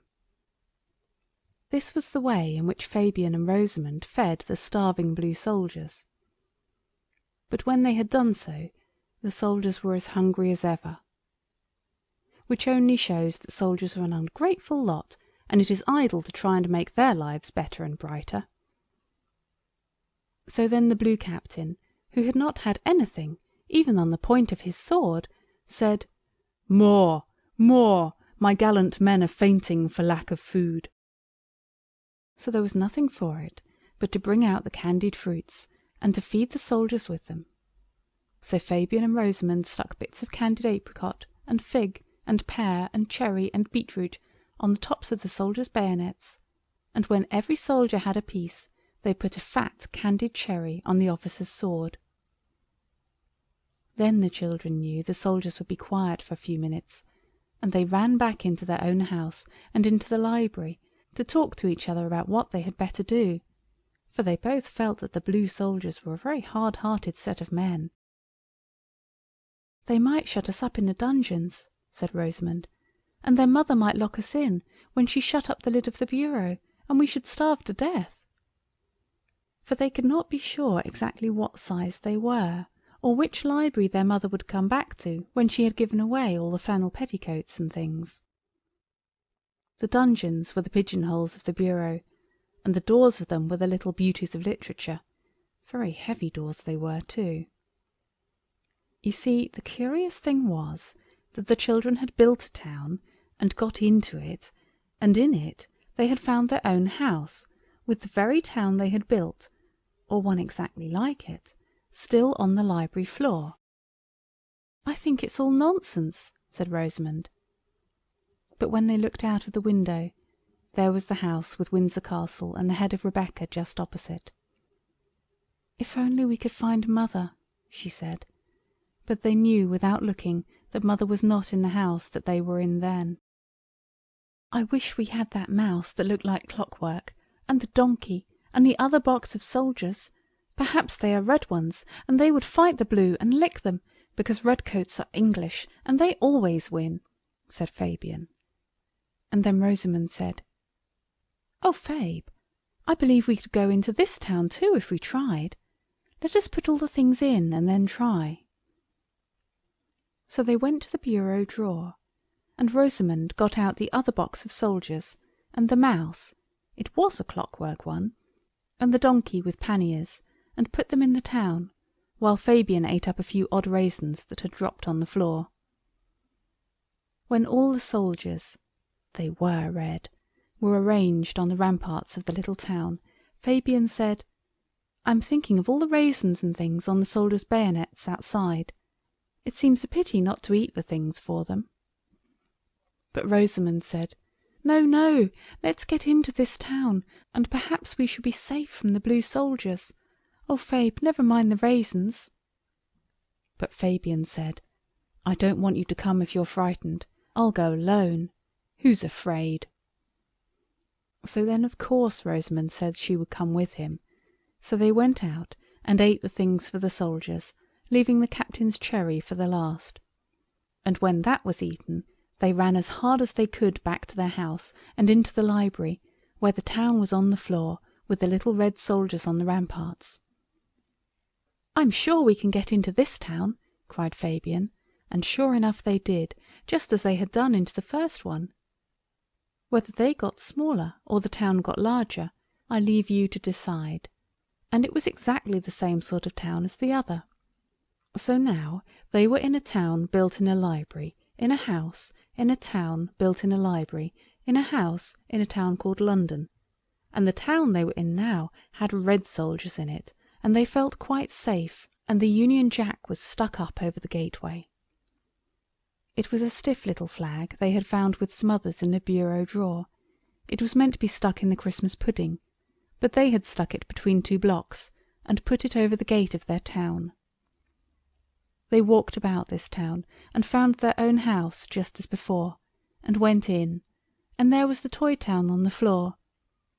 And you will see that they might have walked into that town also, but they saw that it was no good, and that they couldn't get out that way, but would only get deeper and deeper into a nest of towns in libraries in houses in towns in libraries in houses in towns in, and so on for always, something like Chinese box puzzles multiplied by millions and millions for ever and ever. And they did not like even to think of this, because of course they would be getting further and further from home every time. And when Fabian explained all this to Rosamond, he said he made her head ache, and she began to cry.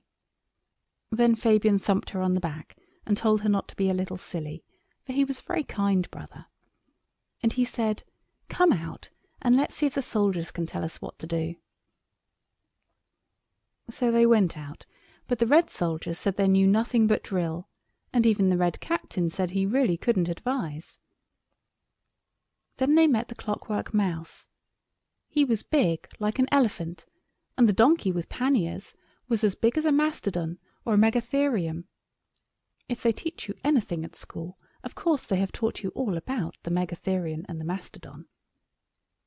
The mouse kindly stopped to speak to the children, and Rosamond burst into tears again, and said she wanted to go home.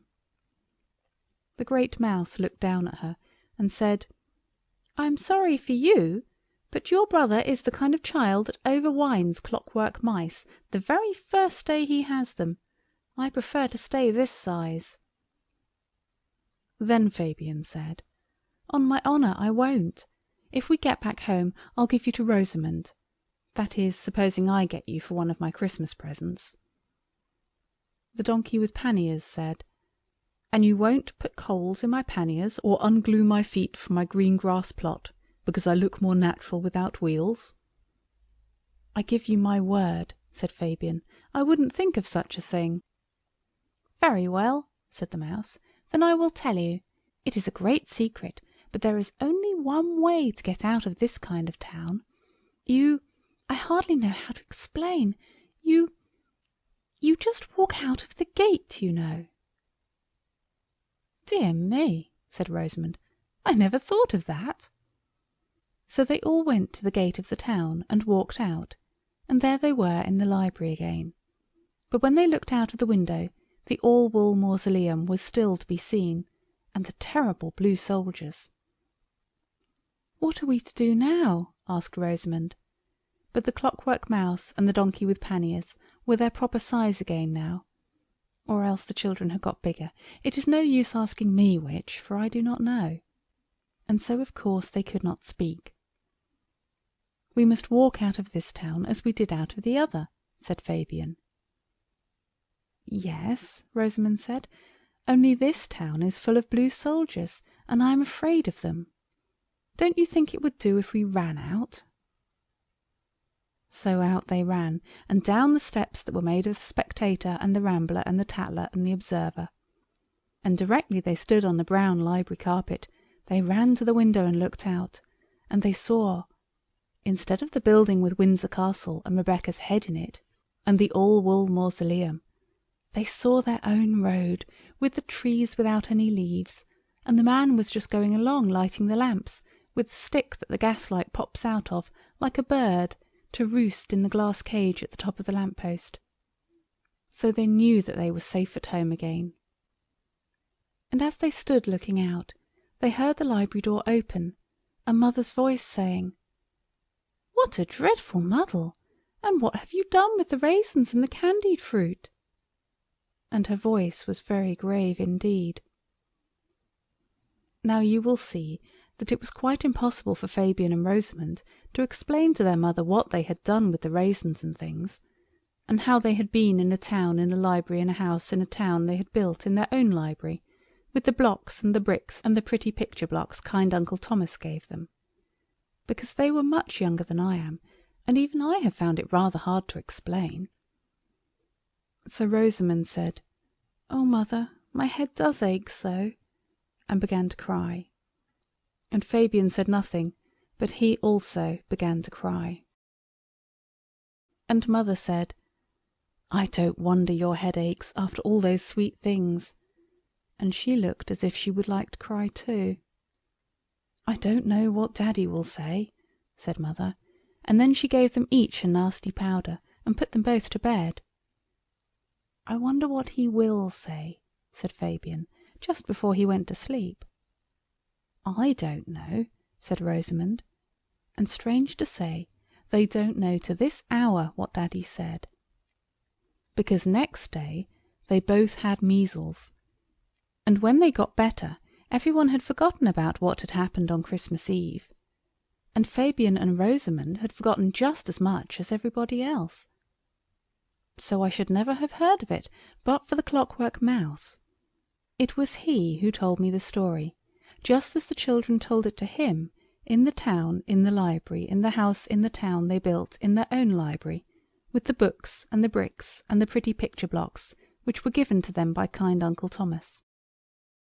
And if you do not believe the story, it is not my fault. I believe every word the mouse said, for I know the good character of that Clockwork Mouse, and I know it could not tell an untruth, even if it tried. End of The Town in the Library in the Town in the Library. The Plush Usurper. There was a knock at the King's study door. The King looked up from his plans for the new municipal wash-houses and sighed, for that was the 27th knock that had come to his door since breakfast. "Come in," said the King wearily. And the Lord Chief Good-doer came in. He wore a white gown, and carried a white wand. If you had been there, you would have noticed how clean the King's study looked. All the books were bound in white vellum, and the floor was covered with white matting, and the window curtains were of white silk. Of course, it would not be right for everyone to have such things, even if we were all kings, because it would make such a lot of work for the servants. But this King, whose name was Alban, had an excellent housekeeper. She did all the cooking and cleaned everything by white magic, which is better even than nettoyage à sec, if you know what that is, and only took the good lady 5 minutes every morning. "I am extremely sorry to disturb your Majesty," said the Lord Chief Good-doer, "but your Majesty's long-lost brother Negretti has called in from the Golden Indies, and he says he can't stay more than half an hour." The King jumped up, knocking over the white wood table where the white books were. We call them blue books in England, but the insides are just as dull, whatever colour you put outside. "My dear brother, I haven't seen him since we were boys together," he cried, and ran out to meet him, tucking up his royal white velvet robes to run the quicker down the cool marble corridors. At the front door of the palace was the King's brother, just getting off his elephant. He was a brown and yellow brother, withered and shrivelled like a very old apple, and dressed in a suit of plush of a bright orange, sewn thick with emeralds. All the white marble terrace in front of the palace was crowded with the retinue of the new arrival. Slaves of all colours, black, brown, yellow, and cream colour, dressed in all sorts of bright hues, scarlet and blue and purple and orange, with rubies and sapphires and amethysts and topazes sewn thickly on them, so that the eye could hardly bear the glow and glitter of them as they shone in the sunlight on the terrace. "Welcome, welcome!" King Alban cried, and kissed his brother on both cheeks, as is the fashion in all Anatolia and in many other civilized lands. Then, still holding him by both hands, he led him into the palace.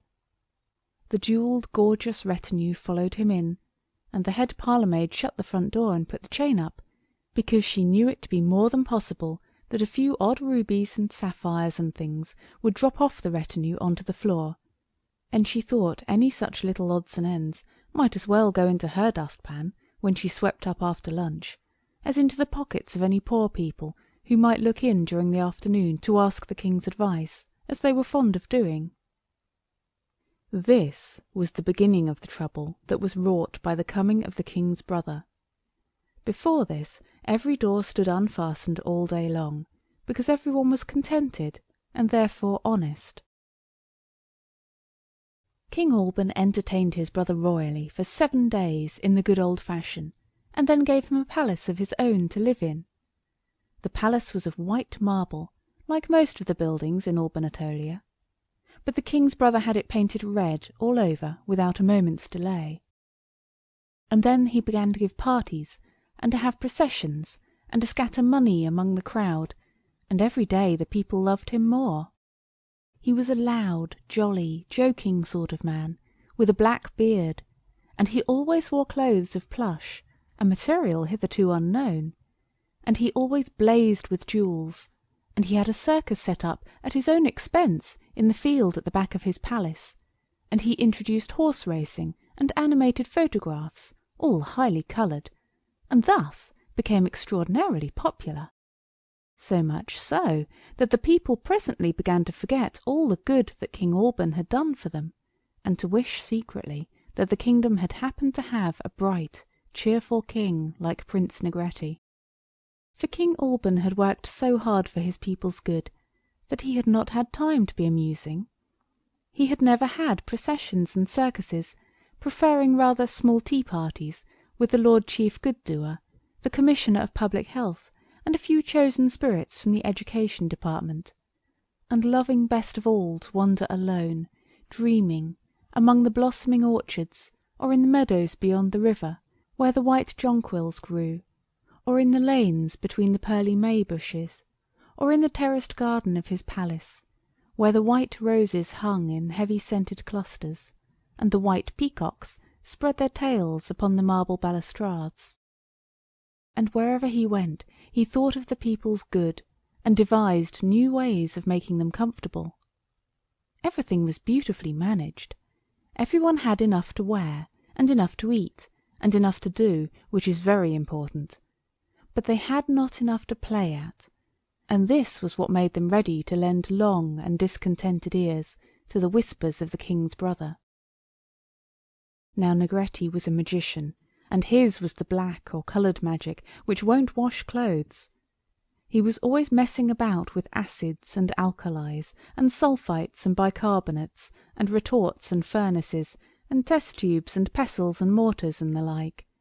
And whenever he happened to make a nice colour, by mixing 2 or more of these things together, he always put it in a bottle and stuck it up in one of the palace windows, so that at night his windows were brighter than any chemist's and druggist's in any street, and the people said it was as good as fireworks.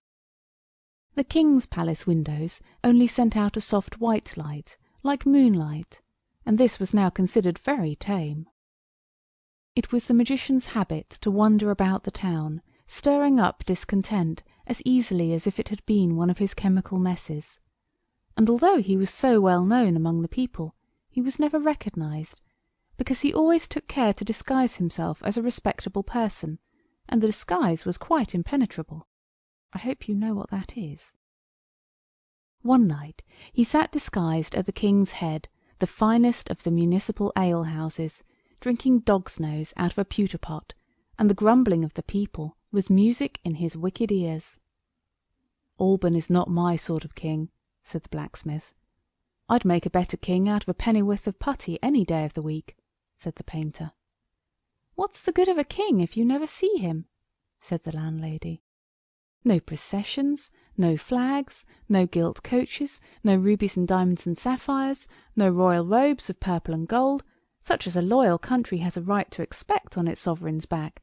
Only that old white thing," said the barmaid. "No better than a velvet nightgown," said the landlady. "I like a bit of colour, I do," said the painter. "Graining I don't ask for he's not had the education to know its beauty. But a good warm maroon, or a royal blue now.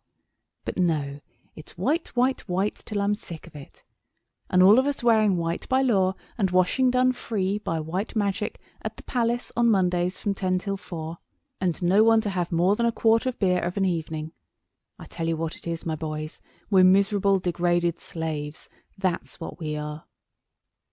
"If we must have a king," said the blacksmith, "why not good old Negretti?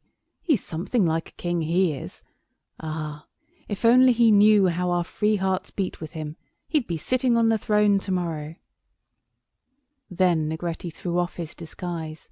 The pewter with the municipal arms on it rolled on the sanded floor, and spilt what was left of the dog's nose onto the disguise.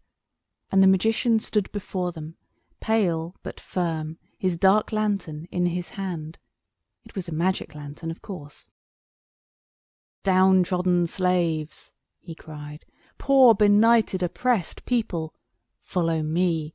Let us dethrone a king who seeks to mask tyranny with hypocritical public kitchens, and cloaks his infamous autocracy with free washing by white magic on a Monday. To the palace! To the palace!" And they all finished up their beer and followed him, and half the town beside joined the throng as it pressed through the streets towards the eastern gate, beyond which was the king's palace. Now, while the magician was drinking his dog's nose, disguised as a respectable person, the king, in his white robes, was walking under the boughs of the white-blossomed pear trees, for it was spring and the moon was at the full. And presently, coming along over the dewy grey grass of the orchard, he saw a figure in white, and when it came close to him, he saw that it was a lady more fair than the fair stars of that fair night. "And who are you?" said the king. "I am a poor princess seeking my fortune," said she. "You will rest under my roof to-night," said the king, and led her through the long sweet grass under the blossoming boughs to the palace garden. When they came to the terrace, the princess loosed a lantern from her girdle, set it on the stone balustrade close by where one of the white peacocks perched in fluffy feathery slumber, kindled it, and threw open the horn door. A flood of light streamed out, bright as spring sunshine, and fell full upon her.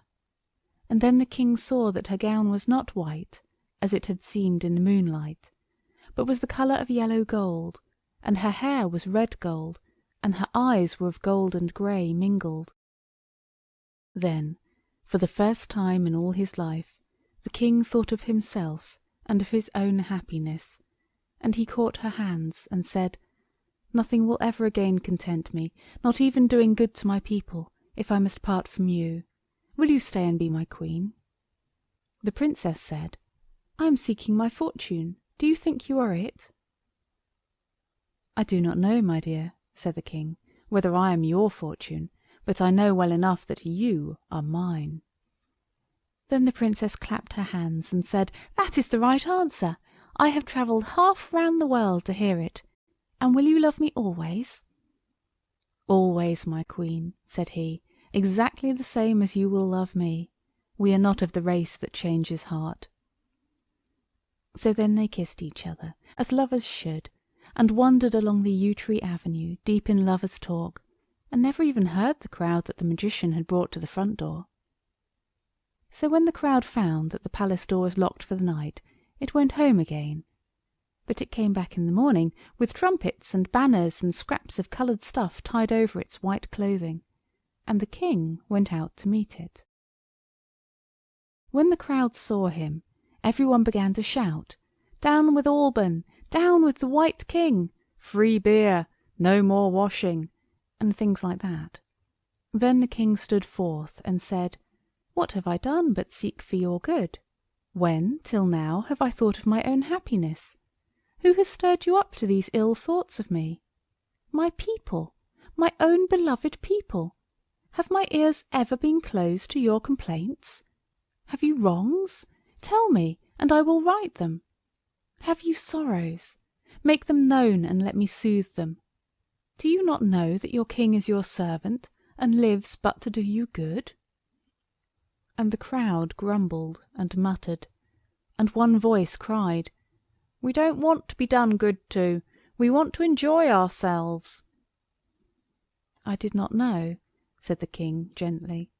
"But now you have spoken, I will at once appoint a minister of public enjoyment, and—" The magician was watching the crowd, and he saw how the sight of the king's good face and the sound of his good voice were working on their hearts that had once loved him.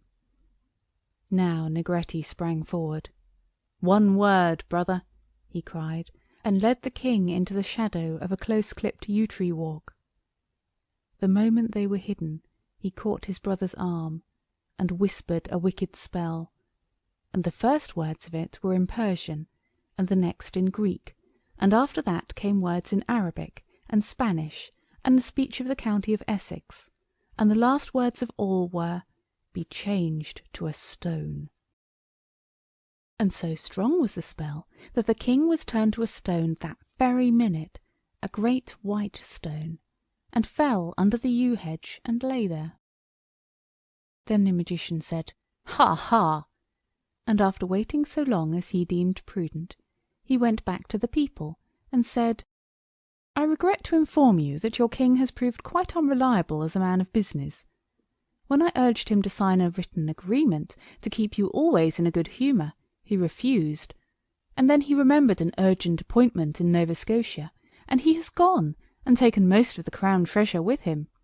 But do not despair, I will be your king, and I have an income quite sufficient to keep up a small establishment of my own, and my golden argosies are now on the way from the Indies, bearing all manner of precious things, and bales of plush are on their way from Yorkshire. So now I am king." The people believed him, for they had never known a king who spoke anything but the truth. So they shouted, "Long live the king!" and the matter was settled. That very day Negretti had the palace painted magenta, and covered all the window sashes and mantelpieces with gold paint, and stuck embossed coloured scraps on them. Then he went out into the garden to get a good look at his magenta palace from the outside, and as he went along the clipped yew walk, there was the Princess Perihelia weeping over the white stone. "What are you crying for?" he asked. "I'm crying for the White King," said she. "And why do you cry here?" said the magician. "I don't know," said the poor princess, and she looked so beautiful that the magician went straight into the palace and told the prime tailor to sew new rubies all over his new purple plush suit, because he was going a-courting. The very next day Negretti put on the purple plush suit as well as the royal crown, and went to the wing of the palace which the White King had set apart for the Princess Perihelia to live in.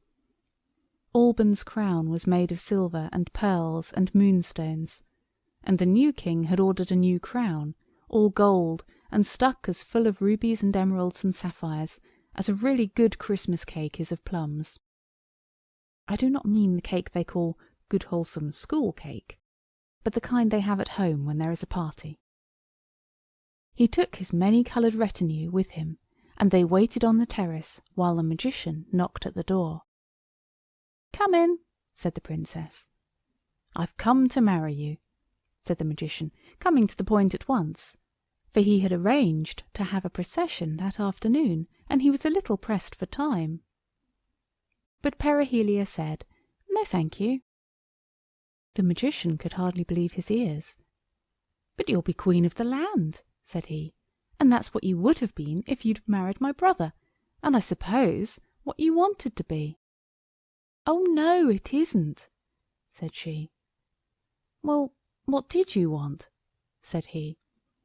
"I wanted to be the White King's wife," said she.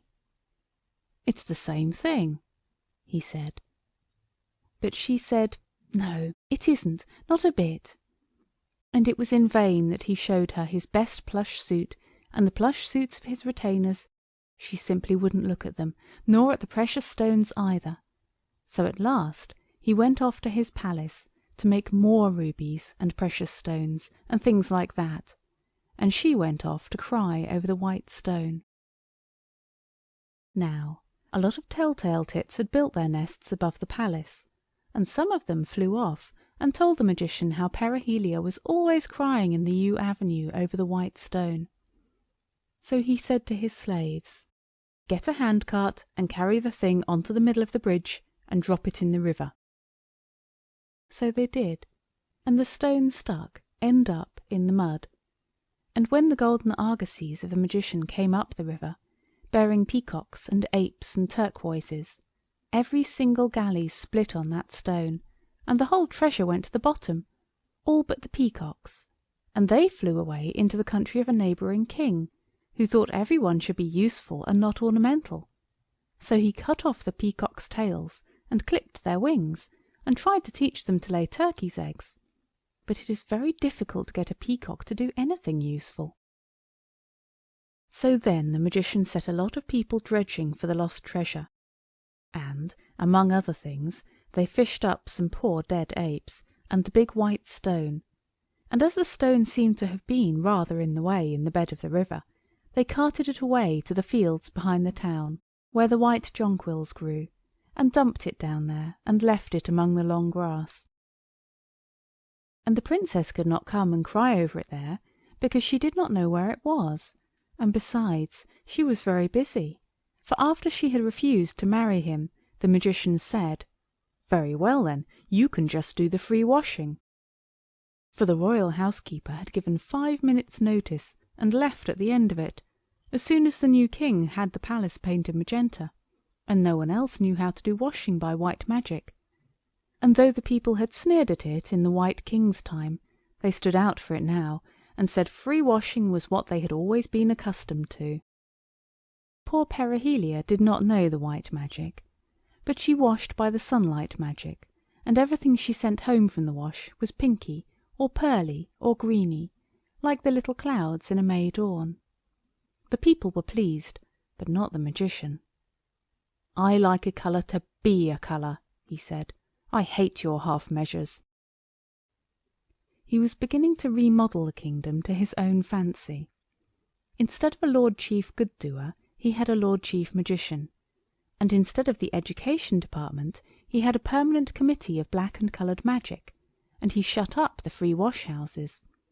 "Who wants to wash?" said he, and he ordered a free distribution of nasty medicine instead. And altogether he was really beginning to enjoy himself, when another telltale tit came fluttering in at the window of his laboratory, and perching on the top of a crucible, told him of a rumour. The rumour had been running about the town like a mad thing, and wherever it ran it left its tail behind it.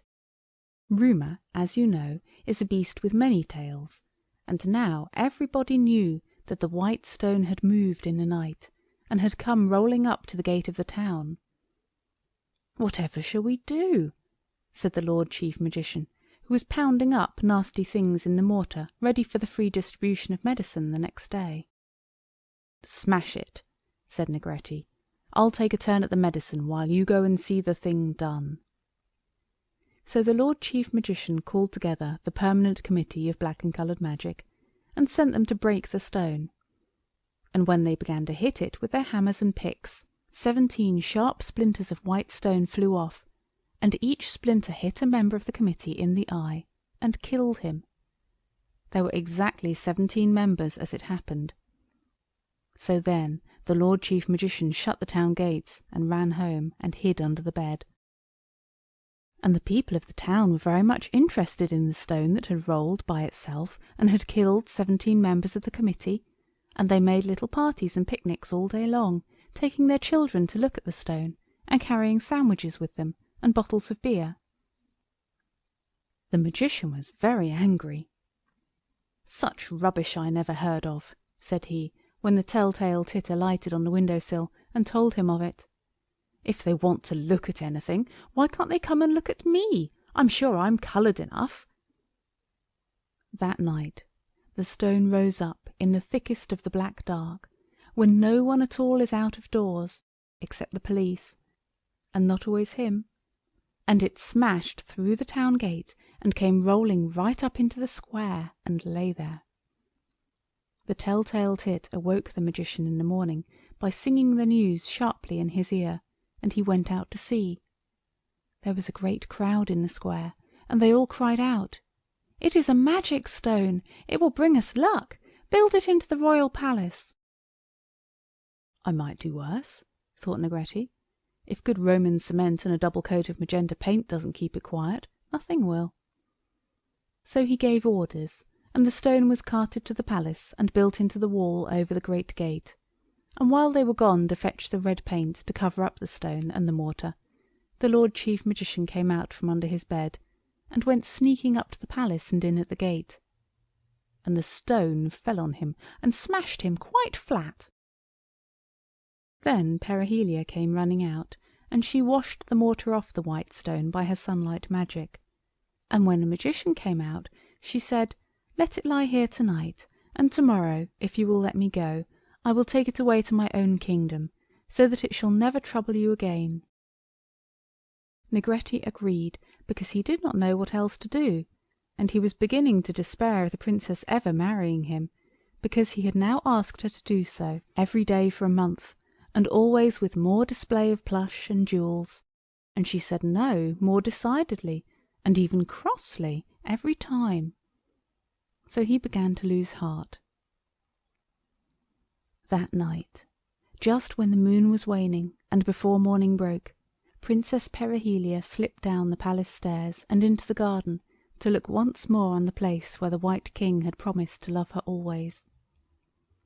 And when she came to that same place, there was the white stone, lying under the shadow of the white rose bushes, and pearly rose leaves had fallen all over it, and were falling still like tears.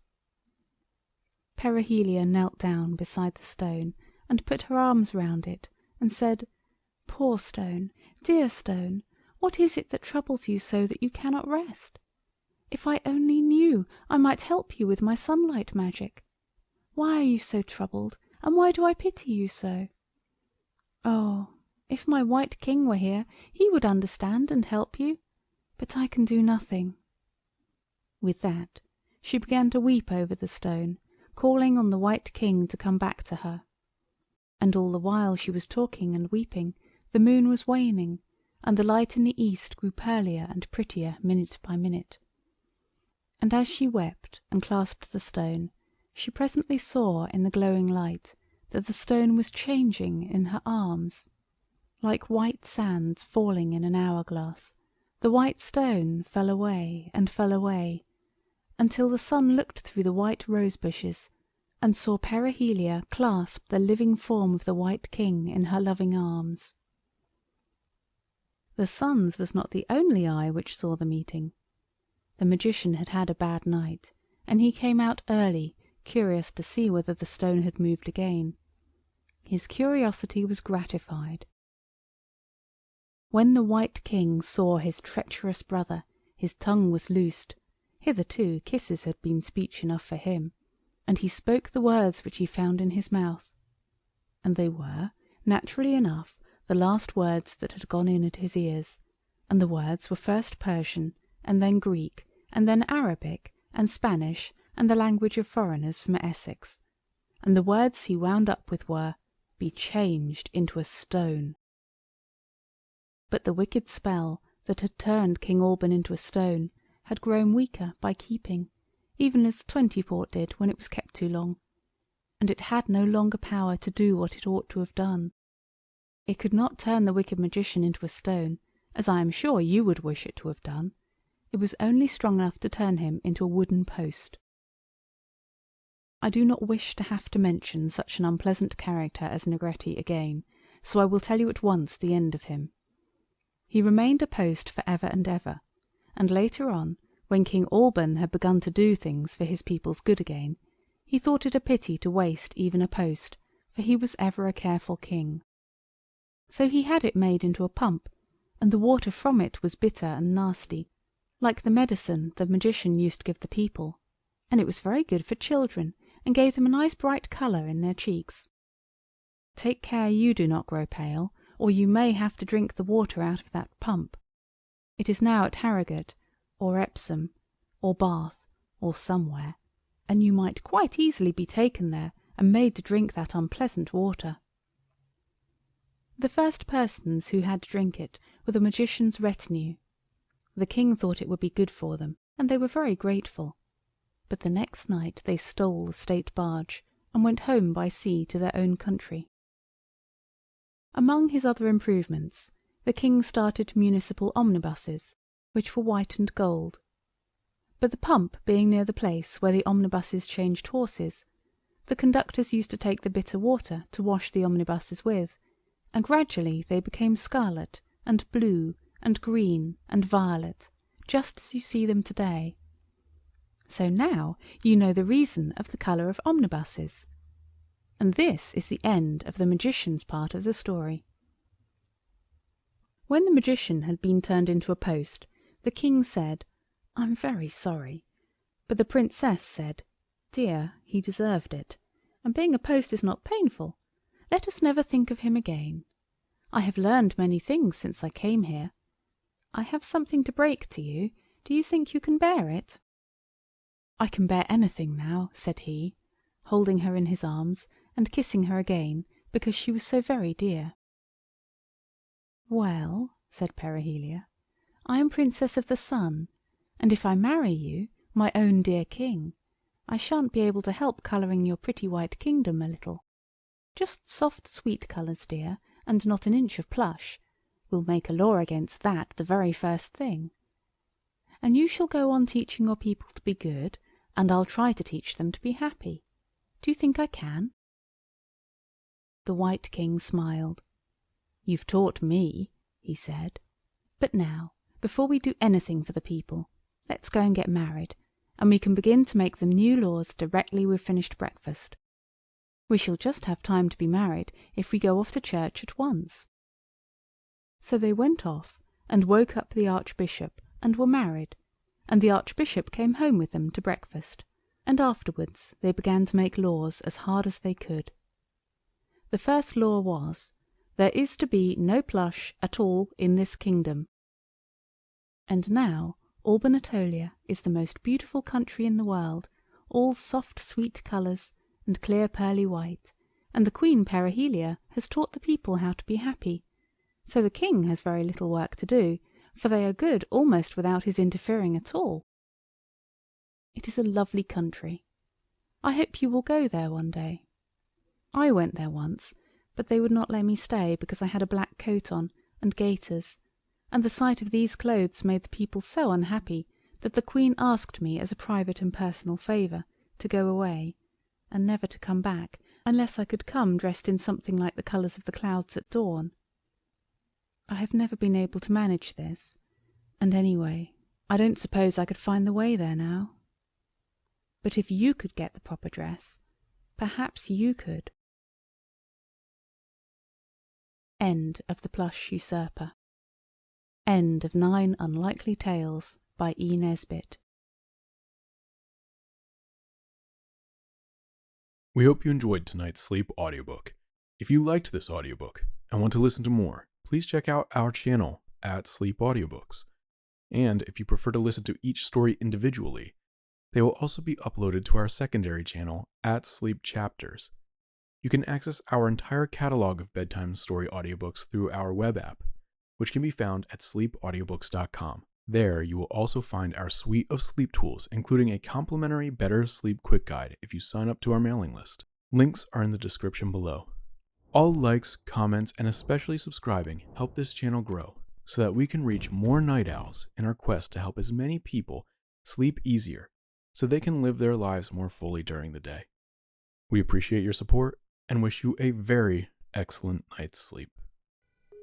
This is Sleep Audiobooks.